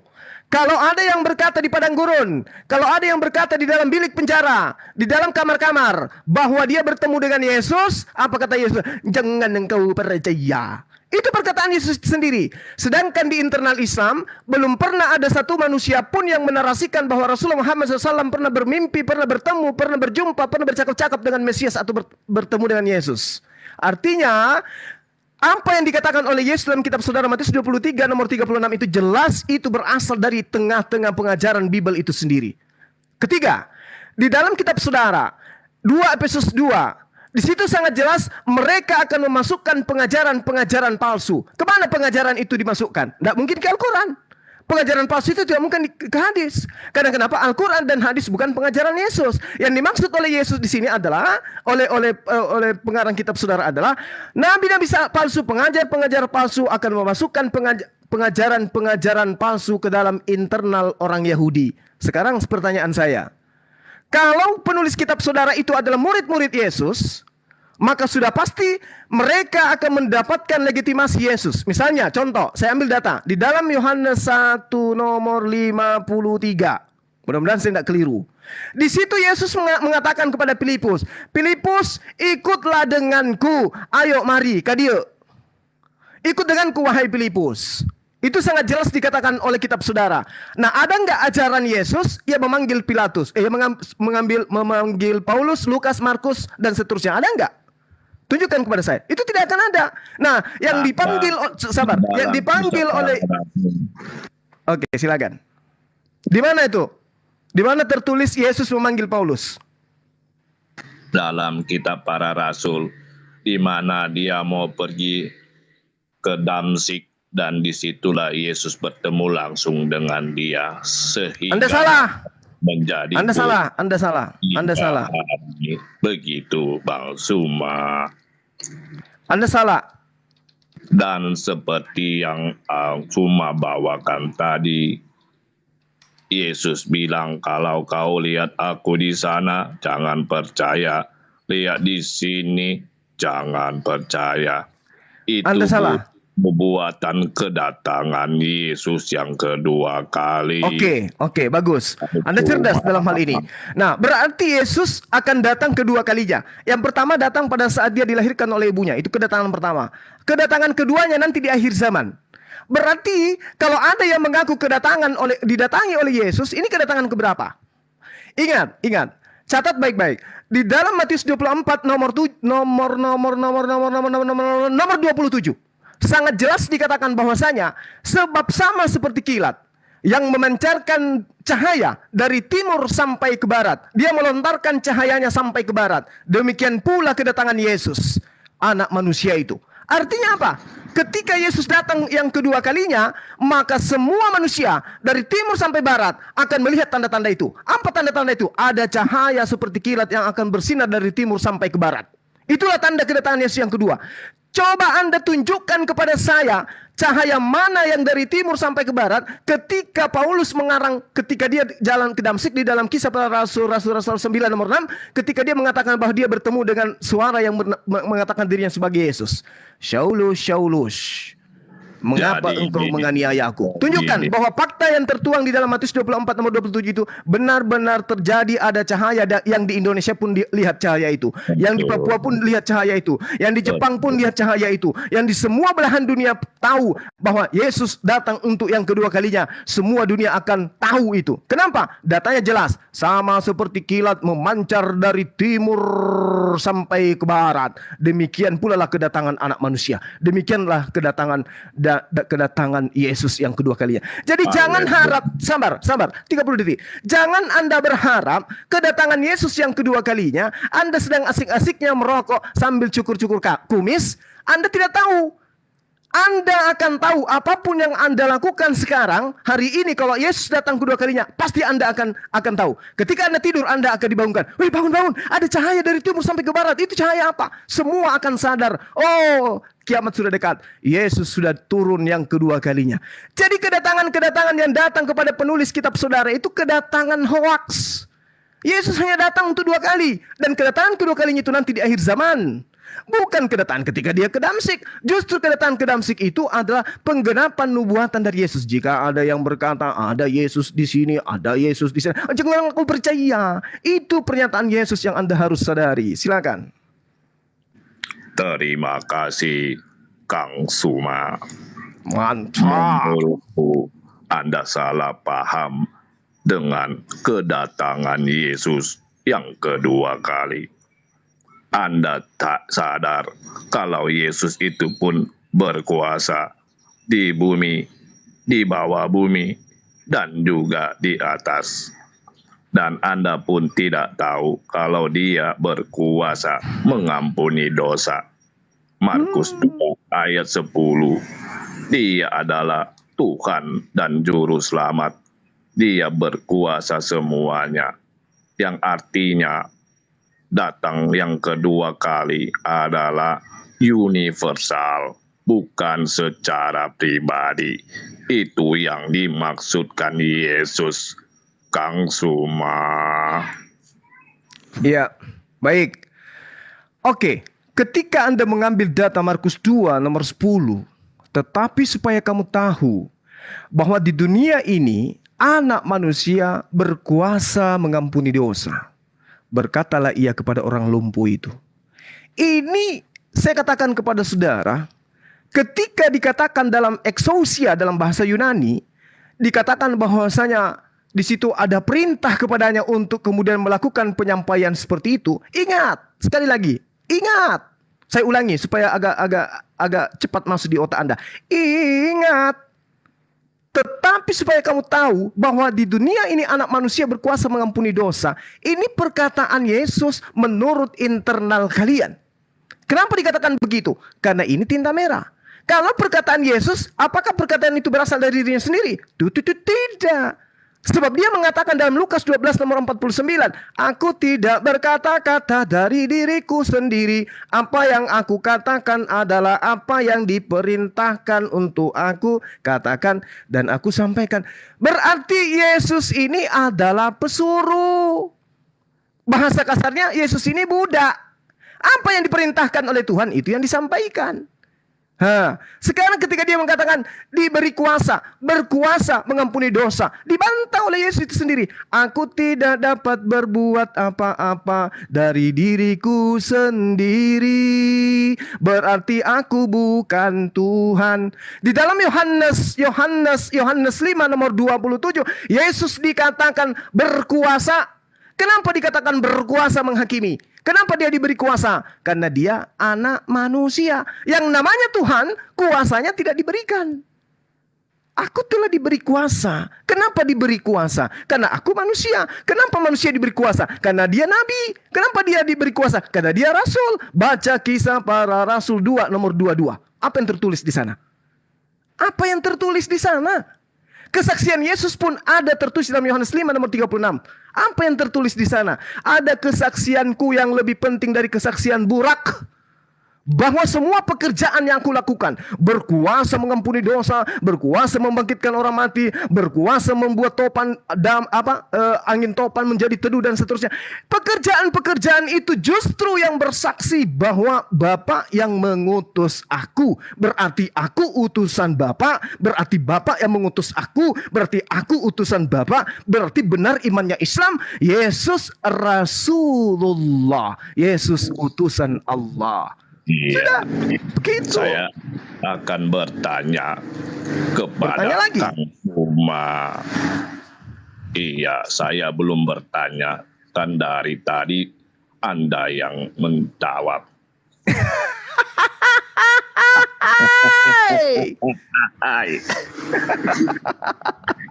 Gini, Allahu Akbar. Gimana Ya, Bang ya, Umar, jika Anda ada di padang pasir, iya, dan di situ tidak ada air, tidak ada makanan, cuma ada babi dan anjing. Ya. Apakah Anda akan memakannya untuk menyambung hidup atau tidak? Silakan jawab. Iya, baik. Baik. Jadi kedudukan anjing, babi, ya, itu haram, hukumnya haram. Tapi ada saat di mana Islam itu memberikan ruang pembolehan dalam keadaan darurah, illa darurah, kecuali dalam keadaan darurat. Yang namanya darurat, apapun bisa terjadi. Misalnya gini. Dalam keadaan perang, genting, perang, saya menjadi panglima perang, masuk dalam medan tempur. Apa tujuan saya bertempur? Untuk melindungi rakyat saya agar tidak terzalimi. Ini ada jutaan manusia yang harus saya lindungi. Pada saat medan perang, saya kehabisan bekal. Tidak ada makanan lagi, kecuali makanan yang diharamkan. Bolehkah saya mencicipi? Boleh. Tapi apakah pengharamannya itu hilang? Tidak. Kedudukannya tetap haram, tapi boleh Anda cicipi. Ala kadarnya. Itu ada namanya uzur. Darurat. Boleh. Gak apa-apa. Yang penting jangan disengaja. Dimakan, habis itu dipotong, disimpan di kantong. Gak bisa. Dimakan seadanya untuk kemudian menyambung hidup. Ketika kemudian nanti sudah dapat makanan, kalau bisa sebisa mungkin dimuntahkan. Makan makanan yang halal. Itu boleh. Makanya Tuhan itu maha melihat. Tuhan itu maha mendengar. Kalau ada Tuhan tidak maha melihat, tidak maha mendengar, itu bukan Tuhan, tapi hantu. Ketika kondisi terdesak, orang tersebut makan babi karena desakan kondisi yang sudah tidak bisa sekali diselamatkan, maka itu boleh. Hanya Allah yang tahu tentang derajat daripada apa yang dia lakukan. Boleh. Darurat. Berarti seperti Yesaya 66 ayat 17, Anda pun akan dilengkapkan. Oh, beda. Dengarkan. Saya bacakan kitab Yesaya ini. Dengarkan. Anda juga makan babi yang haram. Dengarkan saudara, dengarkan. Saya jelaskan Yesaya 66 ini kita ambil dari data pertengahan. Di nomor berapa bagusnya? Di nomor 15. Dengarkan saya. Sebab sesungguhnya Tuhan akan datang dengan api. Jadi Tuhan ini akan datang dengan api. Dan kereta-keretanya akan seperti puting beliung. Untuk melampiaskan murkanya dengan kepanasan yang hardiknya dengan nyala api. Sebab Tuhan akan menghukum segala yang hidup dengan api dan dengan pedangnya. Dan orang-orang yang mati terbunuh oleh Tuhan akan banyak sekali jumlahnya. Mereka yang menguduskan dan mentahirkan diri di taman-taman dewa. Dengan mengikuti seorang yang ada di tengah-tengahnya yang memakan babi. Saya tadi, kalau Anda kondisikan dalam kondisi perang. Masuk neraka loh. Dimusnahkan. Dengarkan. Jadi yang dimaksud yang akan dihancurkan ini adalah orang yang di tengah-tengahnya, orang yang mengikuti orang yang di tengah-tengahnya memakan babi. Saya tidak mengikuti pemakan babi. Rasulullah Muhammad SAW bukan pemakan babi. Saya tidak mengikuti beliau. Itu syariat, itu beda, kaidahnya beda. Itu usul fikih namanya. Ya. Nah, sehingga ketika dikatakan di dalam kitab Yesaya, orang yang akan dihanguskan dengan api adalah orang yang mengikuti kaidah, orang yang mengikuti kaidah yang menghalalkan babi secara mutlak sebagai makanan pokok. Itu yang dijelaskan dalam Yesaya 66. Sementara kondisi yang tadi itu adalah berbeda. Sama, contoh. Contoh. Dilarang. Ya, betul. Betul. Coba saya kasih contoh ya. Bagaimana kemudian Yesus melanggar Sabat? Yesus melanggar Sabat sangat jelas diceritakan di dalam kitabnya orang Yahudi di kitab Keluaran. Dengarkan dulu. Dengarkan saudaraku, dengarkan. Babi Dengarkan. belum selesai, kok sudah di Sabat tuh. Dengarkan saya. Dengarkan. Di dalam kitab Keluaran 20 ya. Jangan engkau melanggar hari Sabat. Artinya kuduskan hari Sabat itu. Tapi yang dipraktekkan kemudian Yesus, ya, dia justru bersama dengan murid-muridnya, pertama itu memetik gandum pada hari Sabat. Melanggar. Kenapa dia memetik gandum pada hari Sabat? Padahal jelas sekali tidak boleh melakukan apapun pada hari Sabat. Kenapa dia kemudian memetik gandum? Apa alasannya? Karena murid-muridnya sudah pada kelaparan. Kelaparan murid-muridnya. Maka apa yang terjadi? Memetik gandum pada hari Sabat. Celakanya gandum yang dipetik itu adalah gandum milik orang lain, bukan miliknya dia. Nah, ini yang perlu saudara pahami. Ketika kemudian dikatakan jangan engkau melanggar hari Sabat, ternyata Yesus justru bersama dengan murid-muridnya memetik gandum milik orang lain. Kenapa dia memetik? Karena dalam keadaan lapar. Berarti posisi darurat itu berlaku. Yesus aja yang Anda tuhankan itu bisa. Bagaimana dengan syariat Islam? Boleh. Ayo. Tetapi bukan Yesus yang memetiknya. Kan yang memetiknya adalah murid-muridnya. Betul, tetapi dia bersama dengan murid-muridnya. Dia bersama dengan murid-muridnya. Dia bersama. Bukan yang memetiknya, kan begitu. Sama aja. Kenapa? Karena dia tidak menegur muridnya. Sama aja. Dia tidak menegur muridnya. Sama seperti ketika Anda, ketika memetik buat makan aja, betik begitu aja. Bukan mereka bekerja pada hari Sabat. Begitu. Enggak dong. Itu sangat jelas kemudian Yesus itu bersama dengan muridnya memetik gandum pada hari Sabat loh itu.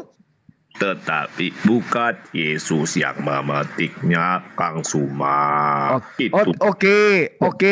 Bukan Yesus yang memetik. Tapi Yesus bersama dengan muridnya di sana. Dan Yesus kemudian tidak melarang murid-muridnya. Ketika murid-muridnya ini kelaparan, Yesus berjalan kemudian, malah Yesus itu memberikan alasan. Coba Anda baca di dalam Matius. Dengar dulu. Dengar. Murid-muridnya itu Kang Suma. Bukan. Dengarkan dulu. Di dalam Matius 12,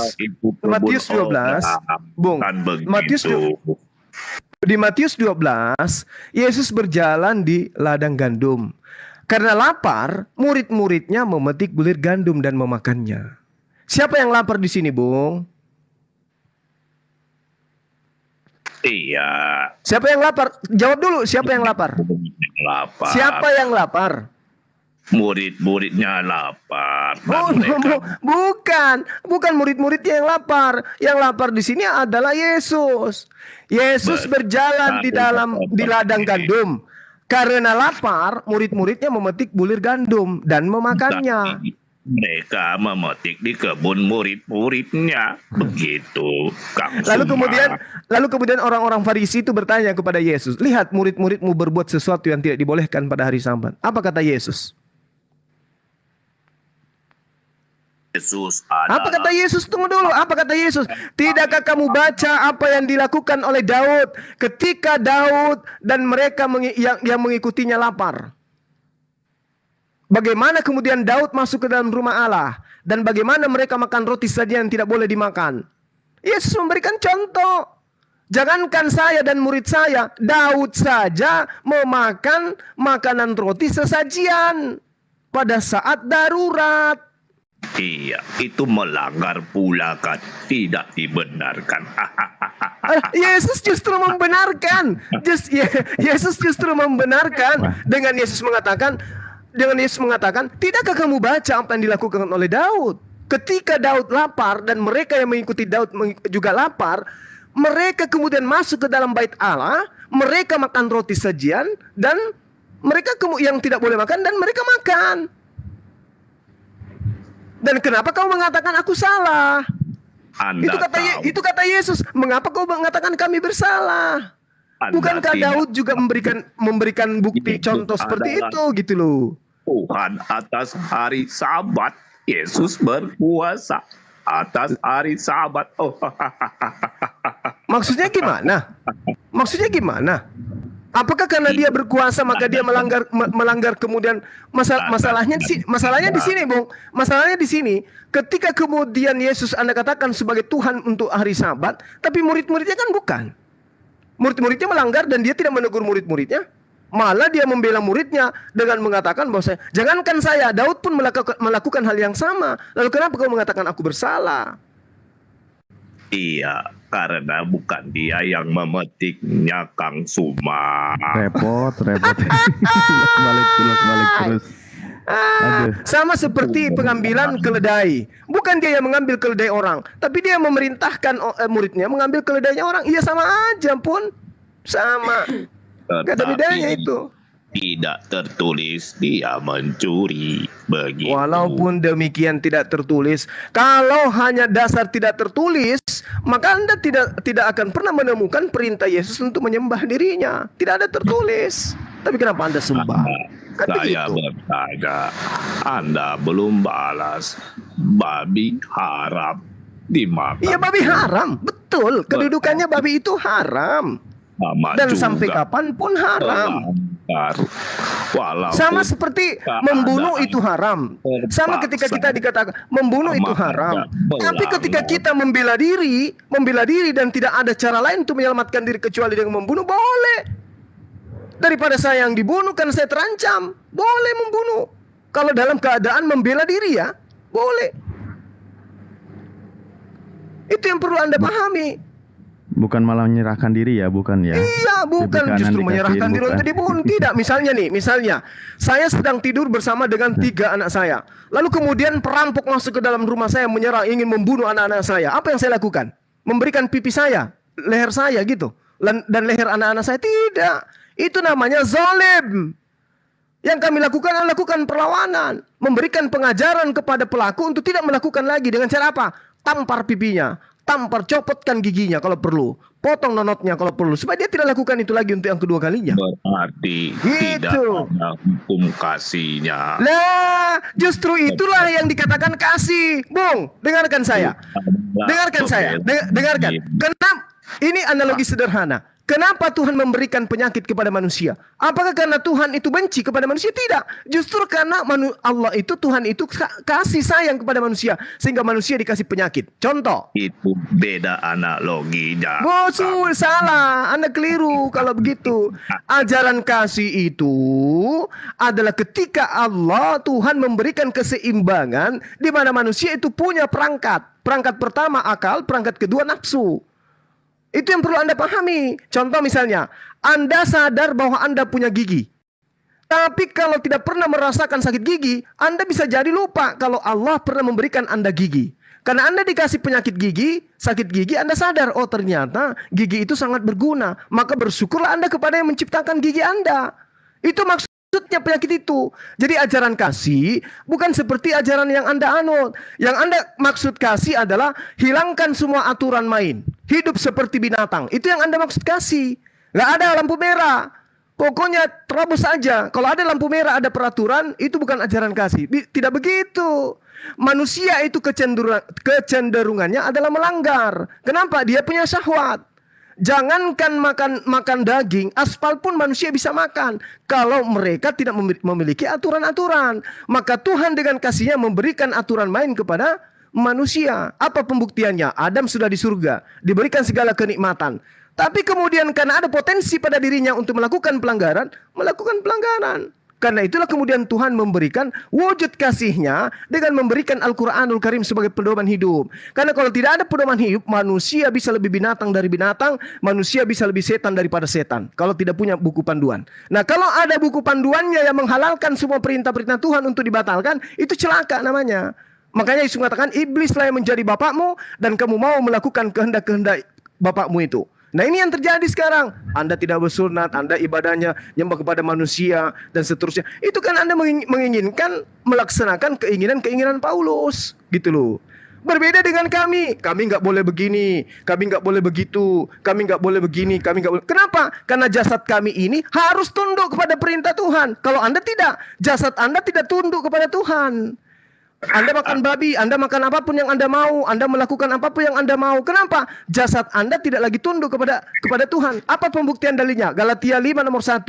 Karena matinya Yesus di tiang salib, kita dibebaskan dari aturan-aturan dan dimerdekakan dari kuk penghambaan. Itu agama Anda. Jadi Anda ketika melihat kami Islam yang penuh dengan aturan akan terheran-heran karena agama Anda nilainya adalah bebas dari aturan-aturan Tuhan. Dengan matinya Yesus di tiang salib, Dia telah membatalkan segala aturan Tuhan dan ketetapan yang ada di dalamnya. Itulah Kristen. Tidak boleh lagi dia hidup dalam aturan-aturan Tuhan. Tidak boleh. Dia sekarang hidup dalam angan-angan kasih. Kasih kepada Tuhan tapi tidak jelas. Kasih kepada manusia tapi menyesatkan. Gitu loh. Anda tidak mengerti. Gurunda mungkin sejenak dulu ya. Teguh dulu hangatnya, izin biar rehat dulu, dan Bang Borok juga tarik napas dulu. Afwan juga ini host Ustadi, ini dari tadi di typing semoga benar adanya yang minta ada yang naik, katanya pengen disyahadatin. Itu siapa tadi namanya, benarkah demikian? Dan semoga memang demikian gitu.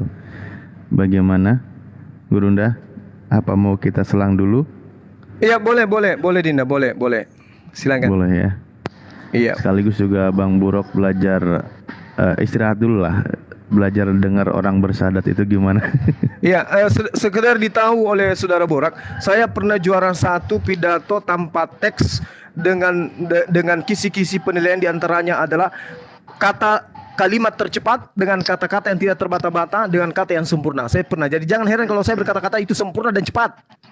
Saya butuhkan orang yang bisa IQ-nya tinggi untuk menerima apa yang saya katakan. Demikian. Faldi izin turun dulu Bang Zoom, itu yang mau syahadat soalnya. Gantiin Faldi dulu. Faldi di bawah aja. Makasih banyak. Siap. Baik. Oke, makasih semuanya. Makasih Dinda Faldi, makasih. Ustaz Alif. Siap. Siapa namanya? Faldi, insyaallah. Saya siapa namanya? Waalaikumsalam warahmatullahi. Si paling katanya. Saudara Buruk, Anda ke toilet dulu, jangan ditahan. Ke toilet dulu, jangan ditahan. Oke, Kang Puma. Oke, Anda kayak orang ngeden ngomong. Oke. Siapa namanya? Si paling katanya pakai name-nya. Masih ada nggak? Nggak ada. Oh, udah nggak ada. Iya, nggak ada. Wah, Bang Paldinya udah turun lagi. Dari tadi dia typing rame. Lanjut aja dulu, lanjut. Oke, siap. Semoga nanti dia naik lagi ya. Si paling silahkan, kalau memang demikian mau syahadat, sudah disiapkan ruangnya, request lagi nanti dinaikkan. Ya, dilanjut. Aku menikmati ini. Yang tanpa terbata-bata langsung bernarasi bagi air mengalir tanpa hambatan. Masya Allah, Gurunda. Duh. Silakan. Ustadz Alif kemarin tidak juga menjawab yang benar dan yang baik menurutku. Ya, standar kebenarannya menurutmu pribadi, ya nggak akan ada yang dapat. Gimana sih? Nanya standar kebenarannya menurut pribadi, ya nggak bisa. Oke, saya hargai itu, Kang Alif.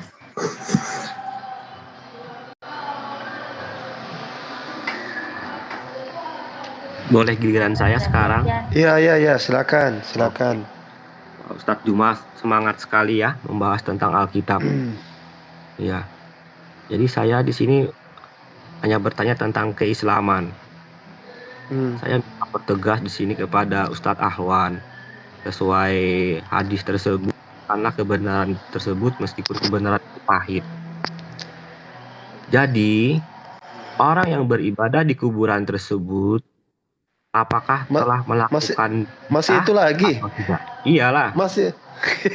Iya, di sini kan mumpung orang muslim. Berapa kali harus saya gini. Likulli maqam. Setiap tempat itu ada waktunya. Debat lintas mazhab ada. Aku sambil makan dulu ya. Aku nyimak dulu ya. Boleh. Ya. Gimana kalau sekarang aja Ustadz Ahwan? Mumpung ada Ustadz Juma, mumpung ada Bang Juma, umat muslim di sini yang menyaksikan langsung. Di bawah ada anak angkat saja yang namanya Tiara.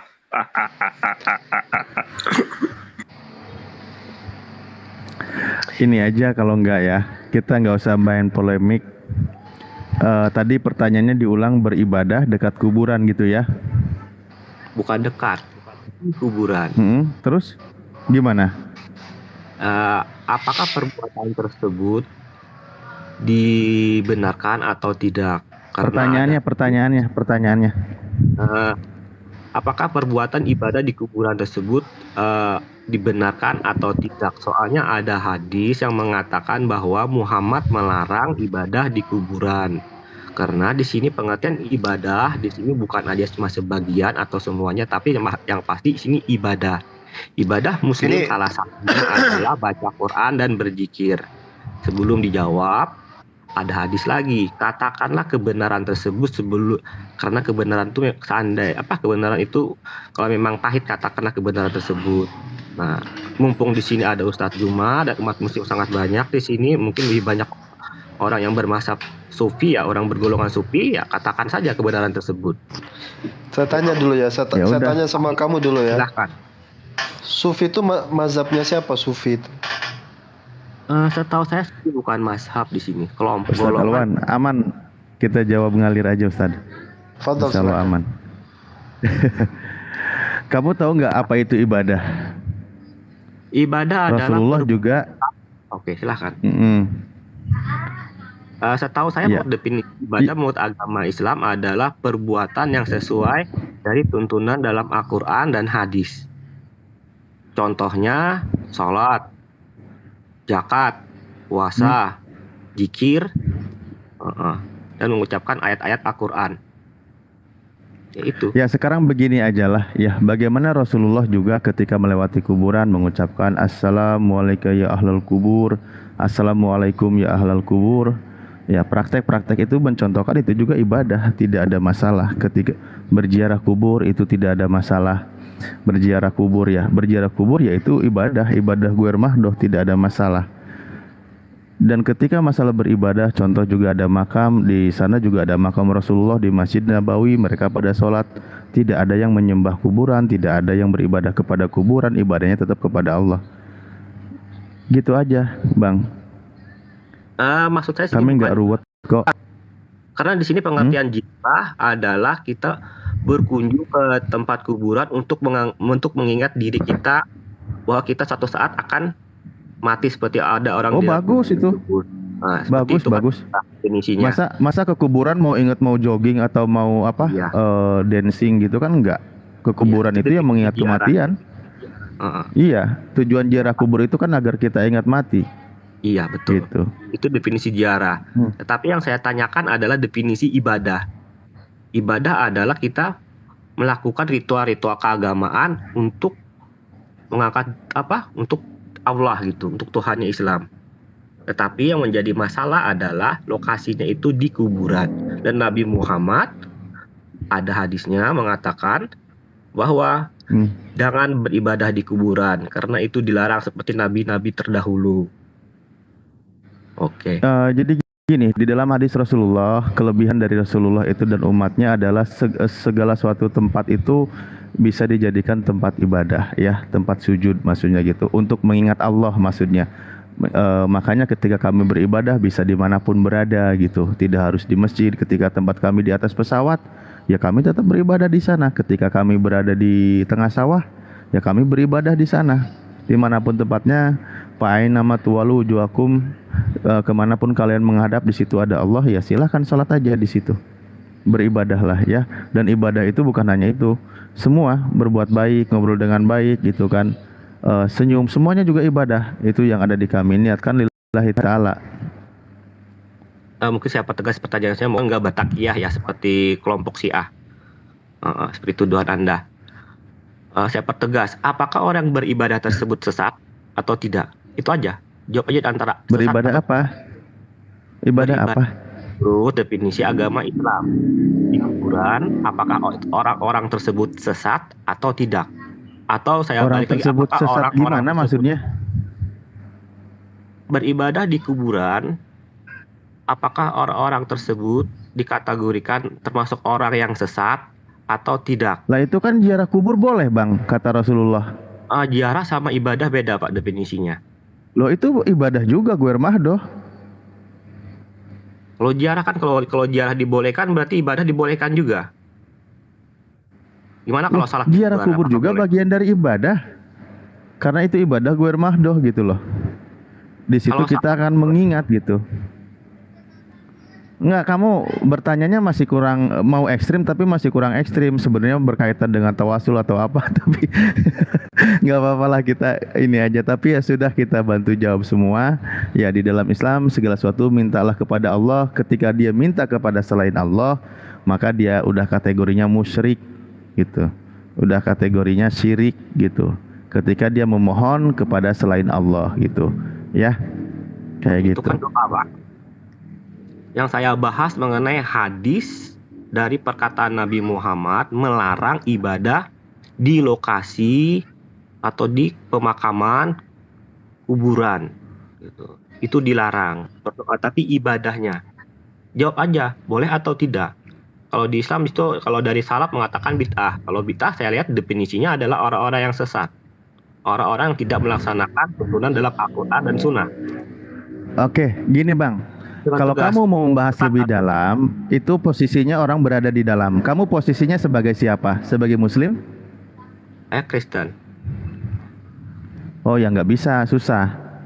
Ya harus dijawab. Seperti Anda juga membahas tentang Alkitab. Loh, masalahnya Anda sendiri nggak paham. Anda sendiri nggak paham yang dibahasnya, bingung. Anda sendiri nggak paham. Cuma dipilih aja, Pak. Pilihan ganda aja. Apakah sesat atau tidak? Itu aja, pilih aja. Mumpung ada 700 orang nih yang nonton di... Iya, yang jelas sesat itu yang tidak beriman kepada Allah dan tidak menerima kenabian Nabi Muhammad. Bukan sesat lagi itu yang udah jelas. Jangan bertakiyah Pak. Saya perjelas. Apakah orang yang bertakiyah? Takiyah itu emang apa sih? Dari pertanyaan saya. Yang saya tanyakan kan tempat orang beribadah. Bukan masalah beriman. Yang saya bahas tentang ibadah. Lokasi ibadah. Iya. Jawab aja. Sekarang gini, di Masjid Nabawi itu ada makam Rasulullah. Di sana ada orang beribadah, ada orang sholat. Itu kamu mau bilang apa? Itu. Ya terserah. Yang penting ada hadisnya mengatakan seperti itu. Ya terserah. Makanya kalau bukan orang dalam, pembahasannya susah karena nggak paham gitu loh. Ya.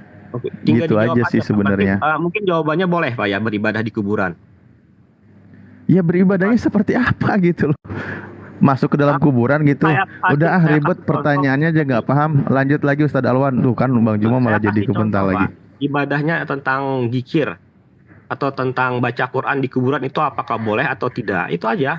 Saya baca saya menyaksikan langsung orang-orang yang ziarah ke wali gitu. Seperti Wali Songo. Saya lihat langsung di sampingnya ada masjid, di sampingnya ada pemakaman. Mereka lebih senang ibadah di pemakaman daripada ibadah di masjidnya. Oke, sekarang gini aja kalau gitu ya. Saya ini aja. Ini berapa menit lagi Ustadz Alwan kasih kesempatan.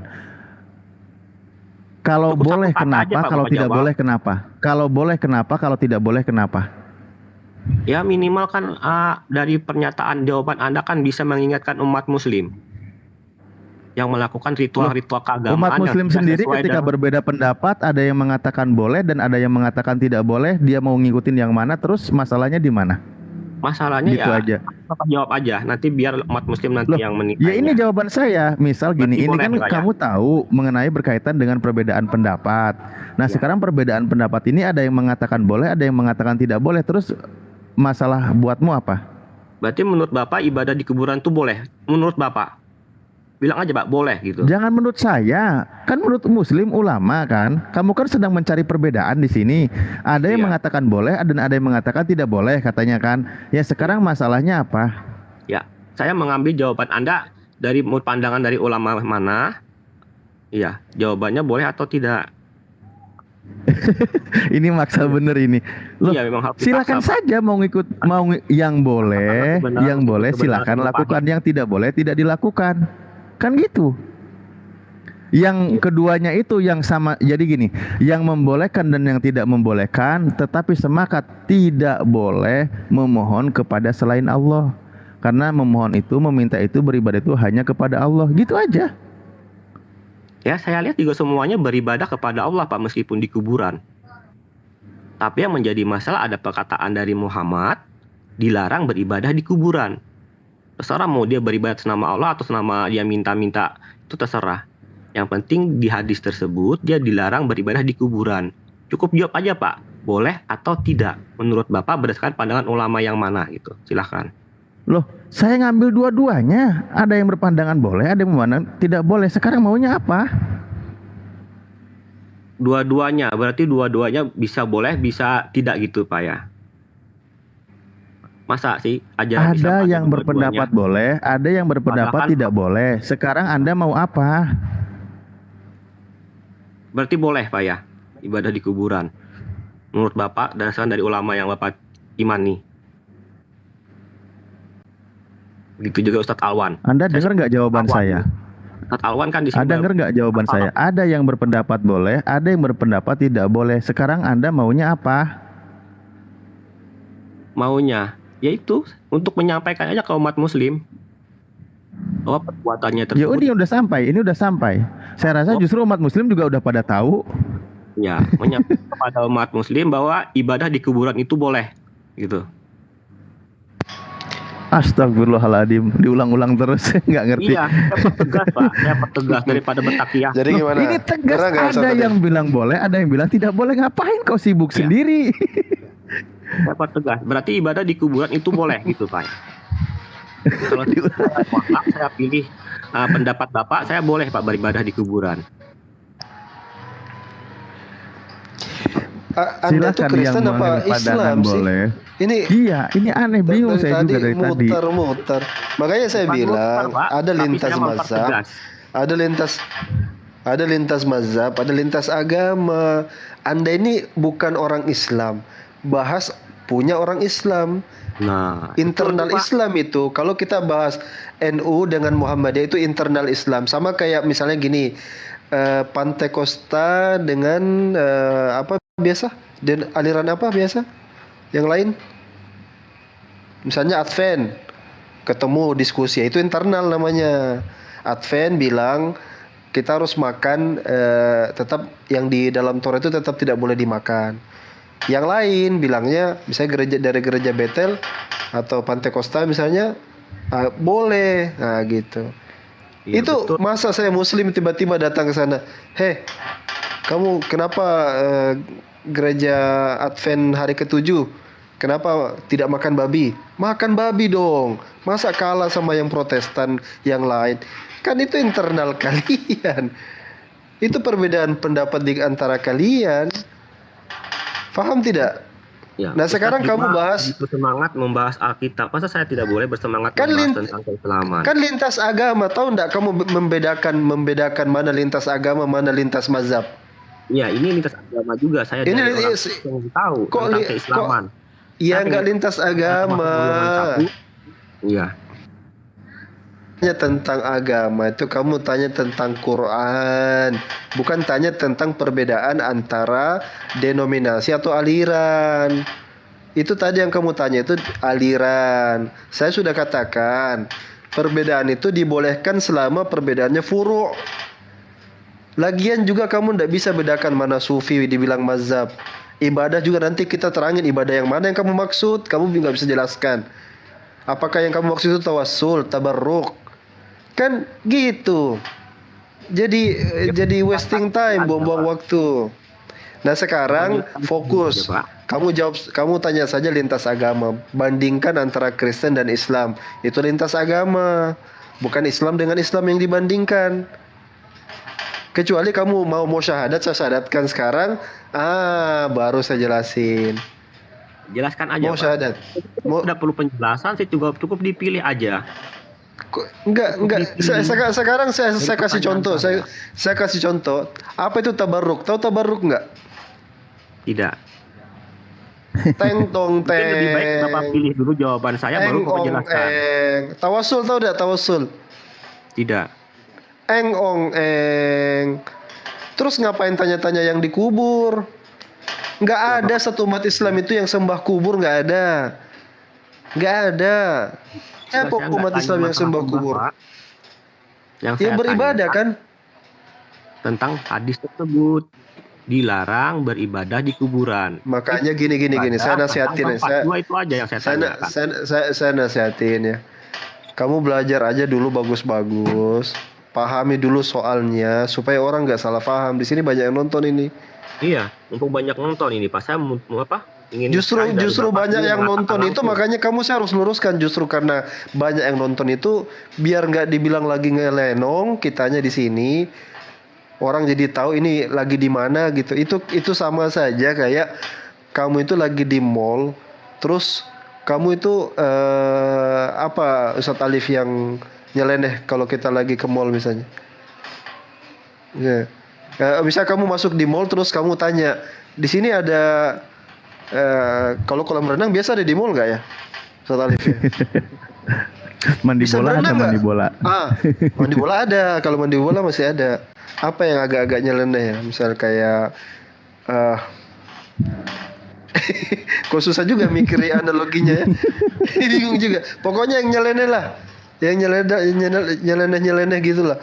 Orang lagi diskusi apa, bahas apa. Kamu cari Komal Islam, kamu nonton. Kalau yang lintas mazhab, ini kita lagi di lintas agama, ya. Okay. Misalnya mau cari perdebatan antara ini, ya itu ada itu. Nanti di Komal-Komal itu aja. Oke, saya akan tanya kepada Ustadz Alwan aja di sini sebenarnya. Ini sudah pertanyaan keempat kali dia. Ustadz Alwan di sini yang berbeda golongannya. Saya tanya kepada entah terserah ini mau dikasih tema baru atau apa. Yang penting saya fokus kepada ke sana. Tolong jelaskan. Bakwan ada, cari di mall bakwan ada. Coba cari yang nyeleneh coba. Ayo bantu saya dulu, kasih ide. Ayo di mall cari apa yang juga kayaknya ada nih sekarang. Ada di mall itu hampir ada semua. Coba cari apa di mall yang nggak sesuai tempatnya atau apa? Sesuai hadis dari Muhammad, katakanlah kebenaran itu meskipun kebenaran itu pahit. Mandi lumpur. Iya betul. Betul, mandi lumpur di mall misalnya kayak gitu. Beli kerupuk petis. Tanam padi di mall misalnya gitu. Saya lebih jangan yang aneh-aneh lah Bang. Pasar malam. Saya lebih cari terasi. Ustadz Alwan, saya lebih salut kepada kelompok salaf Wahabi. Mereka lebih tegas mengatakan meskipun mereka siap untuk siapa? Salabi. Salaf Wahabi. Mereka Salaf Wahabi. Iya kan ada kasus yang di Madura itu Pak. Mereka coba sebutkan Ustadz Salaf Wahabi itu siapa? Baru tahu Pak. Saya sering lihat juga di TikTok itu. Saya dari pernyataan dia. Nggak tahu, aduh capek. Mungkin saya cari bisa aja Pak. Iya, Bang Kuma kemana ini? Udah pergi ya ternyata. Hati-hati dengan saya yang bisa membaca suara ya.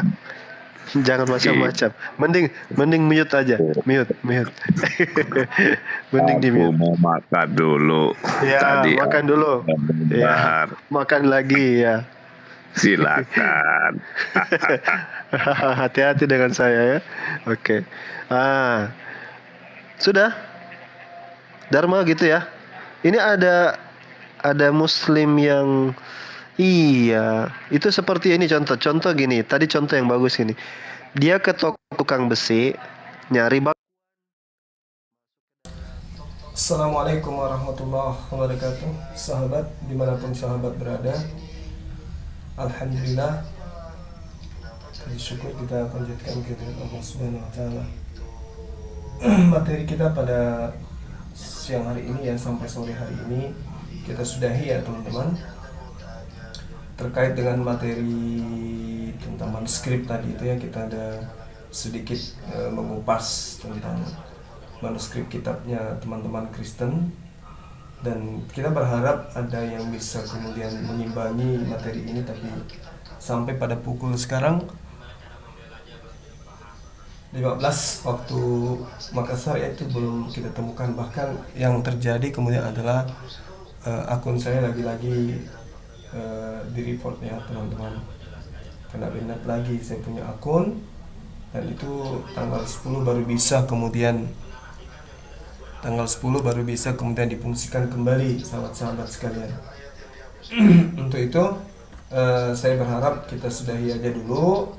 Insya Allah sebentar malam kita akan jumpa kembali dengan sesi dan materi yang mungkin berbeda.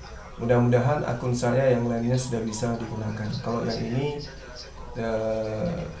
diblokir ya, tidak bisa difungsikan untuk beberapa hari. Ya, mudah-mudahan 4 akun saya yang lainnya itu sudah ada di antara salah satunya yang bisa digunakan. Oke sahabat-sahabat sekalian, kembali saya mengingatkan tentang misi kita untuk mengumpulkan dana terkait dengan gempa yang terjadi di Turki sana. Di sana ada perwakilan kita dari MCI Pusat. Alhamdulillah kita sudah connect dengan tim kita yang ada di sana. Jadi teman-teman yang ingin kemudian infak sedekah, memberi bantuan, meringankan beban sahabat-sahabat sekalian, sahabat-sahabat kita yang ada di sana, meski hanya sekedar untuk beli minuman dan seterusnya, sekecil apapun yang kita berikan itu pasti bermanfaat bagi sahabat yang ada di sana. Dan kita salurkan melalui rekening MCI Pusat, yang mana teman-teman kita sudah berada di TKP ya, untuk kemudian memberikan bantuan kemanusiaan. Nah, saya berharap dari channel Zulkifli M. Abbas juga bisa memberikan sedikit bantuan ya, yang mungkin menurut saudara itu tidak berarti, tapi sangat berarti bagi teman-teman kita yang ada di sana. Silakan disalurkan ke rekening Bank BTN milik Yayasan Makassar Moab Center Indonesia dengan nomor rekening 4013000177173 dengan nominal yang mana di belakang daripada angka yang Anda sedekahkan, infakkan itu ditambahi angka 444. Misalnya 10.000, maka itu ditambahkan 10444. Sekiranya demikian para sahabat, terima kasih banyak atas kesempatannya, atas atensinya, terima kasih atas perhatiannya. Mohon maaf atas segala kekurangan. Saya akhiri, subhanakallahumma bihamdi asyhadu an la ilaha illa anta astaghfiruka wa atubu ilaik.